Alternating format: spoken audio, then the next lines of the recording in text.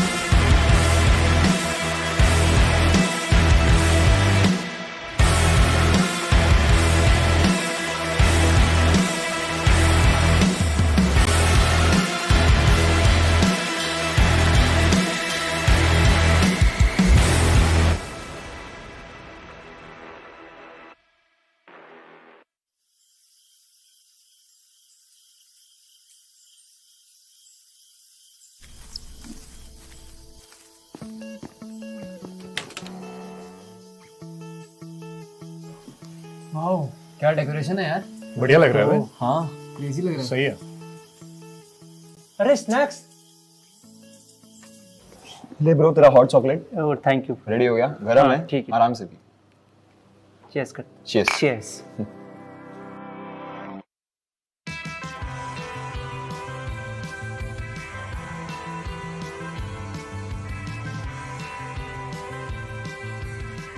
Guys, don't you think ये साल कितना अमेजिंग रहा? मतलब लॉन्च पार्टी से लेके अब तक पूरा एक्शन पैक्ड। आज है BGMI की लॉन्च पार्टी एंड क्लियरली आप सब लोग बहुत ज्यादा एक्साइटेड हो, एज एम आई।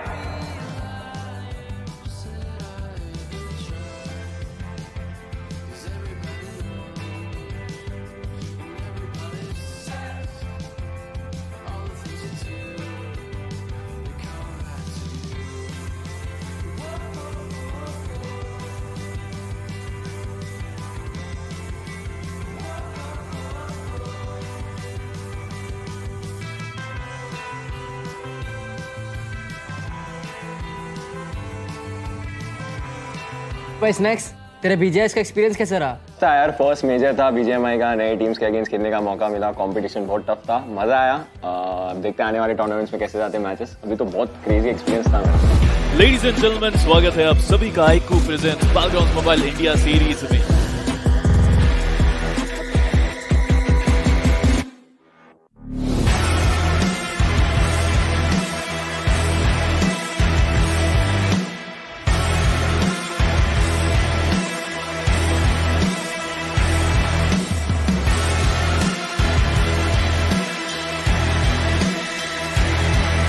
मतलब मेरे लिए सबसे बेस्ट पार्ट वो था जब BGMI फाइनली iOS के लिए लॉन्च हुआ। मतलब मैं चार्जर ढूंढता ही रह गया लाइटिंग पोर्ट वाला।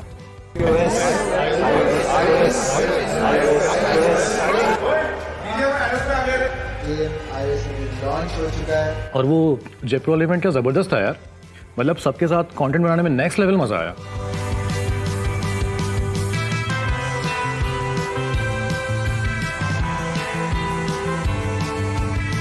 लॉन्च के बाद गेम कितना बदल गया है ना। मतलब यूआई वही है बट फीचर्स बहुत सारे ऐड हो गए। कितने सारे मोड्स, इवेंट्स हर वीक आते रहते हैं। बहुत मजा आ रहा है खेलने में।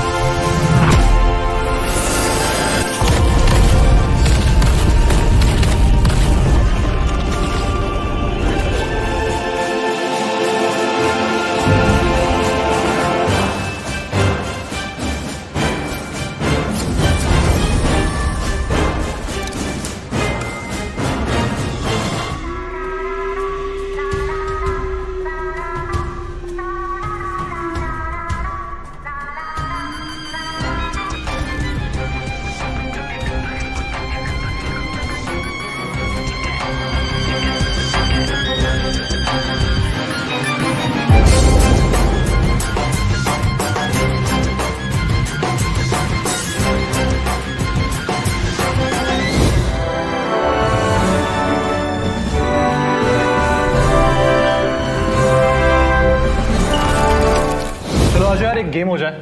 हाँ चलो, तब तक मैं कुछ खाने को तैयार करता हूँ।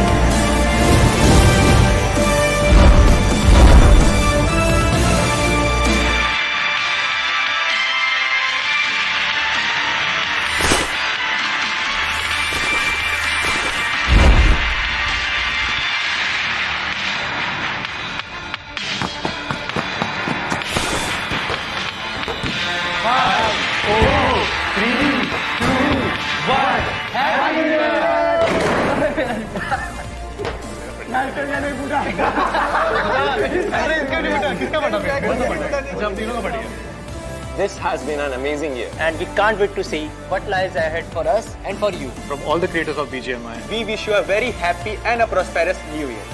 Hey guys, this is Hydra Ayush and I wish you and your beautiful family a very happy and prosperous new year. I wish you a very happy new year. Wishing you and your family a happy new year. Very happy New Year. A very happy new year. Happy New Year. Very happy new year. Happy New Year. Very happy new year.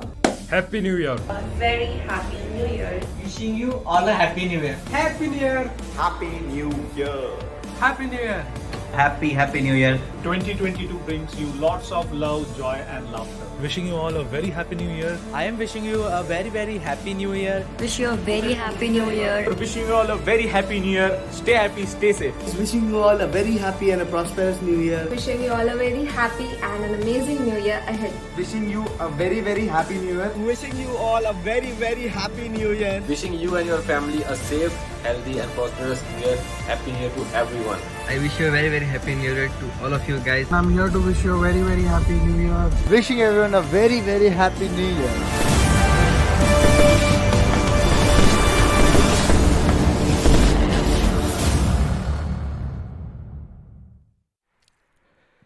Hello and welcome to the iQOO Battlegrounds Mobile India Series 2021. Well, now we're in 2022, so before we get things started, we wish you all a happy new year and we wish you all the success in life. Now, of course, my name is Angad Singh Chahal. I go by The Experiment. Joining me as a gem of a person, it is Hiraka Thakur, but we know him better as the mischievous Floki. Oh yeah. Floki, it's a new year, it's a new dawn. What does it have in store for us? Hopefully a couple of underdog teams coming through and actually punching the top tier ones in the face and reminding them, hey, there's a new kid in town, there's a new kid on the block, and well, he's looking to steal your lunch money. That's what I'm hoping for. Oh, you've had those experiences in the past, eh?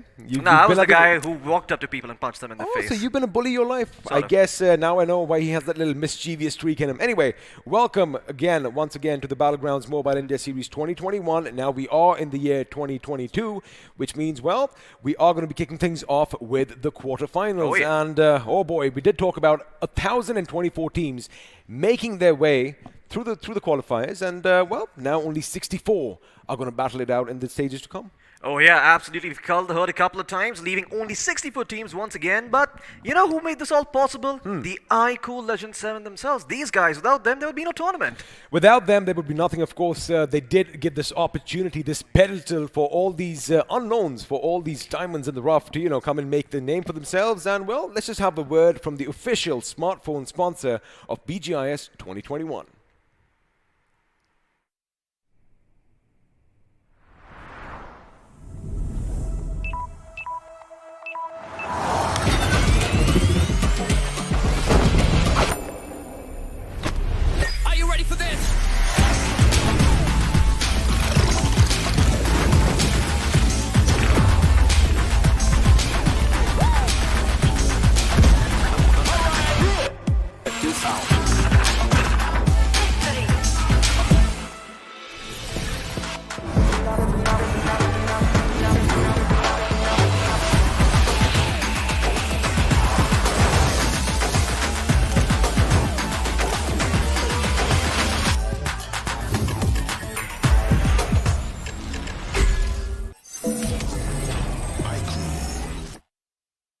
You know, Floki, I don't know about you, but speaking of New Year's resolutions, I'm definitely going to try and learn how to click a selfie or, you know, take a few pictures. So this bad boy, the iQOO 7 Legend, is right up my alley. And let me tell you something, I am getting better at it. But of course, it's not just the camera that this phone has to offer. Oh, yeah. Oh boy, it's got a lot more in the monster inside. Absolutely. Well, there you have it on your screens in case you're wondering what the specs are like. Here's the most important details of them all. Qualcomm Snapdragon 888, once again, top-of-the-line processor, making sure that your BGMI experience is smooth sailing, no worries whatsoever over there. And as soon as you run out of juice, 22 minutes to charge it back up with a 66-watt flash charge and an in-display monster touch, making sure all your touches are extremely precise so you're able to land those sweet, sweet headshots. You know, speaking of the charging time, it was kind of, normally, you know, it's a little far-fetched, but I did try it back home yesterday, and it does take about 22 minutes to go from a 0 to 100 real quick. Now, The teams are going to be going 0 to 100 as well, because again, let's just find out what all this fuss is about. Why are we battling it out? It is, of course, for a whopping amount of 1 crore rupees. That is the total prize pool, Floki. And one team is going to walk away with half of it. Woo. Absolutely. 50 lakh rupees for the first place winner, but of course, we've got a couple of hurdles in the way first. The semi-finals also going to be there, and that's when we get to the grand finals, and that's when these teams actually have a shot at the money. So still a long way towards it, but, you know, we've also got, solo rewards over here, MVP, Lone Ranger, Rampage Freak, and whatnot. But this is the real meat on the bones. This is what we're waiting for, to see how the points are distributed. Well, in case you missed out on the first 3 rounds, there you have it. There you have it, of course. The first place walks away with 15, second gets 12, third gets 10, and I think you get the gist of how all the numbers decline as we go down. Now, you don't want to be caught down in the 8th to the 16th position, because, you know, you're not going to get any points, and I like the fact that 1 finish equals 1 point, which makes it even more aggressive. And talking of aggression, let's have a look and see where all the action is going to break out today, because lo and behold, Sanhok is going to be in the mix. Oh yeah, absolutely. Sanhok coming into the picture here. Not something that, I mean, it's something that everyone should have expected, but not something I was expecting this early. And I thought there'd be more Sanhok. I thought there'd be maybe 2 maps of Sanhok instead, but it seems like we're starting off slow over here, letting everyone get accustomed to the map, and then we can start moving on to a more fair distribution of maps. For now, there's still 3 Erangels, so somewhere or the other, even the qualified teams stand a chance, right? It's not just the invited teams who practice these 2 maps and are going to have the upper hand. You know, speaking of Sanhok, I'm sure a lot of our viewers will agree with this as well. It's all about that RNG factor as well, because, you know, it is a smaller map, and the teams, they kind of drop at the same spot. Now, speaking of teams, let's have a look and see who is going to be battling it out in the Battlegrounds down below, because, well, Group 3 is going to be kicking things off, and of course, we have the big dogs, Global Esports, joined by Team Forever. Old Hood Esports is going to be joining us as well, and, well, the Revenants aren't going to be far behind. Now, joining them, of course, we have UDT Esports, Only Glitch, MF Esports, and the Sailors themselves, the 7C Esports. Absolutely, 7C Esports, a pillar of consistency like we saw in the 3rd round. But we've also, got a couple other teams joining in. These are the qualified teams from, the rounds that we've seen so far. We got Team Outset, Team Hyderabad Hydras, 2OP Esports, Team GT, Exist Esports, NFC Fearless, Lagging Expertswa, and COX Rip Mizo. I hope the lagging experts have fixed their issues, but of course, since they now have these amazing monsters in their hands, the iQOO 7 Legend, they are not going to have any lagging issues at all. But again, the stage is set, Floki. Now, we've been talking about the fact that these underdog teams, these rising teams, they've taken the opportunity, they've grabbed it, and now they've got to milk it, because this is where the competition begins. And you know what? Before we get to the blood and carnage, let's just have a look at the beautiful map of Erangel, because sooner or later, all that luscious green streets and, well, all these streets of Pinchinki are going to be covered with some hot, steamy blood. Oh yeah, absolutely. Well, depending on the flight path, you might see a lot of action in Pinchinki or none at all. We have seen some very wonky, flight paths over the last couple of rounds. Hopefully this time around during the quarterfinals, it's a bit more balanced so that, we see a fair match between all of these teams coming in. And I'm quite sure if you're a team who has been invited and you haven't, played all the qualifiers, you do prefer sort of an even flight path, so you get to go where you want to go. Absolutely, and again, the thing is, it's basically a clean slate for all these teams right now, and the advantage that they have is that each group is going to play a total of 6 games, which, gives you a bit more leeway as far as mistakes are concerned, because, we did see that last time, and of course, rounds 1 and 3, only 2 games apiece, so... Not that much to go off. The margin for error is pretty much non-existent. Round 3, we had 3 games, but again, it is not going to be enough for a lot of the teams. But now, they have a chance. Now, Floki, they don't have any excuses, if I can be so blunt. Absolutely, now there are no excuses whatsoever. You get 6 maps to play with. Well, if you screw up, it's going to be on you. It's going to show up on the points table, so you make sure you crack that whip and you stay in top form, because otherwise, you are going to be bidding goodbye and you're not going to make it to top 6. And well, here we are going into the game ourselves. Let's see what the flight path is going to look like as we head straight into Erangel. I believe we are flying somewhere over the middle of Quarry and Hospital right now, and we are going to be making our way towards the one and only, the legendary location that nobody ever drops into, Stolber. Well, this, of course, is the first chartered flight of the year 2022, as the Big Bird is going to take to the skies. And as you mentioned, the plane path is going to be skewed a little bit towards the north, and we'll find out what the circle has in store for us, because you did mention Stolber. I doubt the first circle is going to be opening up over there, but what is happening is that teams are already dropping out pretty early. as it looks like Exist Esports are going to be heading for Primorsk, while a few more teams are going to be scattering around Gatka itself. Absolutely. Now, you have to remember there are a couple of teams who like dropping into the Sosnovka military base, so that is not going to be directly accessible for some of these teams over here. They're going to have to stop by the bridge next to Feripia and then make their way in there. Now, that is also going to depend on the amount of vehicles they find early on. So, if you're a team that goes for that risk, you could end up being shot in the back, something you're going to have to keep in your mind. But in the meantime, we have seen a majority of these teams drop down already before the flight path even finished its route. We only saw it complete like 50% of its distance, and by that time, more than half the teams have already dropped out over here. And there you go. The last few teams are going to drop, and I think that is Rip Mizo, who are probably going to be going all the way towards Kameshki. A bit of an unorthodox take coming here by them. What isn't unorthodox is the circle. Looks like 2022 is going to be shining bright on all the players because it is a bit of a centralist circle, just a little bit nudged towards the north. But all in all, I think most of the teams are going to be happy with their position. Now, the teams that aren't going to be happy with their positions are the ones that I see just east of Ferrypair, because it looks like we are going to have a scramble for vehicles. And talking about a scramble for vehicles, Songwon with his double barrel over here, narrowly missing the enemy as he's going to be driving by, but at least he has the compound for himself. Absolutely. I mean, his name might be Hathiara, but he definitely does not have any in his hands. And now he's just going to take the vehicle, head out, bug out, and hopefully regroup with his teammates, or maybe find a different place to go towards. Because, yeah, well, it doesn't look like Global Esports is going to let them have any piece of that real estate by. But in the meantime, it does seem like everybody pretty much has got the drop locations they're looking for. Of course, there's going to be a couple of maps that are going to be more contested than others, and that, of course, being Georgopol. But we're also seeing a couple of teams head up towards Kameshki, and there being a little bit of contest there. Not something you'd expect early on. Well, this is definitely exciting. Looks like the new year is going to be bringing in a few new strategies, as lagging experts are going to go up against Revenant Esports. Now, Revenant Esports, on paper, they have the higher ground. However, you've got to keep one thing in mind. Lagging experts, they have all those buildings to run around in. And again, the thing about urban warfare, Floki, the thing about these cities is you can have those unexpected angles set up. And if you don't know your location, if you don't know your surroundings and the terrain, oh boy, that is where mistakes can be made, and a few teams might just have an early exit.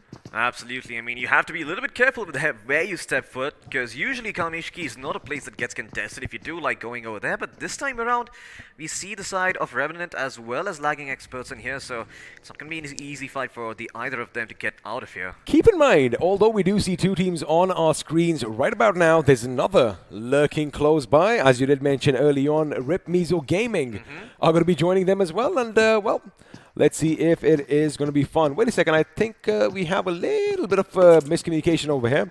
Oh. It wasn't lagging experts who were the opposition. In fact, it was Rip Mizo Gaming who have the 16th slot. Interesting. Well, all right, fair enough. Well, looks like it's going to be Rip Mizo in that slot, not the experts at lagging, so we'll see if the boys from Mizo can actually put up a fight over here, or if they're just going to run away from Revenant Esports. Instead, call it a day, take a hike towards some other part of the map. Well, in the meantime, now the thing about Mizo is that they found themselves some decent loot. It's not amazing, but it's enough to do something with. So they could potentially go and take a fight, but they're not going to get all that much out of it because Revenant themselves don't have that much to go off of. I mean, when you land at Kameshki, as it is, the real estate is not that great, right? Then you have two teams on top of that. And of course, if you want to avoid those early skirmishes, this is what you're going to see. You know, the opponents backing off ever so slowly, trying to make sure that they aren't spotted as they make that hasty retreat. But again, they do have a few options in compounds down south, so expect them to be kitted to the guilds sooner or later. But for now, always both a team forever. Again, a good performance coming in round 3. They did have some wonderful games, and let's see if they can continue that into the quarterfinals. Absolutely. Team Forever is one of the teams that you're going to have to looking out for now. They did have a very good showing in the 3rd round. They did get one chicken dinner to their name, so in case you guys don't have the context, well, there it is. And yeah, well, the first match didn't go as well for them. They ended up in 6th place, but that's all right. You know, they more than made up for it, and they were there in the top 4, so that's all that really matters to them right now. And now that the margin of error is less and you've got a bigger sample size in terms of the number of games played, you're going to have a lot easier time, especially if you're, you know, a star-studded team like Team Forever, just going up against the underdogs over here and showing them just how stronger your fundamentals are. You know, speaking of star-studded teams, now, of course, the pressure also mounts on their shoulders when they are, you know, coming into this tournament fresh. Now, they've already kind of like crossed that hurdle, in my opinion, right? So all that little anxiety is out of the question. Also, the same thing goes for all the qualified teams, because they have gone up against the big dogs, and more often than not, David has definitely defeated Goliath. Oh, yeah. But again, there are some Goliaths like we do see on our screens right now. Global Esports, well, they definitely justified why they got that invite. Absolutely. In Global Esports, once again, one of the teams that everyone's going to have their eyes set on, and they also have the first slot. So, in case it wasn't enough already, well, there you go. Everyone's going to know who these guys are. But, yeah, Global Esports, I mean, I imagine this is not going to be something that's, too much trouble for them. They've had the opportunity to play against some of these qualified teams. They more or less understand what usually goes on, and the fact that they haven't been contested on their drop location basically tells them that the aura of fear that a team exudes when they're invited is still prevalent. Also, the fact is, they did drop down in Gatka, so Gatka only has so many compounds for you to occupy, and we did see, in fact, a little bit of a skirmish breaking out earlier. I thought something's going to happen over here. However, it feels like Team Forever is on the other side of the mountain, and they are going away from the team on our screen right now. Of course, only Glitch. Let's see if they're going to be glitching out this time. Yeah, absolutely. It seems that only Glitch, well, they've got themselves decent loot to work with as well. We'll see if they're going to be able to just hold on to their positions, or if Team Forever is indeed going to take the fight to them, because they don't have this information right now. Team Forever don't know that there is only Glitch in the vicinity, but if they did, maybe we'd be seeing something different. Interestingly, Floki, have a look. Now, we did see quite a few teams in Gatka, GE included. They've already made a move, and they are going to be north of Pachinki, possibly near the compounds, just northwest of that giant church atop that little hill. And, well, there you have it. Looks like it is going to be contested sooner or later, as we do have another team nearby, and that team is Team GT. Let's see if they are ready for some grand touring, or are they going to fizzle out just a bit too soon. But again, heavy hitting team, and I like the fact that it's a clean slate for everyone. Everyone can just pretty much put their best foot forward, and the only question that I have on my mind is, why is everyone moving away from one another? I want to see some sparks fly. Yeah, I mean, this is going to be a little bit more of a passive game coming in. Just given the way the circle is formed, everyone's going to have real estate to work with. Everyone's going to have a way into the game. So we're sort of headed towards that mid to late game chaos for now.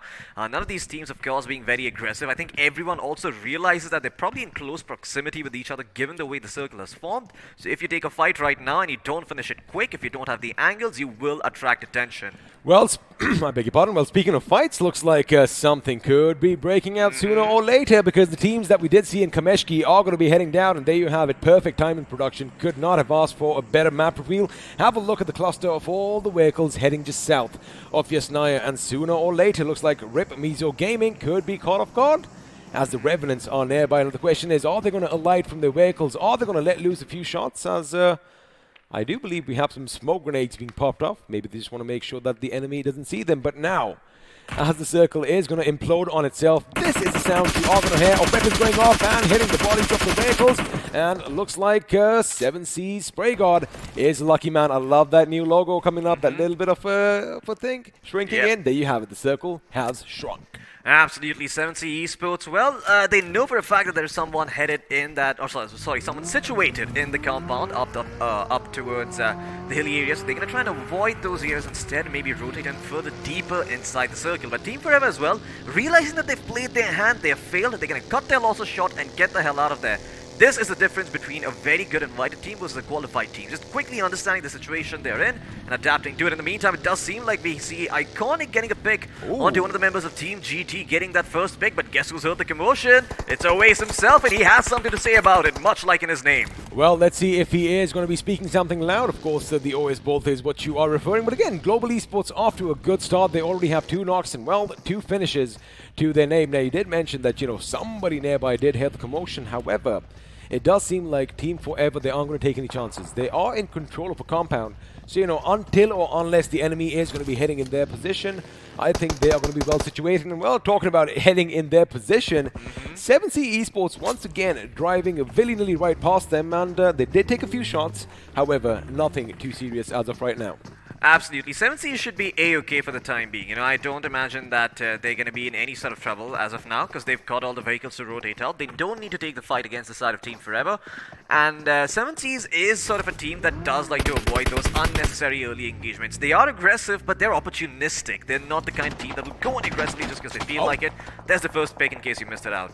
Well, again, we did kind of miss that action. Again, you know, with so many teams moving around, so many teams migrating in the circle, you never know when action might break out. Again, like I said, somebody needs to align. Looks like we are going to have some more action as Global Esports' position is going to be coming over under fire by Exist Esports. And there you have it. Shiv is going to be brought down courtesy Dark. Now, Dark's going to hit the deck because, again, keep in mind, Team Forever is in the compound nearby. And what's that I see in the distance? A double drop on Everest. Now, that is something that I'm pretty sure is going to be... Oh, that's an optimistic shot over there. Of course, Slayer is going to be adept at that sniper rifle. My kind of a guy, adjusting for that bullet drop. Unfortunately, the vehicle was moving just a bit too fast. But now, coming back to the double airdrops, Floki, is anyone going to get it? By the look of things, it is going to go... no one's going to take it. I mean, this is a New Year present from the BGMI gods themselves. And not just one, two of them, in fact, just, commemorating the fact that we are in 2022. So two presents to commemorate the occasion. But it's in ruins, and I don't imagine any teams can be making their way there. We could see, maybe one of the teams coming in from, the northern part of the map rotating into us. There may be a team in Rozhok decides to check out what's there in ruins and what's in store for them, but unlikely that we see that airdrop being looted for now. You know, what I feel is, interestingly, I think the circle, the next shift, is going to be somewhere just east of ruins. Is this in Sanhok? fact, I mean, that's what it feels like right now. The way all the teams are close to one another, and looks like only one team is hitting heavy above everyone else. Global Esports, Floki, again, 3 finishes to their name already, and looks like over here Pandey could be in trouble. Exist Esports are going to take the fight to the lagging experts, VA, who have control of the school, and well, looks like Pandey isn't having the best day now. Absolutely, I mean, he's got his, he's down on his knees, he's got his teammate nearby, but DP can't really get him back up on his feet without putting himself in danger, and that is a problematic proposition. It's going to be a hard call. Does he let him go, or does he actually go back in for the res? He could commit a little bit more utility, drop another smoke if he has one. I don't think he does, but he's going to call it quits, cut his loss of shot, and get the hell back. At this point, it makes sense, because had his teammates been on hand to, lay down some suppressive fire, of course, you do know where the shots are coming from, lay down some suppressive fire, make sure no one peeks through the school, chances are you could have gone for the revive, but of course you have to weigh those options, right? And his teammates weren't there, but what is going to happen is, we have an AWM dropping down from the heavens above, which again, like you said, is going to be pretty much lying in ruins at the ruins, because nobody seems to be getting closer. And as I said, as expected, the circle has taken that little bit of a shift towards the little island, and Rozhok is going to be in the center of it as well, which means sooner or later, all the teams, in fact, right now, are making that rush for the circle, and all hell is going to break loose soon enough. Absolutely, just a couple of minutes. Stay glued to your seats, ladies and gentlemen. Do not go anywhere, because the action could start and you might just miss the entire fight. In fact, the entire storyline that's going to be building up in just a little bit. We see Team GT and Exist having lost 2 members each, are still somehow in this game, but in this sort of a situation, you kind of just want all your members to be up and running. Now, what's going to be important in the circle is going to be spreading out and getting more real estate, just seeing where all the rotations are coming in from, soaking in all the information, and then being the team on the flank. When you hear a couple of shots firing off, you can go in at third party. Speaking of which... Well, speaking of which, Hyderabad Hydras are going to be laying down some shots at the enemy, and the enemy, of course, is Exist Esports. Now, that isn't what I'm concerned about. It looks like Ko-Rip, Mizo have come in and joined the party as well. Of course, we did see them at Kameshki lost, and now they are going to be in Rozhok. So sooner or later, again, like I love saying, someone is going to let slip the dogs of war, and, well, Rozhok is going to be a mass burial site in a few moments. For now, MF Esports, they do have the highest ground. They have that one building with the warehouse, which means they can dictate terms. But they've got to be careful, because someone could be coming in from the northern route as well. Now, of course, they have that massive mountain just north of the river, north of Rozhok. So they've got to keep an eye out if they have some sharp shooters. But for now, it is going to be the lagging experts who are going to get a taste of blood as one of their opponents go down to the ground.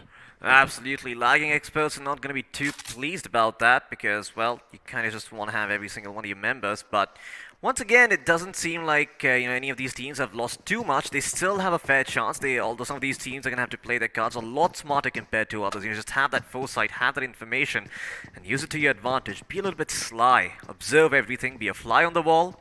But don't do anything. So time is right. Well, it does look like Versex spotted someone out. Didn't really connect any shots. Oh, it looks like since it is the Christmas Yuletide, there could be something in that building which could be mistaken for a body. I mean, I do believe it was a Christmas tree that was lit up, and from afar, it could look like a person. Think Home Alone. Wow. think Home Alone, that is exactly what I'm talking about. For now, Flick Whitey is going to be in a good position. Again, he is making a lot of noise, but he's making sure all his opponents are going to be pretty much suppressed. But Versex is going to be opening things up with a grenade. And, well, it does hit its mark as Hyderabad Hydras temporarily did lose a member. But looks like he is going to be brought up. I beg your pardon, it wasn't Hyderabad Hydras. It was Exist DP. And speaking of Exist, well, he is not going to exist anymore, which means Exist Esports now are down to just one man. Absolutely being obliterated early on over here with just one member in the mix. Uh-oh, looks like Korip Miza in the meantime could be in trouble. And this is what we're talking about, the late game chaos. It has literally just begun. You've seen two teams already lose one player each. And guess what? 7Cs, they're going to keep that streak going. They do end up finding one of the members from Revenant. They will finish him off. Hatiara is going to be finished off by the play zone in the meantime.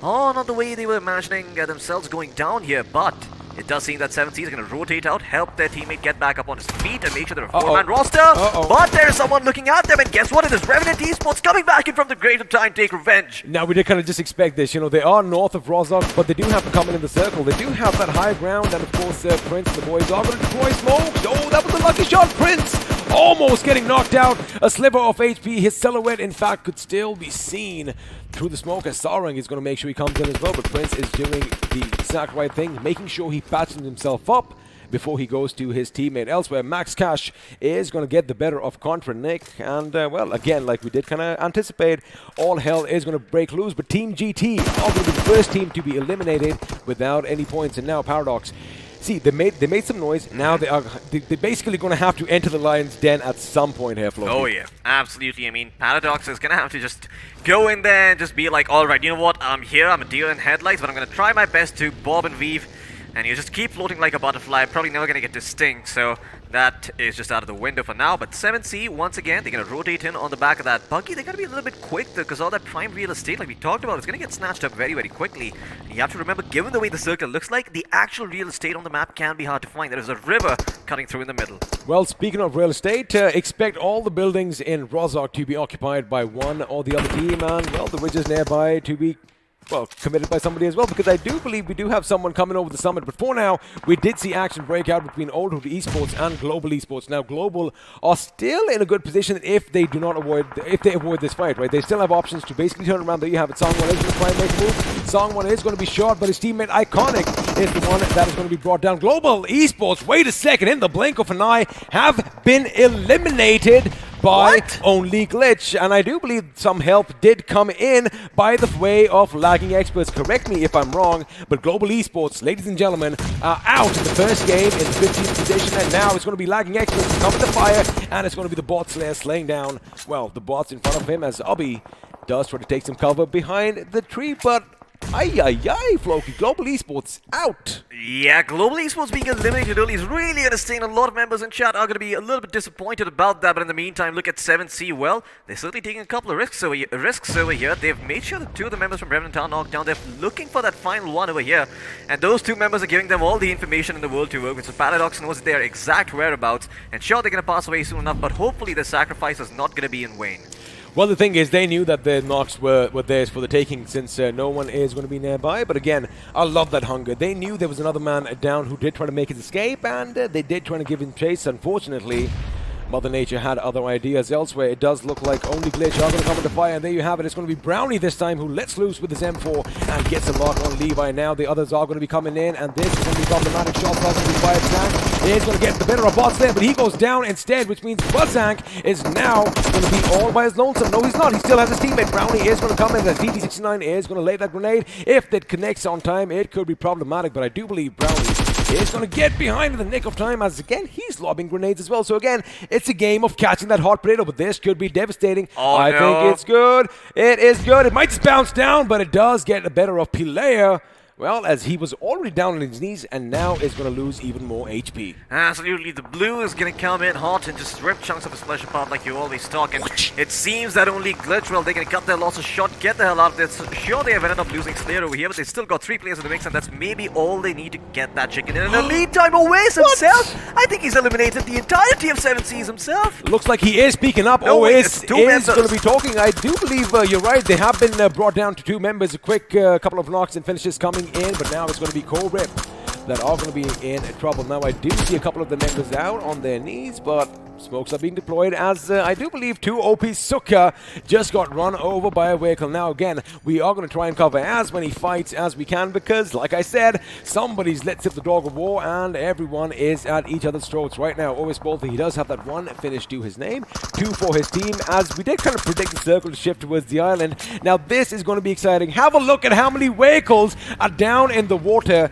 just next to that little delta island over there, and the thing is, they can see one another, so chances are shots are going to be fired, and well, someone is going to swim to your position and be like, hey, shoot on my position, there's an enemy down here. Absolutely, but for that you actually need teams to be out there, and guess what, there's another team coming in close over there. Hydras might just catch all that action, but in the meantime we're going to turn our attention towards the members of NFC Fearless going up against Team Forever. Can they live forever? Well, they've gotten themselves 2 picks so far and they're looking for more, but it is not from the members of 7C. I guess it all comes down to the previous team, because if they show no fear, then they can in fact go up against Team Forever, as their name suggests, NFC Fearless. Let's see if they do have the cojones, as we like saying, because Frankie is going to make sure he lobs a few grenades, and in fact he almost got knocked up, but hey, wait a second, I do see a big bad gun. No, Frankie gets taken down by a grenade, which means the arm could be out of this game. Now, just as a personal thing, I want the revive coming in, and I want to hear that big boom go off at some point. But for now, NFC Fearless in a good position. They've realized, we've got the knock, which means Team Forever is going to be on the back foot. Now, this is where they need to make a move. Have a look at the circle, Floki. Oh, yeah. It is in their advantage, but the thing is, how do they make it out in the open without any smokes? Absolutely, it's going to be near impossible to try and achieve that, but in the meantime, it looks like someone else is going to be in a lot of trouble. That's going to be Rip Miso Gaming. Well, they've got one of their players on his knees, Flick Whitey, trying to run back towards safety into the smoke, so maybe he can get a rest going for himself, but Team Forever not going to allow that. They are looking to make sure that the side of Rip Miso at least lose 1 player for their mistakes. And Surfer is the man to do that. Well, it looks like Team Forever themselves, they have got themselves that arm as well. Frankie, he's got his hands on that big, bad weapon, and hopefully he can connect some heads and get some headshots and get some knocks with it as well. But it does seem like those nades are being lobbed in. They're going to turn their attention towards another team. It's going to be the members of NFC Fearless. Elsewhere, speaking of grenades, wait a second, it is going to connect over here, but it looks like MF Esports are going to be lobbing those grenades as always.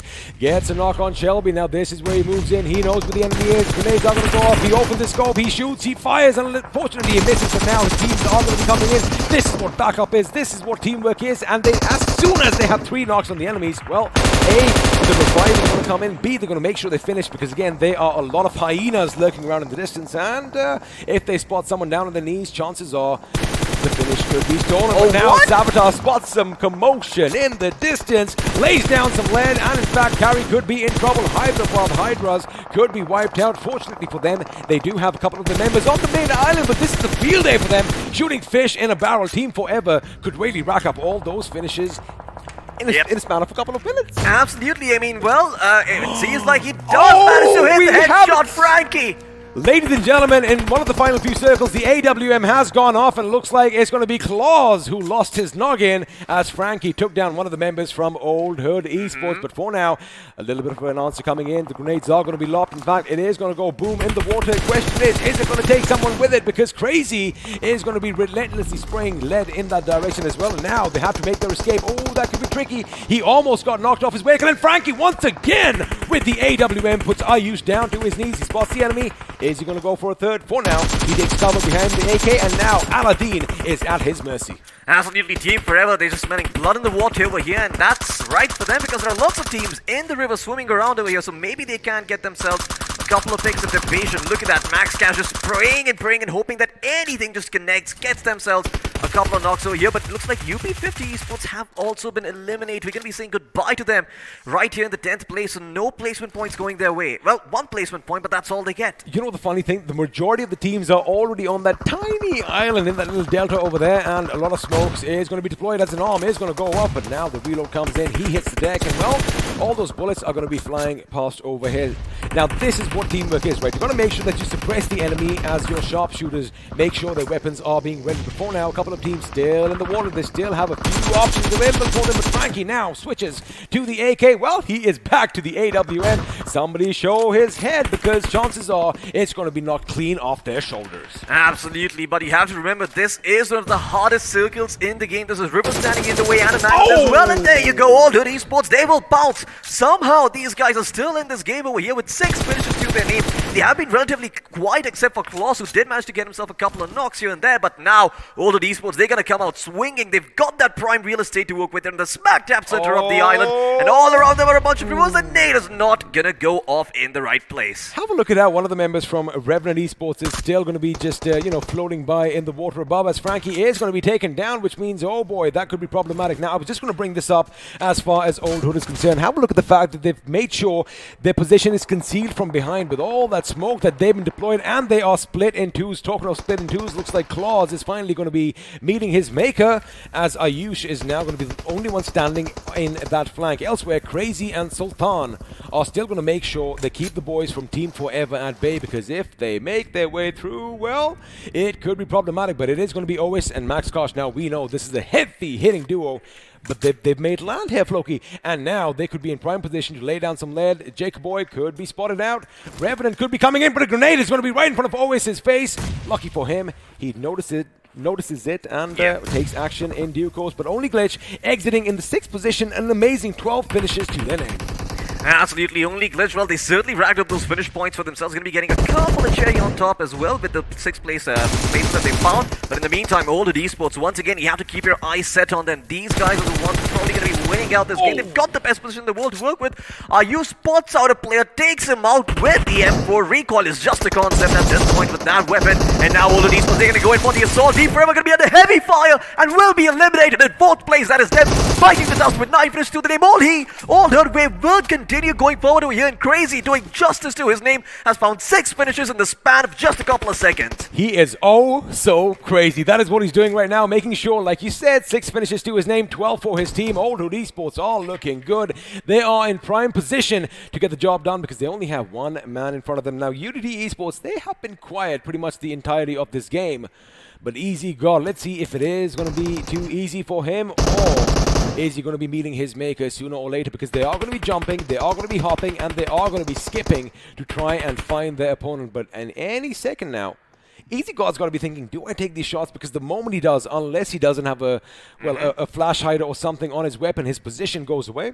Oh, yeah. And expect shots to come his way. But for now, he does have that tall grass to just kind of, lay behind and make sure his position is concealed. But again, we've seen in the past, Loki, mistakes have been made. Absolutely, especially with his disrespect in the picture. Mistakes definitely have been made. And Oldwood Esports, they kind of make sure that they don't give away too much for the moment. I like their approach over here. They have no idea where the last player is. So this is them dotting their I's and crossing their T's, spreading out, going prone, and making sure that they keep an eye out for any sort of movement, any sort of rustling in the grass that might alert them to the position of the enemy. I don't think that is a smoke that the member of UDT himself has placed. I think that is a smoke coming in from one of the members of Team Only Hood, and looks like they will find him. UDT Esports, they will bite the dust in 2nd place. In 1st place will go to Oldwood Esports. Well, it does look like it's the year of the underdogs after all. It is indeed, and of course, wonderful gameplay coming in, making sure that that little split at the end is one of the reasons they are walking away with the chicken dinner, because I do believe Claus and Sultan himself were making sure Team Forever were kept at bay, while the other two gentlemen were pretty much busy racking up finishes for themselves. But again, a wonderful start to the new year, and Oldwood Esports, they are flying high. Absolutely, Oldwood Esports, I think that performance that they just came in with, it was just absolutely wonderful. I believe they got themselves another chicken dinner in the 3rd round, so these guys, they definitely have got a couple of credentials under their belt. But let's have a look at the highlights and see how they do it all over again.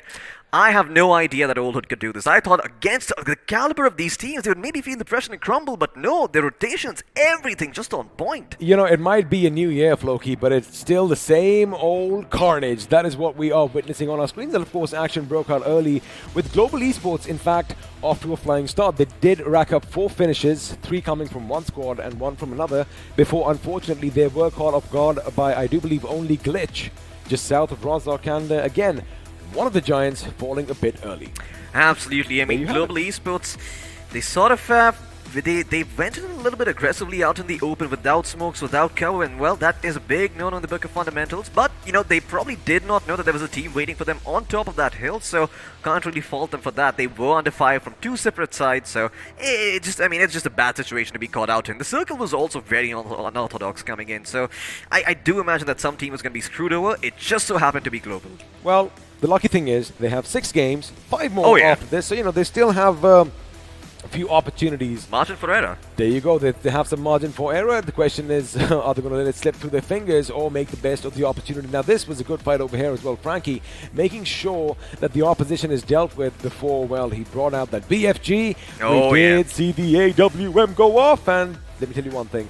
I am a happy, happy man. But again, you know, you can only do so much from one position. The moment the opposition, I'm talking about Auto Esports, the moment they realize, you know, all right, there's a big bad gun over there, basically they had their scopes out and the DP28 did all the talking. Now, Frankie did almost get another shot up. There you have it. This is exactly what we're talking of. But it was a bit too little, too late. Absolutely. I mean, you have to remember that usually, I mean, if the arm goes off by itself, it can be easy to spot out where that shot came from and just duck and cover. But because I believe one of the members of Forever who had that arm, he had a suppressor on it, it was hard to figure out. That's why he got himself multiple knocks from that single gun. Usually you don't see that coming through most of the time, but this time around, just a suppressor playing such a huge factor for the team, allowing Forever to get all those finishes. And even though they didn't get the chicken dinner, they did very well for themselves. Oh, a good game for them indeed. But the funny thing is, you know, I mean, they were kind of caught between a rock and a hard place, right? Yeah. Now, they had to basically cross that little bit of a rivulet, and they did have that one rock for cover. Unfortunately, their position was given away, and, well, A, smokes only lost for so long, and B, they aren't really bulletproof. Turns out, if you do shoot in a plume of smoke, the opponents do get hit. Absolutely. I mean, if you shoot long enough, if you got yourself an M249 or an DP28, well, at that distance, you keep rattling those shots off. Maybe you find a knock, maybe you find a finish. Maybe you do, and maybe you also walk away with the chicken dinner, and that is exactly what happened with Old Hood Esports. Now, again, it is going to be instrumental. I'm sure you're going to see this in the highlights later on. That split was one of the reasons they kept the enemies at bay. Now, for me, as the circle finally did shift towards the end, right, UDT Esports were looking good because they were the only team on that little island in the middle of nowhere, and unfortunately, like I said, smokes dissipate over time, your positions are given away, and if you are clumped together, chances are one good grenade can make you go boom. But let's have a look and see how all the teams did, because we do have the point standings coming up on our screens now. Absolutely, and no big surprises over here with Old Hood Esports taking that first place finish with the chicken dinner, 13 finish points to their name, 15 placement points to work with as well for a total of 28. In second place, we got Team Forever once again with a lot of finish points to the name. Is actually what allowed them to go forward and take that second spot for themselves. However, in close with proximity is Team Only Glitch in third place with 16 points, and Unity Esports as well in fourth place with 15 points. Now, Only Glitch was flying high. Now, as soon as they won that little skirmish against Global Esports, A, of course, they were infused with confidence. B, they had that momentum. C, they had Rozok Hill, and from that hill up until the circle finally forced them out, they were basically shooting teams in the back. Of course, they were taking fights on multiple fronts, and well, they definitely racked up all those finishes. Now, on the other end of the spectrum, Rip Mizo have 2 finish points, but 10 from placement. Now, we've had a look at how the teams did. Let's have a look and see who is that one man or woman who's going to be standing head and shoulders above everyone else. It's going to be Levi from Only Glitch, who is going to be crowned the iQOO MVP in this game. Yeah, quite surprising actually. I was expecting maybe it'd be a member from Old Hood, maybe it'd be Claws, or maybe it'd be Crazy who got themselves, all those finishes to work with. But yeah, it does seem like Only Glitch has found themselves a member over there. Well, there you go. There is Crazy and Sultan actually, excuse me, not Claws, who got all those finishes for his team. 6 finishes, 7 finishes for Crazy as well. So once again, Old Hood and Only Glitch sort of having a monopoly, but Max Cash was also snuck in there from Team Forever with 5 finishes to his name. Speaking of monopolies, just have a look at Sultan's damage. Now, 1130 is a tremendous amount, right? Of course, they do have 6 finishes to his name, but again, like I said, they were in a good position, which wasn't just by luck. I mean, yes, they did get that position, but they fortified it. They made sure they kept deploying smokes to make sure the backs are secure, and they could pretty much focus all their lead in one direction. Now, speaking of a few more facts and figures, we have the match summary up on our screens, and turns out this time around, Floki, although 77 grenades were used, only 3 ended up finishing and putting people 6 feet under. Absolutely. I mean, no big surprises over here, actually. I think this is sort of expected given how the open the circle was. Now, That circle was a little bit weird, but you know what? These stats, it's fun to watch, but we want to look at the FD chart. This is where we all see the story for ourselves. And there you have it. Team Forever, once again, they got those knocks. It's just hard to convert them into finishes at that distance because they did not have the high ground. They did not have the terrain to see that. And therefore, while they were doing a lot of damage, those finishes just never came in as much. Also, even though they did get those knocks, as you did mention, the thing is, they were trading knocks. So, if one of your teammates is down on the ground, those 10 seconds that are taken to make sure that he is revived up and revved up, it is crucial time because A, the opponents can do the same thing.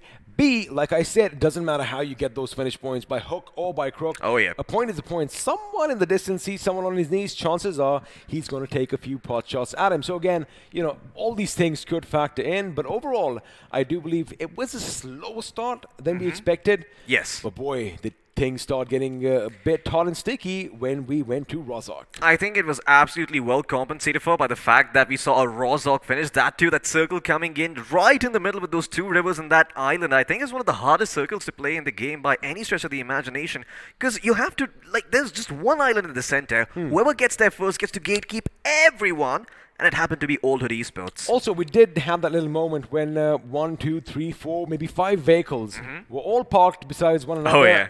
Not the best of parking jobs because it turns out there was a lot of water damage and they were submerged pretty much to the bottom of that little river. But again, the thing is, all of those vehicles came in at the same time. So the element of surprise was gone. Now, everyone knew that, wait a second, I see another car coming in, there's another squad.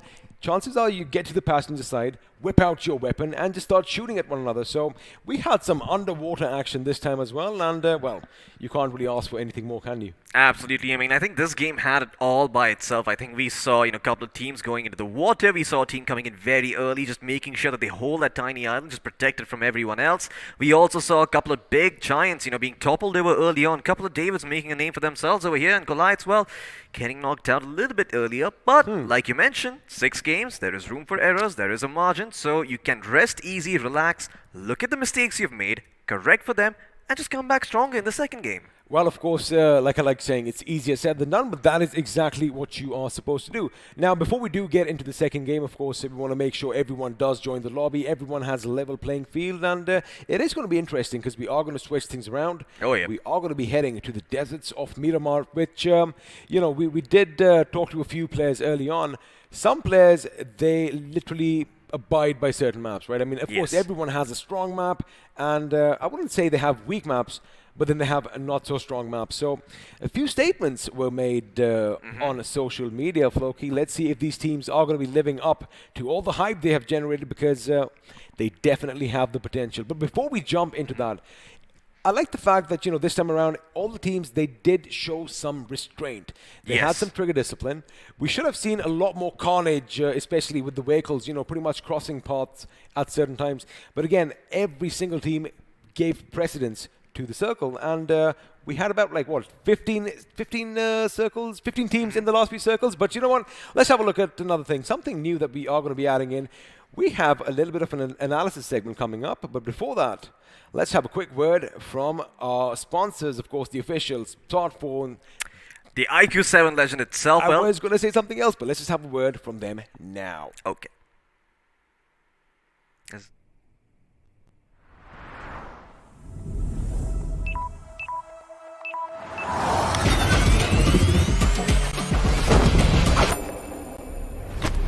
Are you ready for this?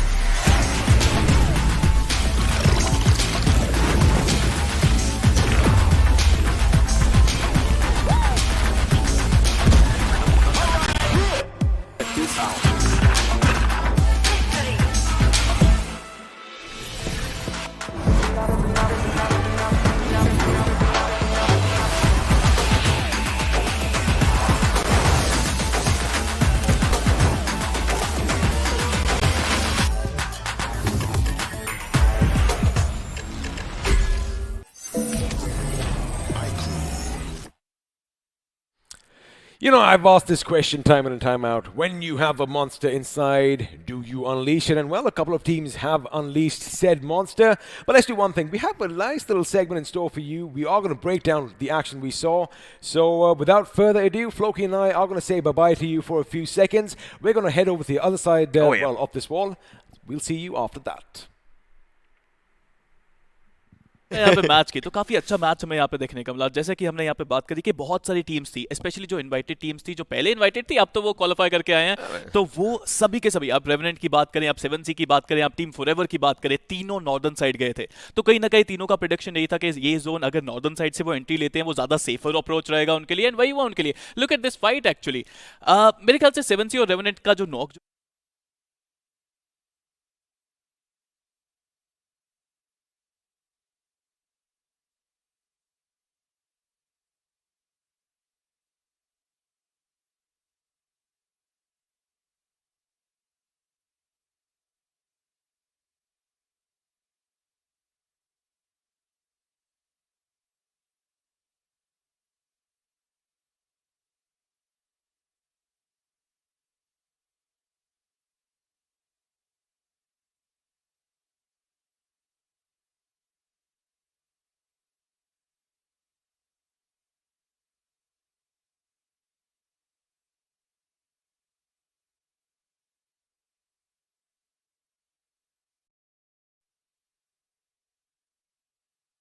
बाकी जो players है वो surrounded है, they have nothing else to do, तो उनके लिए एक ही काम बचता है कि हाँ यहाँ से आगे चल जाएं, खुद के लिए पॉइंट्स बटोरे जो कि प्लेसमेंट के फॉर्म में आ सकते हैं। जी हाँ, यहाँ पे रेवेनेंट के पैराडॉक्स बिल्कुल थोड़े से दूरी पे थे। अब उनके 2 प्लेयर्स नॉक होने के बाद उनके पास कोई ऑप्शन नहीं बचा था, या तो पोजीशन के लिए खेलिए या फिर 7C के बचे हुए प्लेयर्स को टेक डाउन करने की कोशिश करते हैं। अब यहाँ पे उन्होंने क्या किया, पैराडॉक्स को यहाँ पे एक बगी मिली, बगी उठाई और उन्होंने पीछे चले गए। मेरे ख्याल से एक अच्छा डिसीजन था, क्योंकि थोड़े से ज्यादा पॉइंट्स उन्होंने वहां पे अर्जित करे। ओशन यस, मैं स्टिल ये जस्ट जानना चाहता कि आपने वो बनाया क्या था, बट खैर अभी के लिए अगर जैसे हम टीम की बात करें तो हाँ, 7C के प्लेयर्स वो भी एक अपनी अलग फाइट के अंदर निकल गए। एंड जैसे कि आपने बात करी कि एक player, it's all about the solo survival. ये गेम 4 प्लेयर्स पर चलता है, लैंड, लूट, रश एंड सर्वाइव। वो सर्वाइवल वाला जो चीज है वो एक्टिवेट हो चुका है प्लेयर के लिए, you can't do anything after that. जी हाँ, देखिए मैं हमेशा कहता हूँ, आज भी कहना चाहूंगा कि एक प्लेयर भी आपको इतने पॉइंट्स अर्जित करा सकता है जो क्वालिफिकेशन के लिए काफी हो। डेफिनेटली ये एग्जांपल हमने देखा है पिछले राउंड के अंदर, इनफैक्ट मल्टीपल टाइम्स देखा है, तो ये काफी सही बात करी आपने। जी हाँ, तो यहाँ पे 7C के पास भी कोई ऑप्शन नहीं था, प्रिंस को कुर्बान करना पड़ा, क्योंकि जोन का प्रेशर इतना ज्यादा आ चुका था कि वो जोन के बाहर ही फंस जाते। प्लेयर्स ने अपनी व्हीकल्स उठाए और वहां पे they try to just bend forward, they try to just enter the zone, but you know to enter the zone it was so difficult for them. You know why, Ocean? Because zone उनसे काफी दूर चला गया। अब zone वापस middle island की तरफ आया, बीच में एक छोटा आइलैंड होता है, वहां की तरफ आया। ओशन यहाँ पे आपको बताना चाहेंगे। जी।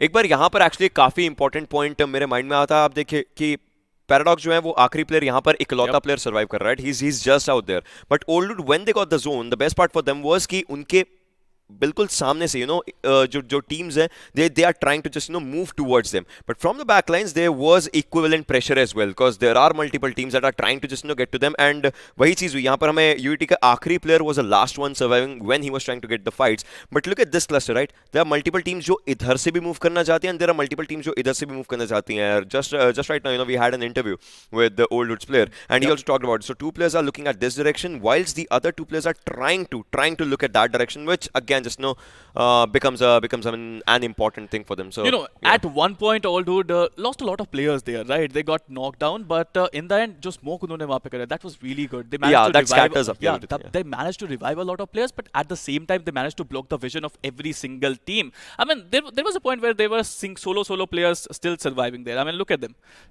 Only one player was surviving, and they were just trying to survive. They were not trying to do anything else. They were in the water. They were trying to survive, and even though they managed to get decent amount of points, I don't know if that would be enough for them or not. We'll have to see. I mean, we have still multiple matches left overall, but ये वाली fight, like this one was really good. I mean, if you just talk about the fights and the things that were just coming right close to them, because you see, right, teams and players they are surviving, but multiple knocks यहाँ पर भी हुए थे. Yep. I mean, काफी ज़्यादा knocks होते हैं और सबसे बड़ी चीज़ यहाँ पे थी, the zone was coming in. तो pressure was there on the players that they have to do something. Even they have to fight it out or they just go towards the zone. And in the end, I think Ellie, they went towards the zone. They left their player. The nade was coming in, and after that, they just went to the zone. I mean, और कुछ करने का यहाँ पर मौका था ही नहीं. They just had to just run away from the areas because वही एक इकलौती चीज overall बच रही थी players के लिए. Because आप देखेंगे कि आप ब्राउनी को देखिए, उनकी HP भी कितनी कम हो चुकी थी. And यहाँ पर अगर एक बार मैं आपको एक चीज बताना जरूर चाहूंगा. What happened is look at the multiple players that are there and एक हल्का सा throwable just इधर भी किया गया था. I mean just इस डायरेक्शन में जो जिसके आगे से T1 प्लेयर निकल गए बट उनका डैमेज लाइक उनकी एचपी थोड़ी सी उन्होंने अपनी एचपी खो दी थी. And then if you just have a look at the circle as well, यहाँ पर कोई भी नहीं है अभी. सो प्लेयर्स को जस्ट आगे की तरफ को जाना दोनों साइड से like the only thing. But अगर आप यहाँ से जाते हो, आप जोन के पीछे वाले एरिया से जाओगे जहां पर ऑलरेडी हमें इजी गॉड नजर आ रहे हैं, जो इस गेम में आखिरी बचे हुए प्लेयर भी एज सच हमने देखा था. हाँ, हालांकि उसके लिए आपको पानी के एरिया क्रॉस करने पड़ते, सब करना पड़ता है. सो अगर आपने जोन के बाहर, and this is the 5th circle if you see right, अगर आपने जोन के बाहर टाइम निकाल दिया, 5वां सर्कल है, तो जब आप जाओगे तो कोई ना कोई आपका स्वागत करने के लिए खड़ा है और वो अच्छा नहीं होगा. That's never a good option. Well always I mean यहाँ से जिस पोजीशन पे उनको जाना था वहाँ पे ऑलरेडी बहुत सारी टीम थी. अभी हमें स्क्रीन पे सिर्फ एक टीम दिख रही है, बट जब जोन श्रिंक हुआ तो there are lot of teams there. I mean at that point of time it was really hard for them to survive, and that is why you don't fight outside the zone for that long, that long. You have to make sure कि आप zone को priority दें. आप अगर zone को priority देंगे तो zone भी आपको respect देगा. But all in all it was a brilliant game, and I have to say Team Forever ने आखिरी तक जो survivability दिखाई, that was it. Oh, well, there we are. I guess we are there, but are we? I do believe there we are. There we go. Boom, boom. Now it is the new year. Things do seem to get shuffled around. I wonder if you guys notice anything different over here. Did a bit of a switcheroo over there. It's a new map. It's a new year. I thought I'd get my prettier side out. Actually, it's a new side coming in for XP as well. He wants to show his prettier side over to all the audience. It's just that I'm used to this, man. I'm used to this side, and it's been like that for the last 3 rounds. Of course, the last 3 rounds was when the unknown teams were given an opportunity to come and make it or break it, and boy, did some make it, because of course I am talking about the pedestal that iQOO 7 legend, of course, this legend in our hands did, give to all these players. And well, let's have a look at another word from the official smartphone sponsor of BGIS 2021.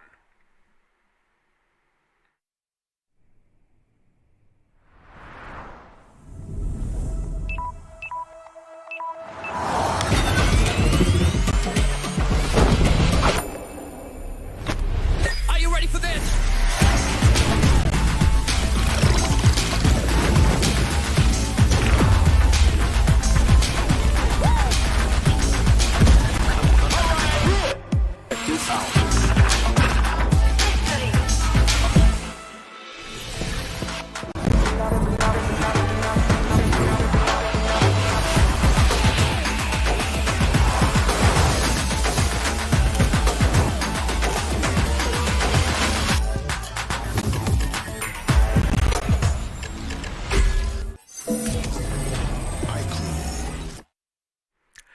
Floki, with the fact that things are heating up right now, boy, that liquid cooling really comes in handy, making sure you have a nice game, and no shakes or nothing. But again, we are going to be switching to the map sooner or later. So you know what we're going to do?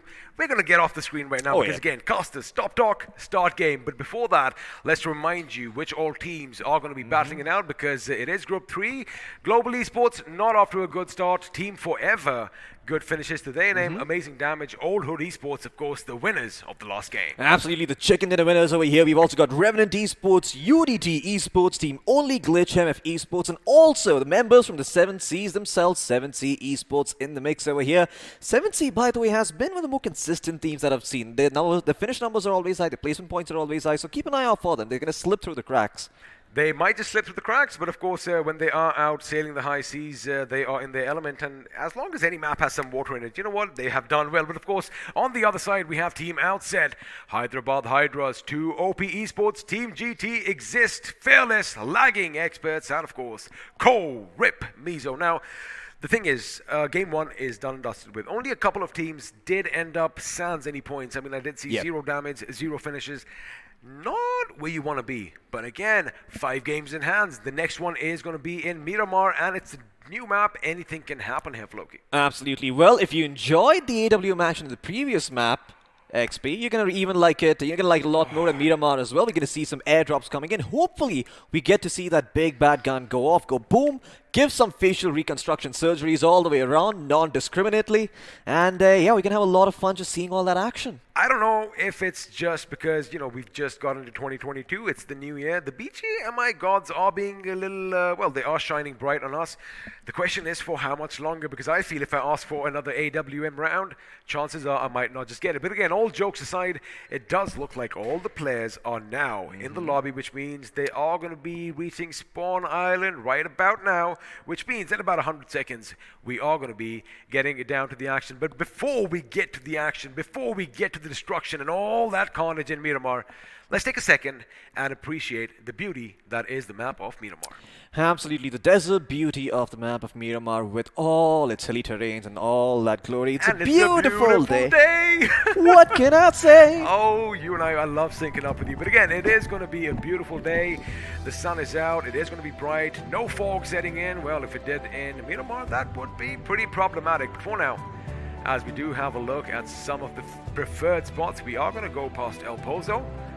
As you do have those old stadium, the question is, are we going to have any gladiatorial fights taking place inside over there? Or are we going to be, taking things to church? Because it turns out, if I'm not wrong, is today a Sunday? I am a bit far behind on that, but again, I do expect some action breaking out at the graveyard sooner or later. But, before I do bring it back to Floki, I do want to say one thing. The fact is that, like I said, all these teams, they have been given this opportunity.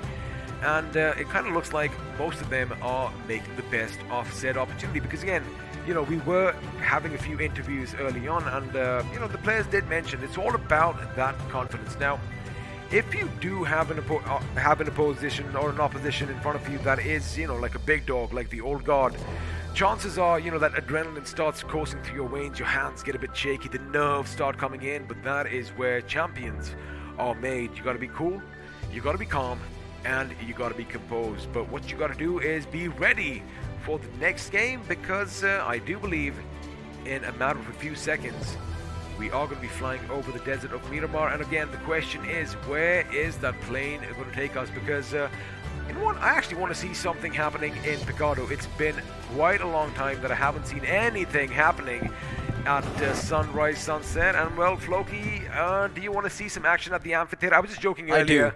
I want to see some gladiatorial bouts take place. Absolutely. We might just see some of them coming out. I don't want to see any guns in there, just a couple of pans, just a couple of machetes, make it old school. I'm fine with an old school fist fight. Oh yeah, absolutely. Just see who the better boxer is. But in the meantime, we are going to be having a look at the flight path, and we're going to see where the plane is going to start from, where it is headed, as we are going over Trailer Park and ending towards Impala. And you know what? I don't actually mind this plane path at all. It doesn't really bisect the map in half. It does have a little bit of a northern shift. However, all the teams, if history has to teach us anything, they do like the north of this map a lot more than the south. Yeah. Absolutely. Lots of places that you can go to in the north, lots of options that you have available when you are down in south. Los Leones just sort of overshadows everything, right? Sure, there's Chumacera, sure, there is Valdemar, but the rotations out of those places are not easy. They're not good. And, that just means that a lot of teams gravitate towards the northern parts of the map, like you mentioned. But I, for once, just want to see any team crazy enough to go all the way towards prison. Well, let's see if that is going to be the situation, because again, the last few Miramars here, Floki, have kind of ended Nevaya del Mar itself, because again, I wonder how that happens, right back after back. And let's see, fingers crossed, I want something dramatic again. I want those little islands where the plane is going to be ending its path at. I want them to be in play as well. And I want action to end over there. But now, the circle is going to form on your screens. And there you have it. We are going to be heading down south, a bit to the southwest once again, as Chumacera is going to be in the center of all the action to come. Absolutely. And now the BGMI gods have enticed us with this beautiful circle. Of course, it is going to shift further east towards Los Leones and leave us all crying and reeling for our losses, as we will say rip to Valdemar. But yeah, you know what? A man can hope. I am not going to squash that dream just yet. The BGMI gods have been kind so far. Maybe they'll be kind again. For the meantime, though, we do see a fair density of teams going everywhere. No particular part of the map being contested. But in general, it does seem that the northern half of the map, like you mentioned, is more populated than the south. And talking of the south, a couple of teams have dropped down in and around Impala. But of course, the moment they realize, we're not the only ones here, chances are they are going to go their separate way. But again, coming back to teams on your thing, Team Forever. Now, Team Forever had a wonderful outing in the last game. They made sure that, they did rack up, I do believe, 9 finishes for themselves. And again, they did manage to survive to, get a few placement points as well. But knowing Always and the boys, they are definitely going to be gunning for victory in this time around. Yeah, Always definitely is going to be gunning for victory over here. He got himself that sort of sixth place finish in that third round. And in the last round, he did get himself second place overall. For his team, so kudos to the side of Forever for doing that, but they need to keep that performance up, because if they don't, they could be in a world of trouble. Now, you have to remember that Team Forever is a team that is a little bit opportunistic, but at times they can even be a little bit aggressive, so you never know with this team when that switch is going to be flipped on and when they're going to go in and pounce on you, and that level of unpredictability that you have about a team is always a little bit dangerous. Now, well, this is the man with the big gun itself, Frankie. I think he was responsible for a lot of knocks last time around. Unfortunately, not a lot of those knocks were converted into actual finishes. Otherwise, I'm quite sure that they would be up even further. He punches the door open like a man, takes whatever loot is inside there. He's going to grab that Mini 14 to his name. And, well, it may not be an arm, but it sure does the work at that distance too. In the meantime, we're also going to be having a look at Global Esports, who this time around have... dropped into an empty area, so no one's really going to be contesting them in the meantime. It does seem that they are going to get all the loot for themselves a little bit northwest of Los Leones. So, they should be able to, just walk out of there with no trouble whatsoever. Picardo should be completely empty for them. And, let's have a look at what Global Esports decide to do next.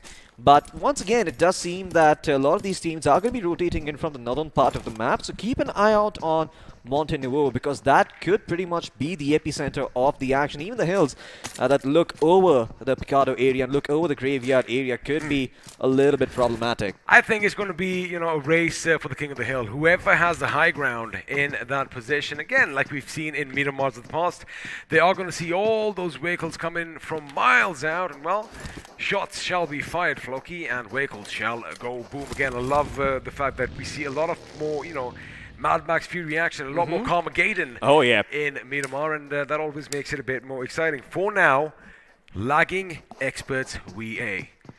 They are all by their lonesome, and I don't really see any opposition coming in, but again, they are pretty much near the center, and the center is, of course, Chumacero. But let's just have a look, and, let's just put the spotlight on a squad in particular. Now, only Glitch, 12 finishes in the last game, position points only 4, which means, well, they were in the thick and thin of the action right from the beginning. In fact, they were the team that eliminated one of the Goliaths, Global Esports.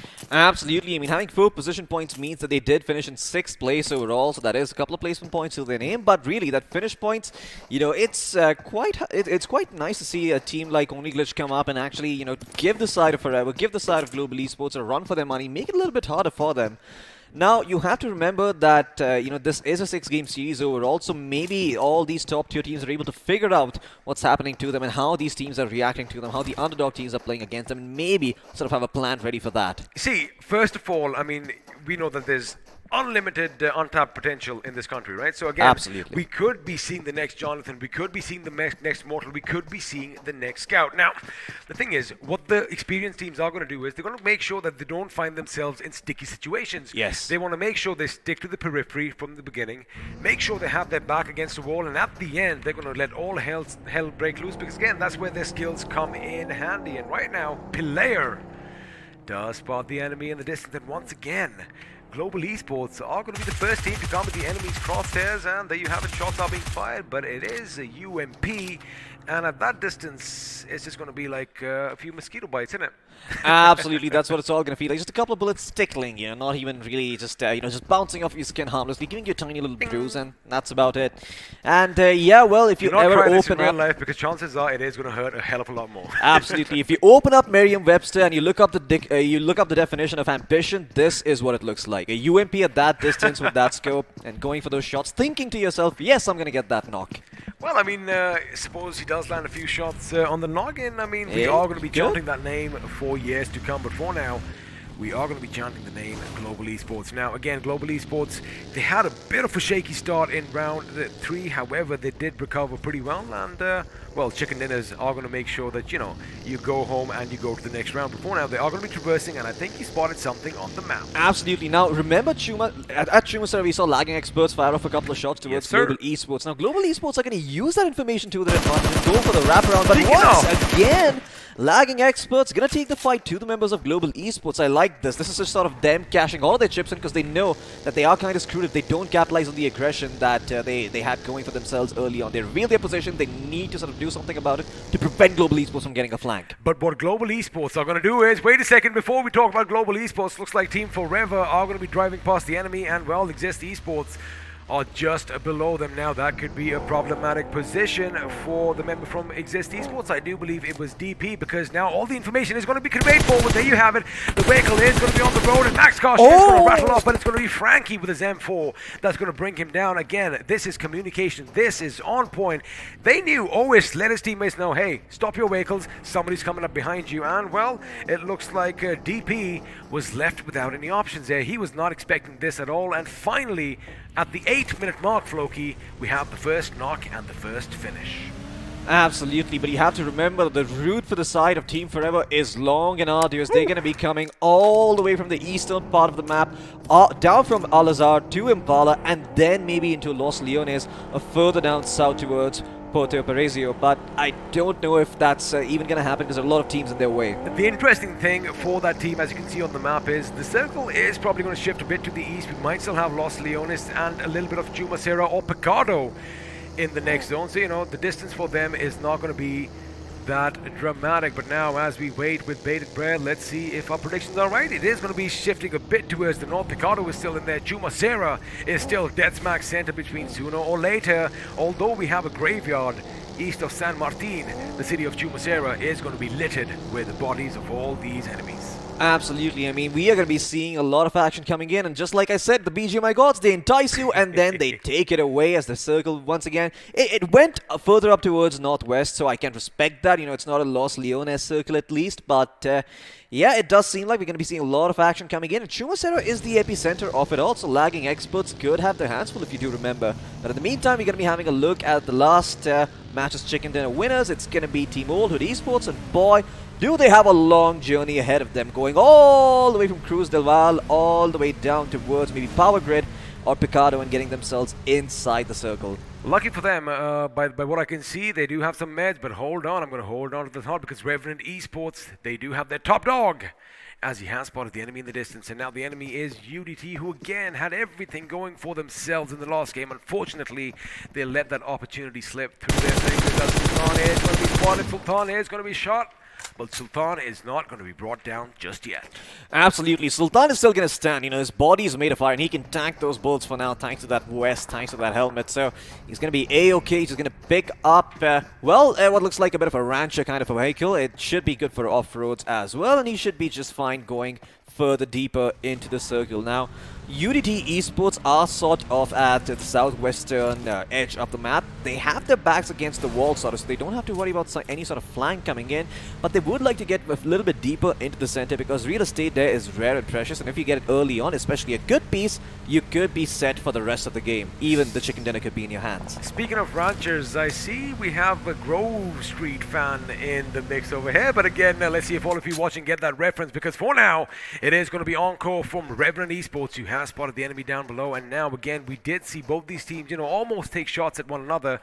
Looks like the fighting might just break out. Now there you have it, shots are going to be fired, and it looks like a bit of HP is going to be chipped, but again, they make it to safety in the nick of time. Now, Floki, what's going to happen is, although we still have Chumacera, it is in Los Leones, the teams are still going to give precedence to all those high mountains, all those tabletops all around. So again, expect a little bit of a valley of death situation and a king of the hill situation as well. But what you should not expect is the play zone coming in, because, well, we did anticipate this. Only Glitch are going to lose one member for now to the play zone. Question is he going to be picked up? Now he's gonna have to crawl his way back in there. It can't be the side of only Glitch going back there and resing him. That would just be a domino effect of everyone getting knocked by the blue zone. But in the meantime, it does seem the Team Forever have been involved in a bit of a skirmish. They're all healing up for now. Or is it just the blue zone that actually just tore chunks of their flesh and now they're gonna recover by just sipping on an energy drink? I think it's the latter. I think it's the blue zone that did all that damage to them. And well, we spoke about the members of Old Hood. They have made it to Picard over here. They should be safe for now, and all 4 of the members are still standing. The best thing is the circle is going to implode in on itself, and I do believe 2 OP are going to find themselves in prime position because they are going to have the highest hill.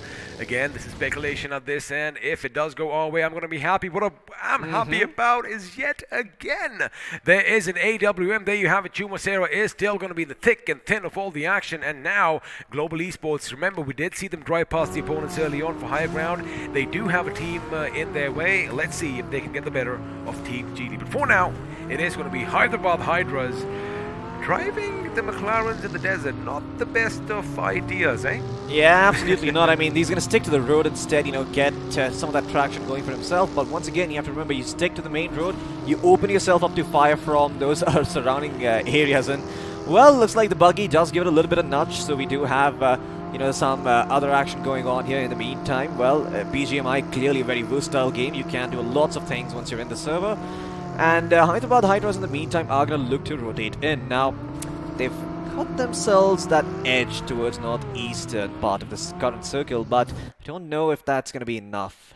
I kid you not, just looking at what we saw on the screen right now, there's been a time when I've picked up the Golden Mirado at Hesse and the Del Patron, picked up maybe 5 to 6 fuel cans, and I've just been driving around until someone pretty much blew me into the sky, and you know what, it was fun. Like you said, you can do a lot of things in BGMI, but for now, it does seem like the winners of the last game, Old Hood Esports, are going to be looting Picardo to their heart's content. Again, it isn't the circle, but again, they want to make sure they come to the new circle with as much utility, because if I have a look at iQOO, 1 first aid along with the level 1 helmet just doesn't cut it. And wait a second, boys, there's an airdrop just meters away from your location.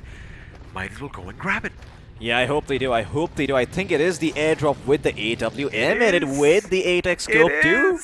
So it's going to be fun. There's also going to be a helmet and a West upgrade in there. I mean, although Christmas is long past, everybody likes a few gifts now and then, and they do have a clause in their team, and let's see if they're going to use it. But for now, we are going to join Only Glitch again. Remember, 12 finishes in the last game. These boys have been hitting hard, and, well, they have, in fact, gone up against the old guard as well. But for now, they do have their little spot in the mountains. As all the teams are going to come in again. Have a look at that. Yeah. We only have a few teams in the city itself. Everyone else would prefer the higher ground. Absolutely. Everyone would rather have the high ground and hold on to those areas. Just even if you're not in the circle itself, just holding on to the high ground towards the edge of the zones might just get you some couple of free finishes, couple of knocks. Well, speaking of free finishes, it looks like Team Unity Esports will lose one of their members to the side of Rip Mizo. And Rip Mizo, well, they are still tanking the blue for now, and they are not too afraid of losing some of their health. But over here, Sangwan, he's got himself that Mini 14, and at that distance, it can do a lot of work against the members of UDT. It could also, and since a few shots were rattled off over here, looks like Rip Mizo were nearby as well, and they heard the commotion. They are going to take the long route out, and chances are one of them could be brought down by the plays. We're going to have to wait and find out, because it looks like Sultan from Unity is going to come in for the pickup. A few shots are going to connect. One more push. Oh, wow. Down, but it's the play zone that gets the better of him as Marcos is taken down. Now, does Iconic know that there is a little bit of a finish up for grabs? Yeah, I'm quite sure he's got that for himself, but in the meantime, he's going to continue to shoot towards Sultan. This is such a risky proposition coming in from the man, but still somehow survives on that bike and will live to tell the tale. Dangerous tale at that, but he will be alive by the end of it. Iconic, well, I hope... Nope, never mind. I don't think he's going to be going for the finish. Back once again, and now Global Esports, they might have their hands full over here because there's another team in the mix. It's 2 OP Esports down the low ground, and guess what, Global Esports, they're gonna try and drain Hellfire from above, and there you go, there's the M4 coming in hot at that distance, just doing a lot of work. And once again, that airdrop, I think it might have already been looted by 2 OP. It could have been, but again, I like the fact that, the BGMI gods are being generous. But the thing is, 2 OP, they don't have to stop here, Floki.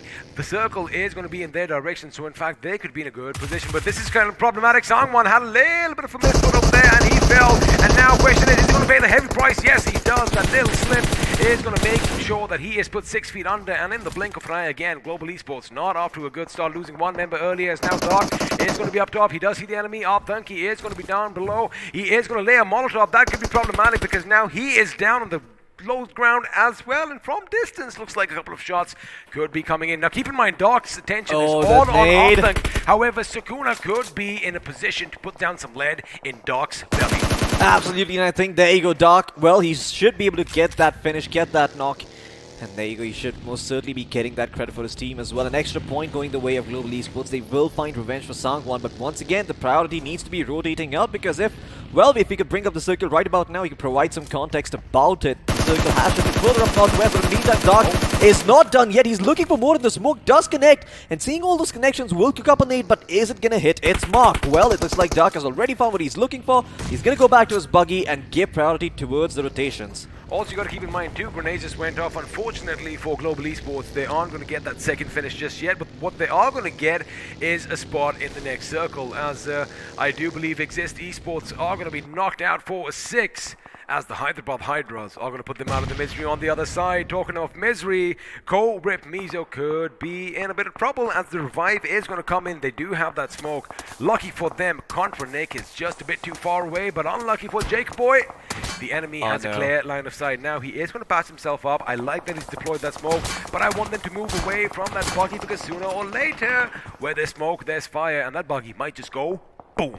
Absolutely, and he's also got his teammate nearby to res up, so he needs to make a couple of hard choices over here. I like the fact that he's dropping up the smoke, but in the meantime, Team Forever have got their eyes on the member of Global Esports, and Global Esports, they do not want to be caught in this weird crossfire. There's all 4 members still standing for Team Forever, but can't see the same for Global Esports. The buggy's back, protecting the players for now, but it seems that another member from 2OP Esports has actually found a knock onto the members of Global. Iconic is going to be brought down to his knees as 2OP are going to open up, and it looks like it's going to be Oed Sultan who's going to come in and steal that finish again. It doesn't matter how you get it, a point is going to be your point. Now Ankit's down on his knees.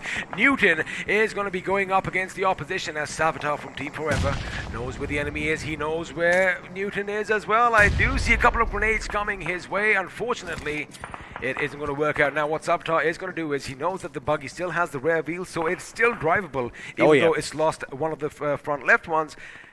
Deploy that smoke, get in the buggy, get the hell out of there, because, well, they are going to be rained by a barrage of grenades. Absolutely. The front left wheel might be gone, but it does mean that you can still turn right, and if you keep turning right, you can go at full speed. There you go. But yeah, that's going to be just hard to do over here. And once again, Global Esports, they lose an arm, they lose a leg, and at this point, they've only got the head still standing, and I'm hoping that they're able to make something out of it, because once again, they do not want to go out in the bottom rungs, on the bottom rungs of that ladder. Last time it was 9th place, I think is where they found the finish. This time it could be even worse. Again, you got to keep in mind, in Miramar, you can't have those blinders on. Now, you did see on your screen that, one team was taking on another, but from afar, somebody came in and put a few shots in. But for now, it is going to be Manti OP. Hyderabad Hydras, he does know where the enemy is. Question is, why isn't he shooting? Maybe they don't want to give the position away.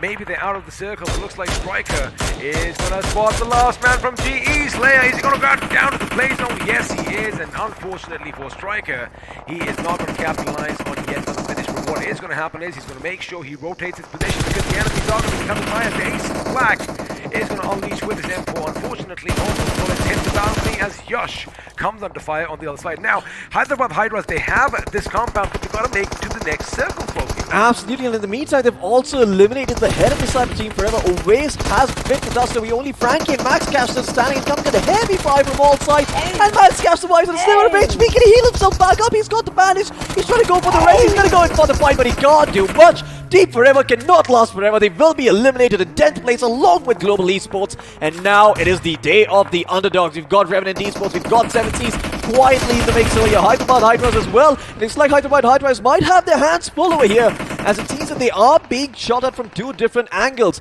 There is another team standing in their way. Only Glitch will be eliminated as well. And there you go, with just 1 member, well, no members in fact, only Glitch. They will be taken off the server, and the credit will be given to the side of the Hyderabad Hydras. Where do they go from here, though? That is the question. They are at the periphery of the current circle, but there is an airdrop in the middle, and there is high ground that you're going to have to worry about. You cannot hold off this place forever without getting lucky.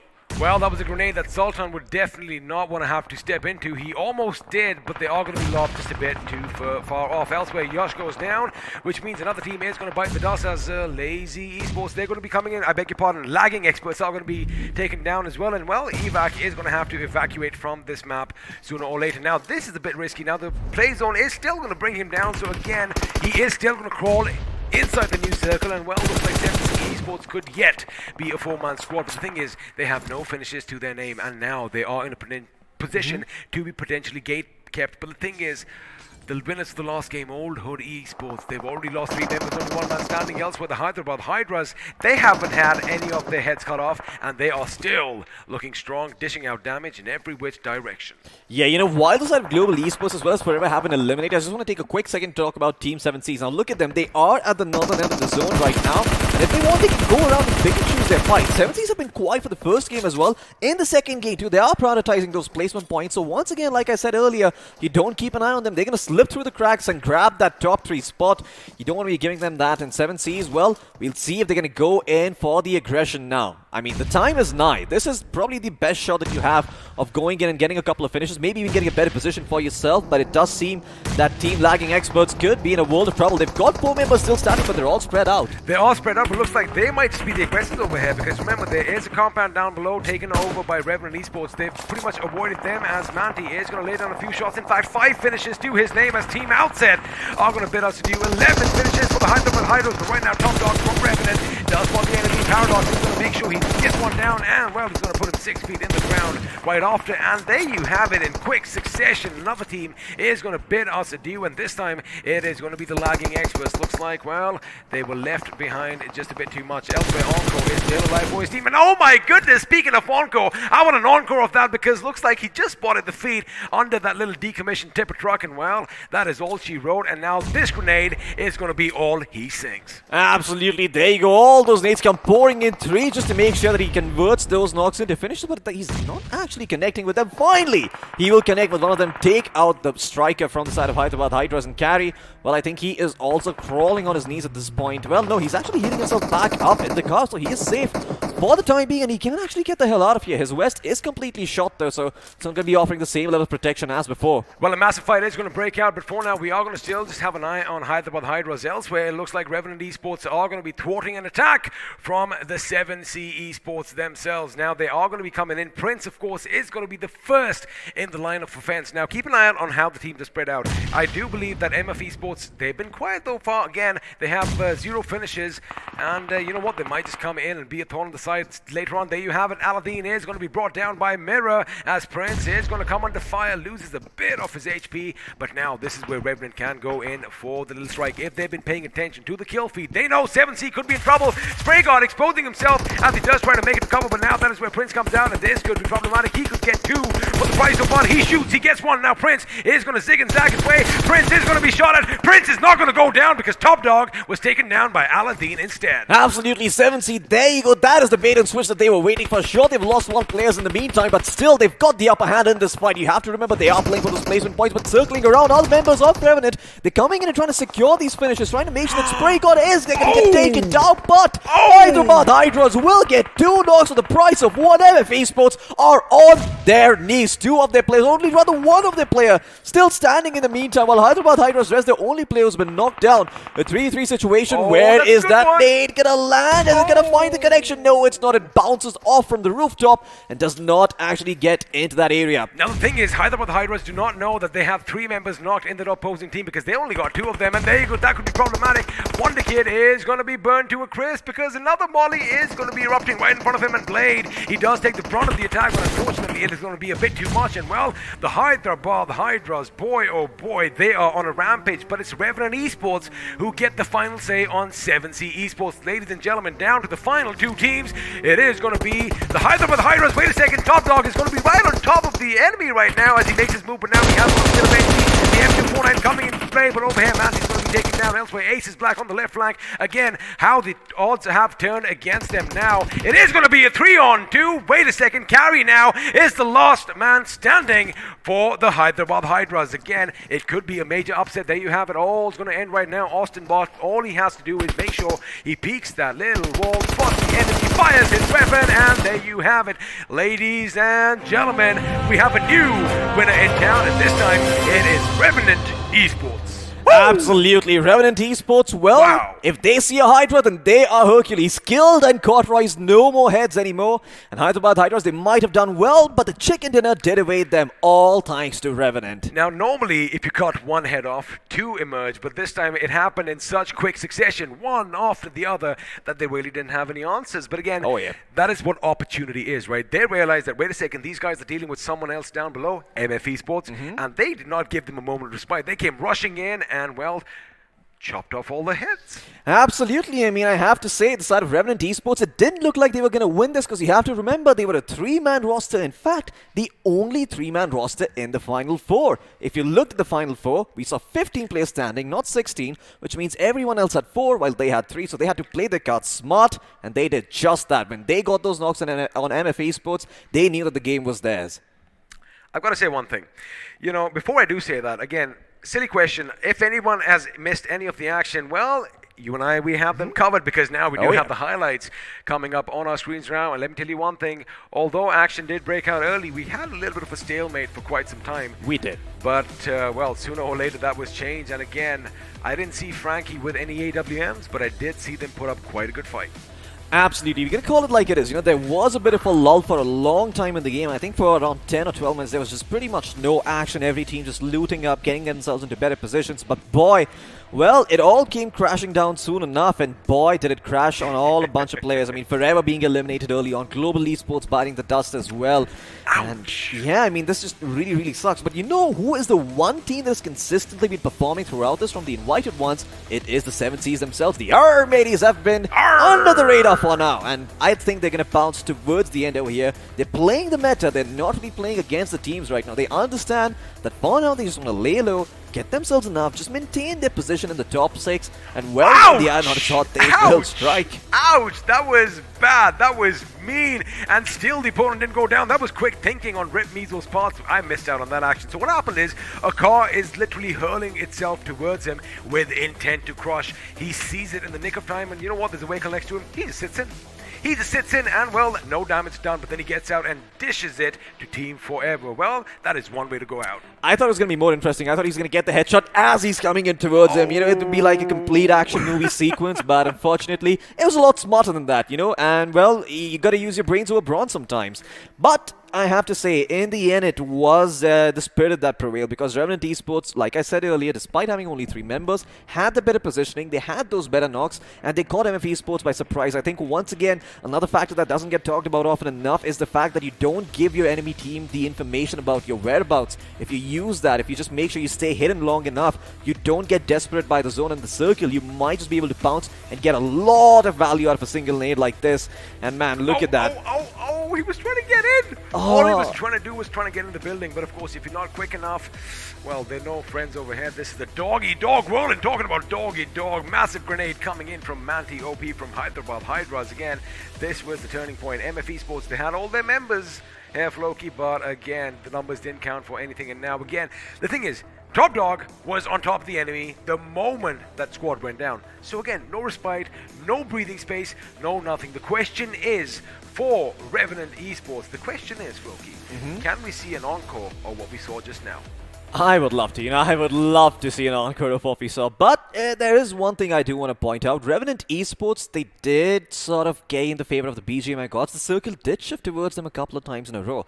So, you know, you have to, once again, you know, RNG can also be a factor at times, but you have to use it when it does come to you. If you don't know how to use it, well, you could just pretty much go down without a fight. What that's going to do is it's going to create a lot of controversies in the chat because you said the zones help them, and well, At the rate Heat Taco, my DMs are open. There you go, and well, while we have that at XP cost as well, so hey, I like that. Fist bump, boom, there you go, a little bit of self-promotion over here, and again, that is shameless. But anyway, winning the game, we do have Hyderabad Hydras walking away with 28 points, 16 of which came from finishes, despite not getting that chicken dinner because, well, the chicken dinner went Revenant Esports' way. Absolutely, Revenant Esports, they got themselves those placement points, but once again, just lagging behind by 1 point behind Hyderabad Hydras. So, a difference that could, end up being a factor, but I'm quite sure if Revenant keep up this performance, they won't be too worried. 7C Esports, once again, the sneaky ninjas in third place. 10 position points, 2 finish points to the name. Team GT in 4th, MF in 5th, 6th place goes to Lagging Experts. Team Forever in 7th, not the place they want to be, but still a lot better than being in 8th place.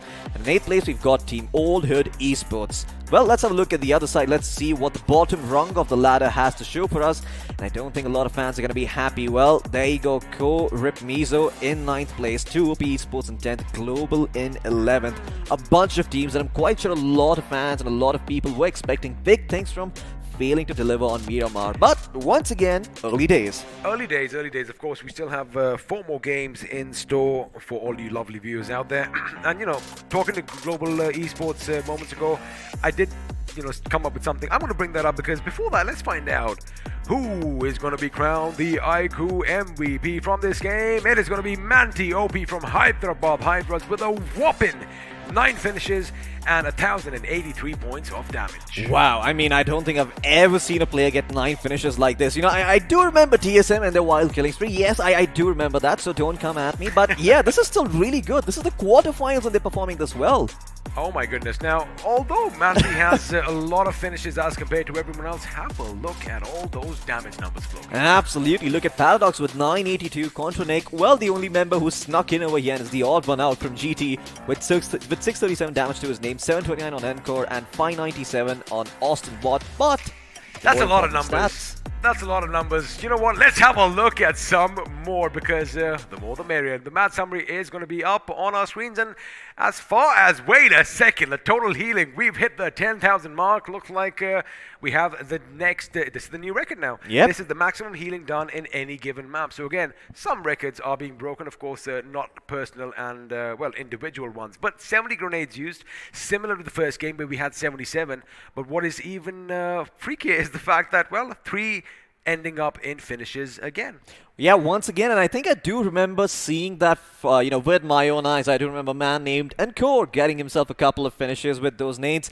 But let's have a look at the FD performance shot, as that's going to give us a lot of context. And Miramar, well, no big surprises over here. The conversion rate on that damage, not the best for Revenant Esports, but hey, they still top the charts. You did kind of mention that Revenant did get lucky with the circle. Now, yes, they did get lucky because it did kind of shift in their position. Now, they were there. It's as simple as that. Somebody is going to beat you to the finish line. But now, what makes it a bit difficult is that when you are in the center of all the action to come, chances are 1 squad, 2 squad, 3, 4, 5 are going to hit your compound, which we did see. And boy, oh boy, you see all that damage. They did have 12 finishes, but all that damage was basically coming from fending off all these hungry hyenas out there in the desert, and you know what, they did a good job doing so. Absolutely. I mean, kudos where it's due. I think that Revenant Esports, they definitely had their hands full. Now, of course, getting lucky multiple times in a row, it's going to be very, very hard. So once again, this is not a marathon. Sorry, this is not a sprint. It is a marathon. It is indeed a test to see whose stamina is better, not to see who is the fastest over here. And there is one particular pony in mind that comes, when I say that, it's 7C Esports. Once again, 3rd place, 12 points, being super quiet, just maintaining their spot and solidifying it further and further. The gentleman on my left talked about stamina, and I can't get one thing out of my mind. So we went on a slight run yesterday. Oh boy. A light run. I'm talking a minute or two. And he was huffing and puffing for 30 minutes later. So again, maybe you should practice what you preach here, Floki. But of course, we just love, we love having this little banter between us, and it's always a pleasure to share this screen with you. But now, before we get on to any of the other action, again, I want to just bring one thing up. Now, Miramar, I think the teams are smartening up a bit. The teams have definitely done their homework, and it is on display because they are aware of each other's drop spots. We really haven't seen any early clashes, even though we do see a couple of teams, for example, in this game, head towards Impala. The moment the chutes open, they both went their separate ways. So, you know, they aren't taking any chances at the beginning. Now, the big dogs, Global Esports, Team Forever, again, overwhelmed by the opposition, right? And in fact, we were going to talk about it too. OP was in front of them when Global Esports were giving them chase. I'm sure it's going to be coming up on the analyst segment sooner or later, which, by the way, is a lovely new addition. Absolutely. I love that. You know, just breaking the game down and showing us everything that we might have missed out on. Yeah, you know, just scribble a little bit, draw a couple of circles in there, you know, show off all the cool features that this baby packs in. And I have to say, you know, it does bring my mind back once again, like you mentioned, to Global Esports, where they were trying to go all the way around Schumacher. I believe it was lagging experts trying to gatekeep them. And, you know, this is kind of what I want to talk about. So, as a team, if you end up making a mistake, there are only two paths to go on. Go all in, or cut your losses as quickly as you can and get out. Now, this is the sort of a difference I want to show between experienced teams and teams who are still sort of, you know, learning the ropes over here. It wasn't a wrong decision by any means, but in Game 1, Forever, they had a similar thing going on. They shot someone, they couldn't take that fight, they left out. Over here, they shot someone, they couldn't take the fight, but they chased instead. And even though in the end, you know, in the longer run, maybe this doesn't work out as often as it does, I love that the thought process is starting to solidify and to sort of reaching, you know, the pros. And once again, this just means that the competition is going to keep getting better because, like we said earlier, this is the open qualifiers. We could see some new teams come in and take the throne. Well, we could see some new teams come in and take the throne, but before we do that, let's kind of shine the light on one of those teams. Oh, yeah. As the squad spotlight is going to be coming up, and well, of course, without any doubt, the Hyderabad Hydras, 20 finishes, 2,919 points of damage, and of course, this is over the course of the last two games. Absolutely, but a majority of those finishes were found in this one. So once again, Hyderabad Hydras waking up from their slumber and just destroying everything that stands in their path. 18 assists. You know, I did talk to Striker earlier, and he said, just wait for Miramar. That is where we are going to shine, and well, shine they did. Absolutely. I mean, Hyderabad Hydras, I have to say, the way they played this game was absolutely phenomenal once again. And, you know, Hyderabad Hydras was not a team that really got all that lucky. These guys were just like a dog chasing cars. Like the great Joker from Batman himself says, they never know what they're going to do if they caught one. But eventually they kept chasing and they did get the car and they got that first place finish. So kudos to them because once again, I think that Hyderabad Hydras are going to need this sort of buffer of points coming up because Global Esports are going to wake up, Forever going to wake up. They're going to start being aggressive and that is where the true trial of fire begins. Well, I like that he said they are going to wake up. Or are they? Because again, anything can happen, and maybe they hibernated a bit too long. Again, this is all speculation. This is all us just trying to create some masala, trying to make sure that you get all the drama that you tune in for. But now, before we move on with anything else, of course, you know, I do want to take one thing away. So we did talk about Hyderabad Hydras earlier. Miramar is definitely one of the stronger maps, and let's just go back to round 3 as well. All right. They kicked off things in Erangel. Didn't do so good then. They did, in fact, come in the 16th position without any points. But again, they reversed their fortunes with a win in Miramar. So it looks like if you are in Miramar and if you do see HH, you might want to keep your distance because looks like they are already legends in their true right. And well, speaking of legends, I have one bad boy in my hands. It is called the iQOO 7 Legend. It does have a monster inside. And you know what? Instead of me, let's have a word from the official smartphone sponsor for BGIS 2021.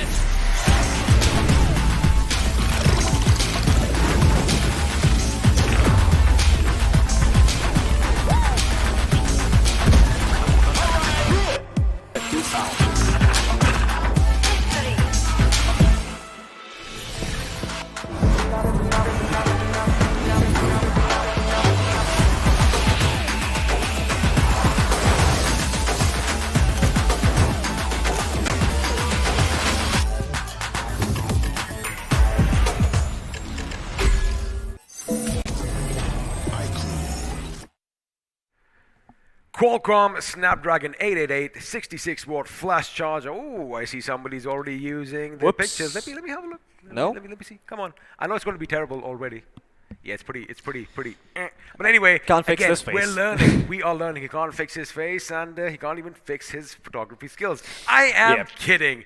But now, if you do want the Ultra Gaming, again, last time, get this bad boy. Now, before we head to a short, teeny, tiny little break, I want to see what the analyst dressed is going to do, because again, we had a few interesting fights. Now, the way you talked about global esports and the mistakes they made, or the mistakes they should have avoided, perhaps. Let's see if they are going to pick up on the same things or not. Because again, you know, we do say things like coulda, woulda, shoulda, ifs and buts. Now, it's easy for us to sit here and go on, and somebody in the chat being like, hey, what are you guys talking about? Have you guys even played a game of BGMI? Well, we just did, and we did it on this bad boy, and it was seamless. But anyway, coming back to the matter at hand. 4 more games in store for all these teams, and out of those 4 matches, one of them is going to be played in Sanhok. Yes. How does that come into the equation? That is going to be...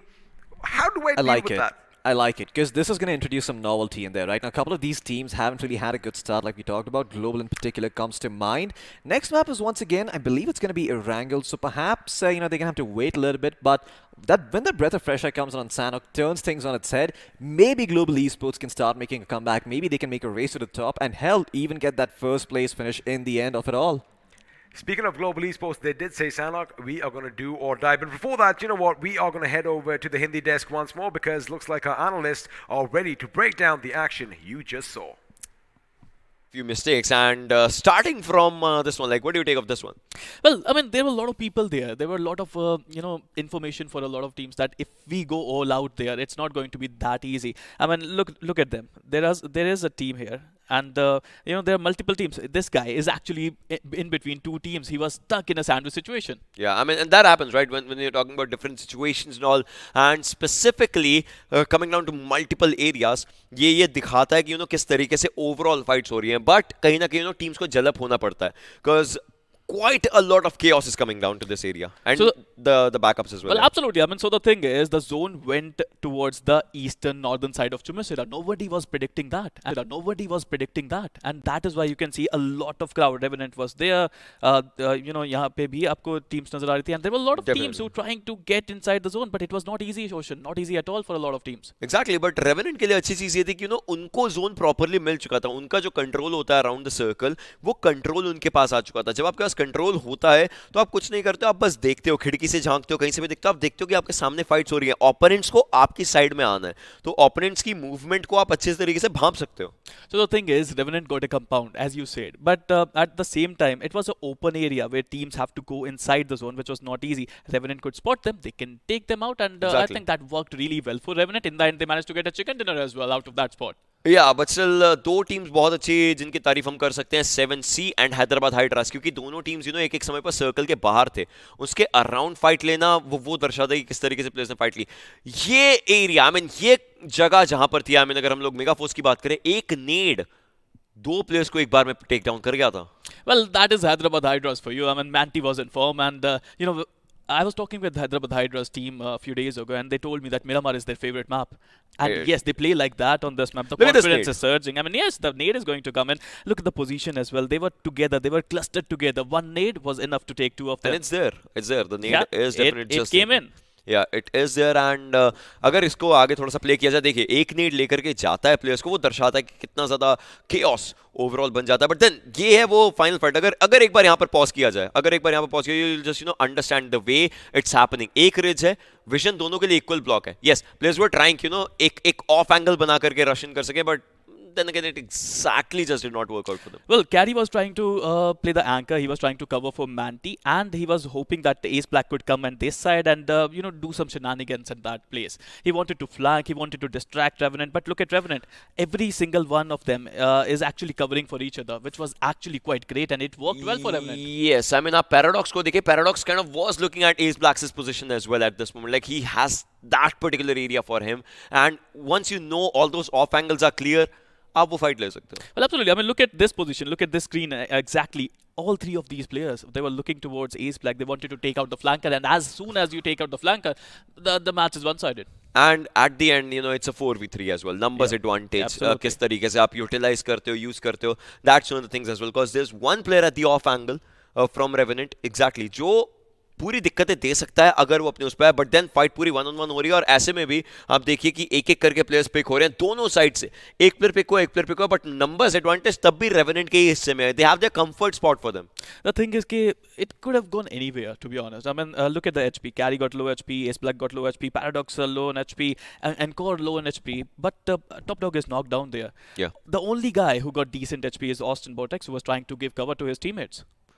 Definitely, but in this one, right, even if they are healing, if you could just, pause it there only itself.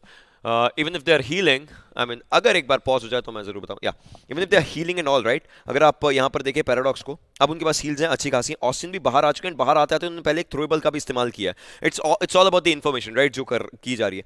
Encore and all, जब भी players यहाँ पर बैठ करके या फिर यहाँ पर बैठ करके heal कर रहे थे, वो इन्फॉर्मेशन ले रहे थे या तो अपने टीममेट से या फिर वो जिसने स्पॉट करेगा कि कहां पर प्लेयर होते हैं कहां पर नहीं. इस प्लेयर को पिक किया गया, इंपॉर्टेंट पिक. इधर पिक हुए, इंपॉर्टेंट पिक. कैरी की एचपी इतनी कम हो चुकी है कि अब प्लेयर्स एक एक करके भी जाएं तो भी उनके पास फाइट्स आएंगी या फिर प्लेयर्स एक साथ भी जाए तो भी उनके पास. वो हम देखेंगे जस्ट फाइनल फाइट है. कैरी बैट लेटे हुए हैं, उठेंगे एंड उसी के अंदर just have a look at this area, right. Carry के पास यहाँ पर एक डिप है.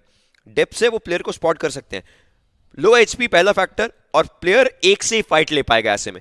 This is not like obviously in players को पता है एक प्लेयर इधर से है तो एक प्लेयर बहुत बड़े गैप से आ रहा है. दो प्लेयर्स अलग अलग गैप से आने का मतलब है कि आपका ओपोनेंट अगर एक को नॉक भी करते इंस्टेंटली दूसरे को नहीं देख करके टेक डाउन कर सकता. टाइम बहुत लगेगा और इतनी कम एचपी में टाइम ही टाइम लगेगा. सो things just did not work out and this is yours, I believe.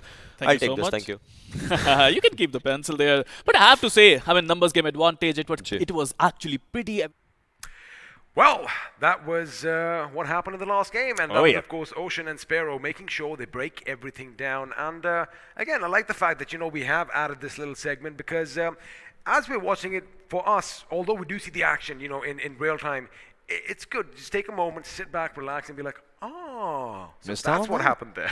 Absolutely, because many times the context is missing, right? I mean, there's just so much action happening everywhere at any given point in this game that you kind of have to keep an eye out for those things happening. And, just by its very nature, it is bound to get chaotic. So you need a second set of eyes to break down what happened off camera, just give the story a little bit more depth and a little bit more nuance and a little bit more context to it. But I do imagine that soon enough we're going to see Global Esports come back. They've played Erangel once. They've probably learned from their mistake. They might even choose to go to the secondary drop location if they don't feel so comfortable with their first one. But for a top-tier team to do that, I think it would be a sign of weakness. See, even in Erangel, it wasn't the drop spot that was the issue. It wasn't anything. The circle was pretty simple also in the fact that, it was concentric until the last few hard shifts, right? So what happened for them was, and I did see the replay, it wasn't that they were taking a fight 4-on-4 with the team that was gatekeeping them on that hill. Now what happened, I'm talking about only Glitch, of course. They did rack up 12 finishes in that round. Now what happened was, as they were traversing, they did have the separate vehicles. One of their members was caught off guard, was taken down from his moving vehicle, was almost put down, but that is where you mentioned, at that point, either you go all in, either you go in for the fight. You can't skirt around the issue at that point. Either one of you goes in for the revive, while the others, pull their cars up and take it straight to the enemy, or you cut your losses, and it's like, you know what, all right, this is done. Now we are going to have to play as a 3-man squad. So again, I think that was a mistake made in Erangel last time. I doubt we'll see a repeat of that. Absolutely, and I have to, also add on to the fact that the circle, I think, is the most unique circle finish we've seen in the entirety of this tournament so far. That little Rozhok Island finish, that was not something that any of us saw coming, and I think it's just by the very nature of its circle, because you see those two rivers separating the island, and it actually just being like a moat sort of for these teams to work with. Whichever team came there first took the cake, and it just happened to be Old Hood. Could have been Global as well, could have been any other team, but once again, it does come down a little bit to RNG. So if the RNG is in your favor, abuse it. If it's not, work around it and try and make sure you put up a consistent performance. Much like, once again, I shall mention their name, 7C Esports. Of course, and with all that, again, we had the analyst segment break all the things down. We've been yammering on about things as well. Let's do one thing. Let's actually give our viewers a little bit of a break this time because I'm pretty sure they want us to zip it here, Floki. So from Floki and I, for now, we are going to bid you adieu for just a teeny weeny bit. We're going to have a quick little break. Don't go anywhere. We'll be back right after this.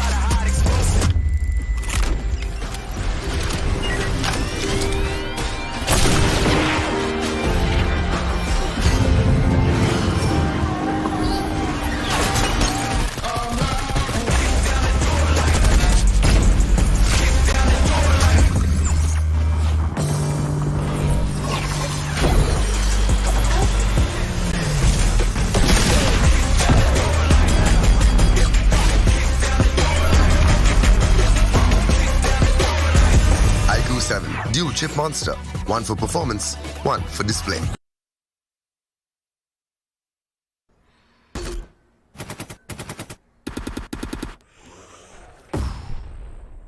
Enemies ahead.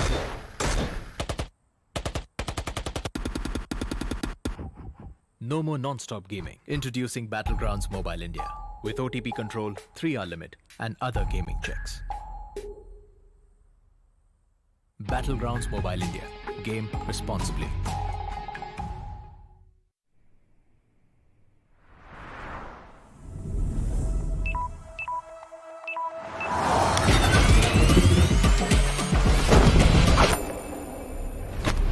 Are you ready for this?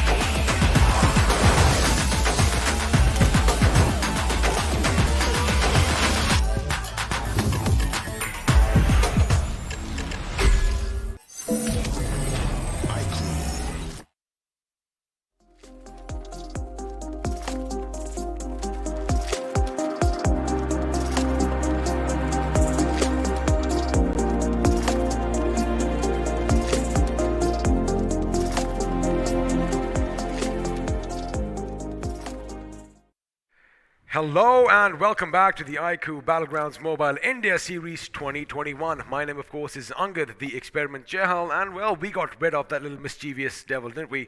I, of course, am going to be joined by the analytic maestro himself, Sparrow.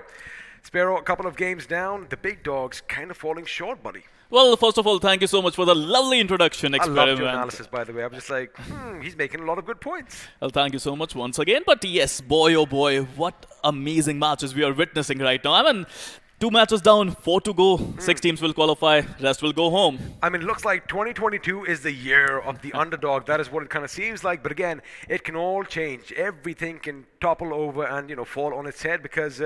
like he said, in a matter of maybe a few seconds, the next game is going to be underway. We are going to be flying back to Erangel this time, Sparrow. And do you think it's going to be anything different from what we saw before? Well, first of all, I'm hoping that it would be different. I mean, the zone is playing games with the players, it seems. Look at the zone there in Erangel, in the first Erangel. It was supposed to go either towards the northern side, either towards the middle area, but it went in the middle.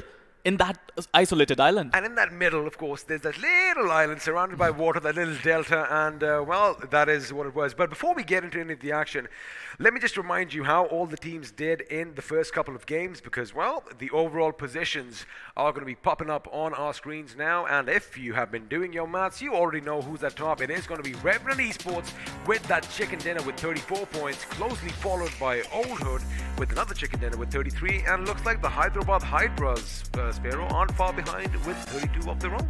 Well, I was actually talking with the manager of Hyderabad Hydras, and they told me that they love Miramar. They don't like Erangel that much, but they actually love Miramar, and here you go. They managed to get a lot of points out of it. You and I should coordinate a bit better, because I know you were having the talk with the manager. I was having a talk with the player at the same time. Maybe we should have just teamed up at that position. But of course, in the 4th place, we have Team Forever with 23. Now, they do have 14 points coming in from finishes. Again, we know them as a heavy-hitting team.